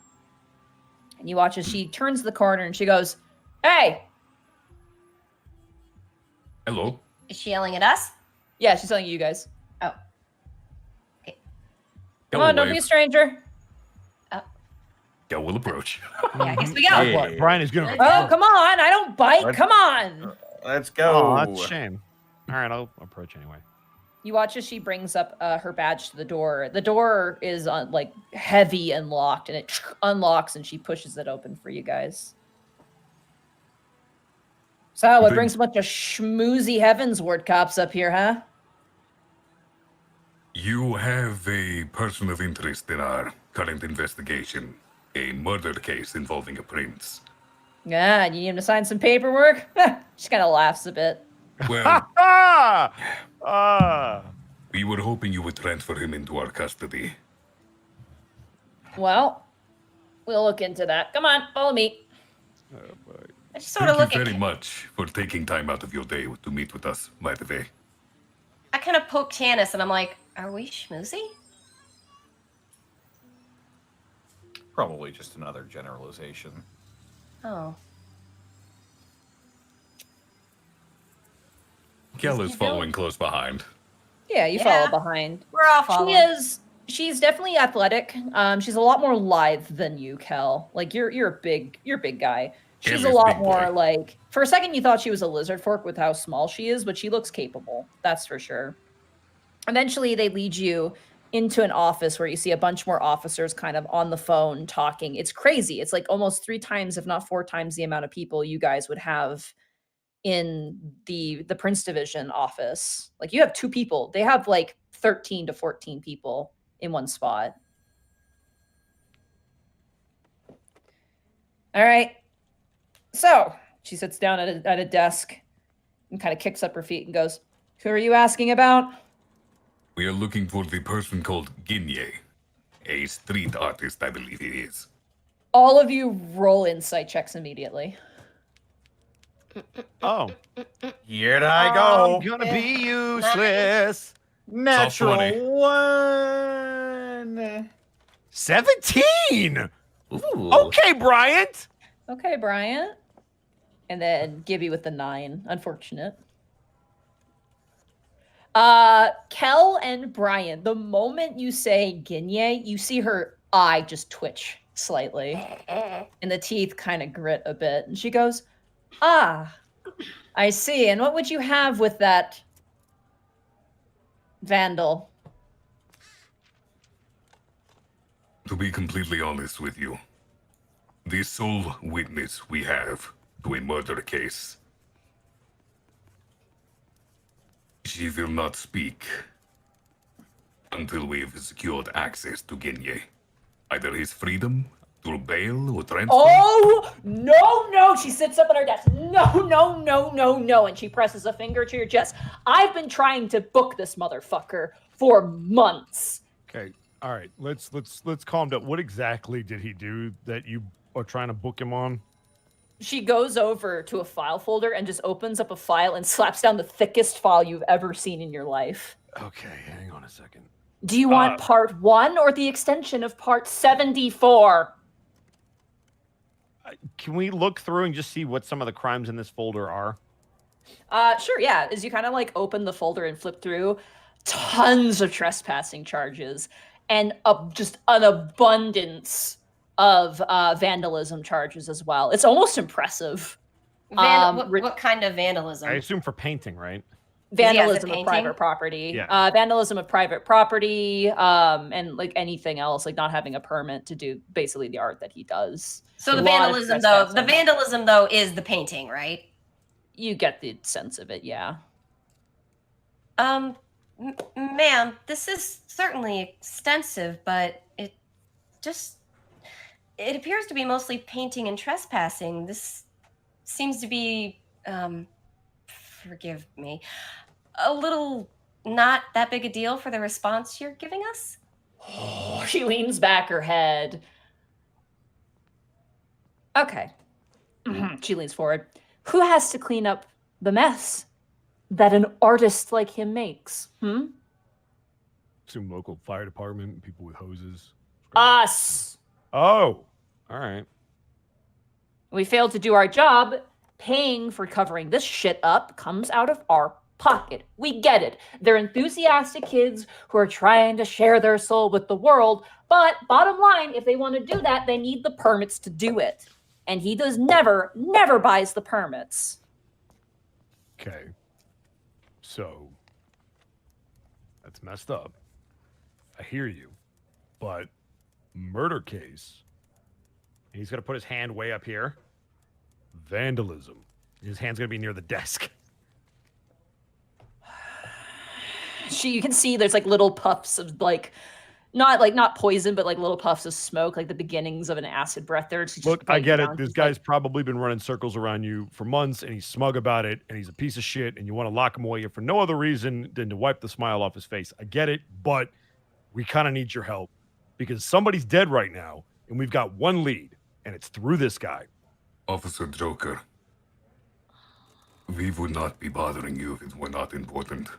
We tried to get to our witness before. We went into the crane yard as far as we could.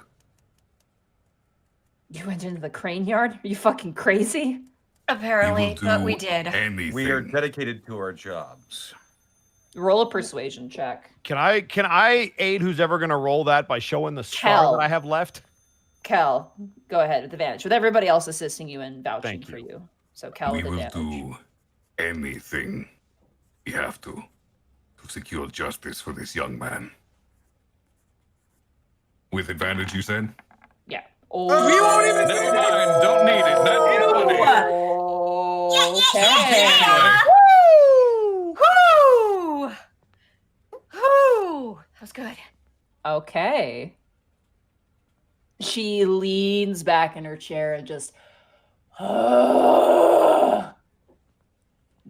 stupid justice in the fucking. She digs through her desk and she finds a card and she goes, "Fine. You can have the pleasure of talking to the Cyclops. Let's go." The Cyclops?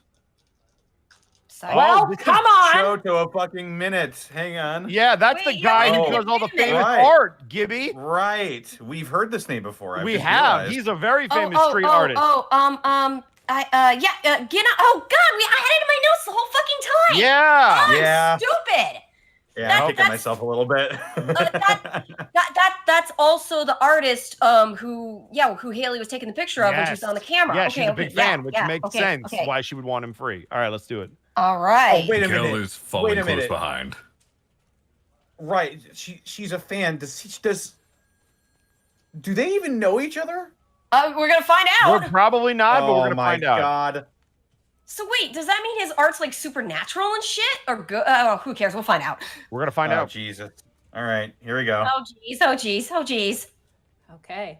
So, as you guys follow Ding. behind Officer Joker, she slashes in the key card and pushes open the heavy iron door.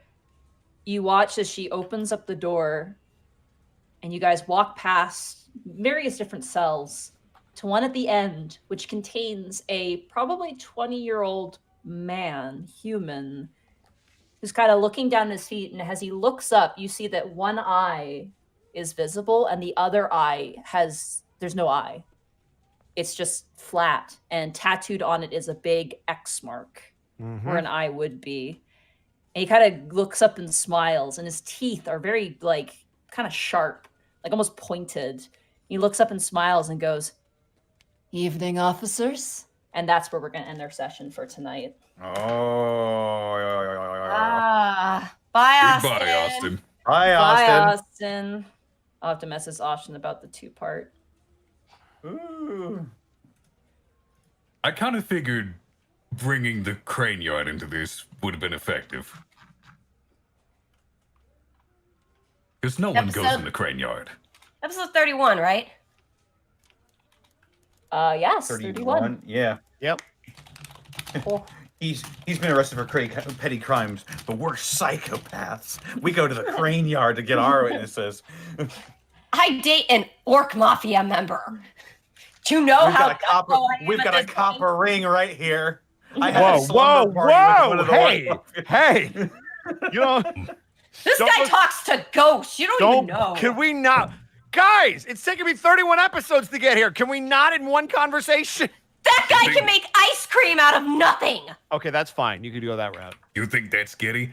My mother is Ivnio, the stubborn. I am a single father. I meant. Oh! That's what tips them over. They're like, that's nothing. And it's just like, I'm a single dad of a 10-year-old. And they're like, oh, fuck. Oh, shit. She's a girl. Fuck! Like, Wow, no! Ah! They're just doing that Kaiba scream at the hand in front of their face. Oh, man. Holy shit. Episode 31. Episode 31. I am saving it right now. Did you guys enjoy yourselves? Yes. No, it was I did terrible. have Yeah. an enjoyable time. I did not know what to have Khel do with her session at all. So being able to tag along with Gibby for the Beast of K thing was really nice.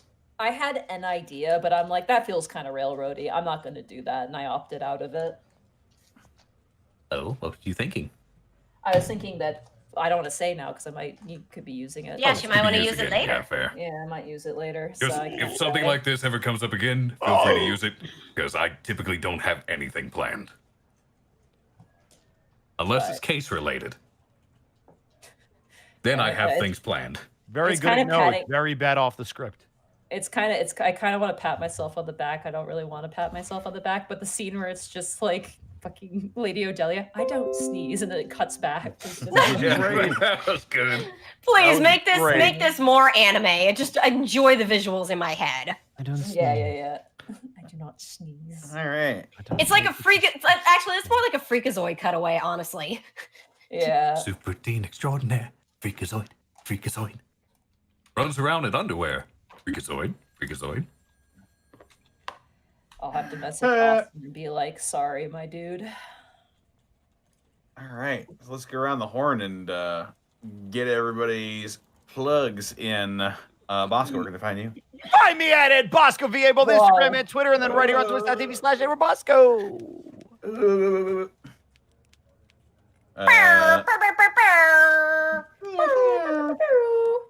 Arcolf, where can they find you? You can find me on twitch.tv/Arcolf, where I'm likely going to be playing Nier and only Nier for the foreseeable future. I see. That does mean that Final Fantasy VII Remake and Dad of Boy are temporarily on hold. Dad boy. Boy.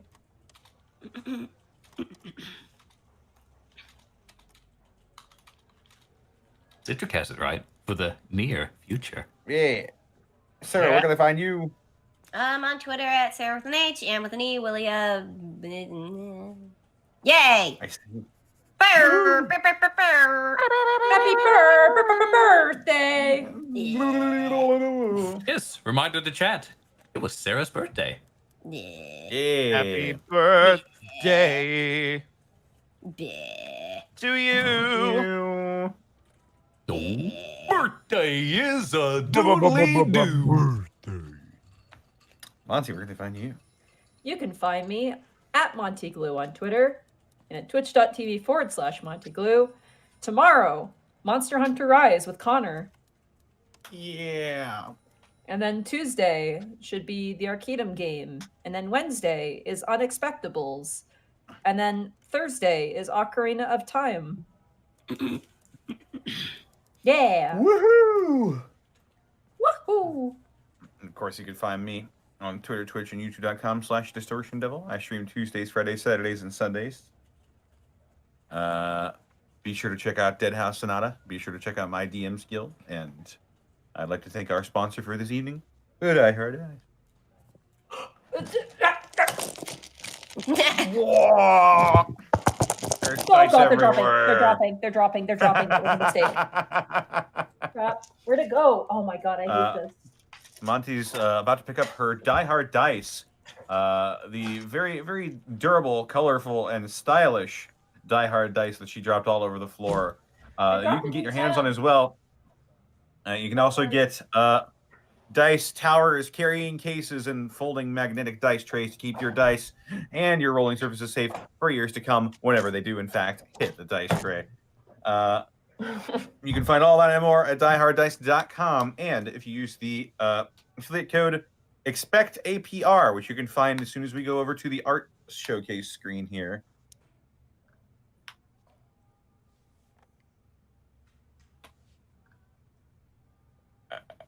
Huh? All right, I guess we'll get to it later. What? happened? As soon as we show the code on the slideshow screen. Oh crap! Sorry. Yeah. Winks. Yeah. There we go. Sorry, I was distracted. Expect APR to get 10% off your order price at dieharddice.com. And with that, all that's left is to read out some bits and slabs. So, Huh.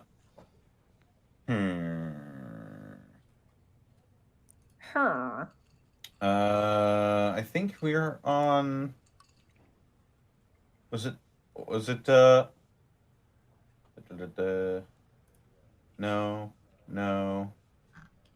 No.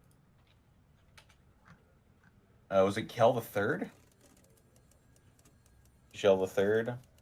For 6 months, subscribing for 6 months. Love you guys. Give me something to re-listen to while I'm at work tomorrow. Flustered Bun, thank you for the bits, the 2 bits. Oh god. Pegleg Bob, thank you for the 96 bits. We live. The Percisizer, thank you for the 100 bits.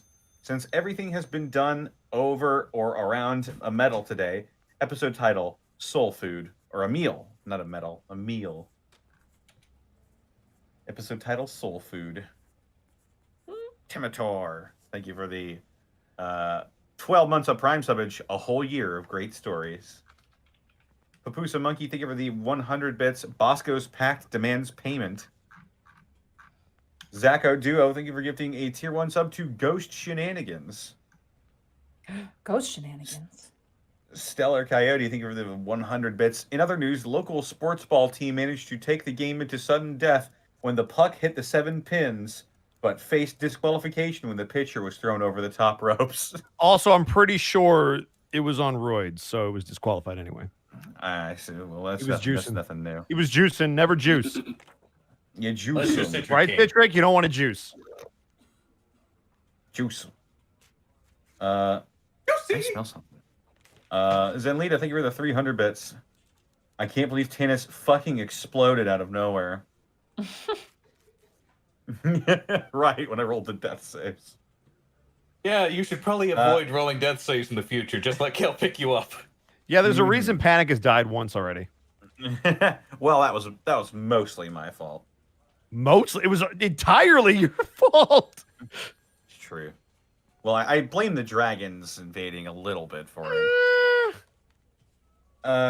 D-Zib, thank you for the 13 months and also sounding a lot like Durzib.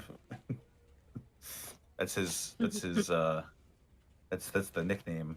What's up, D-Zib? Zizzo the Dark Witch, thank you for the 5 bits. Happy birth, Sarah. Thank you. Fantastic, Callum, thank you for the 100 bits. If the Unexpectables weren't, if the Unexpectables weren't actually trying to save the world but wound up doing so by accident, that would make them the Unintentionals. It's true. Although that's kind of what we do anyway, but... It's unintentional. Got the rhythm, but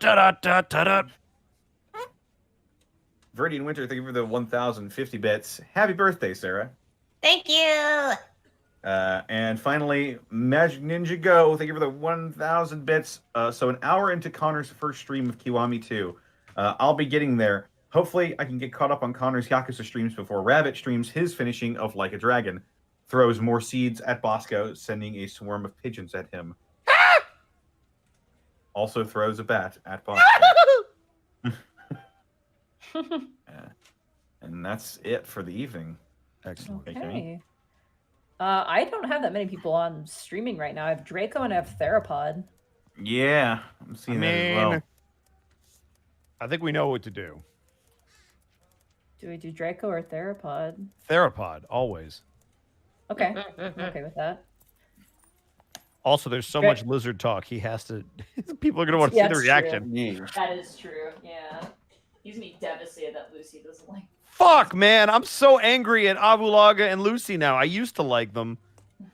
Before we rate Therapod, let me make something very clear to the chat. Oh, no spoilers. Yes. No spoilers, no hints of any sort. Do not even allude to anything. So he had to post on Twitter recently because as much as he warns people, apparently it's still been happening a little bit. I'm sure it was none of you guys because you're all very upstanding citizens who would never do that. But just in case you know somebody who did, don't even hint at stuff. He listens to the episode live. So if you even hinted something that's coming, it ruins the experience because he's watching it live. So if you're like, man, guess what? You get to the lizard part. Don't even do that.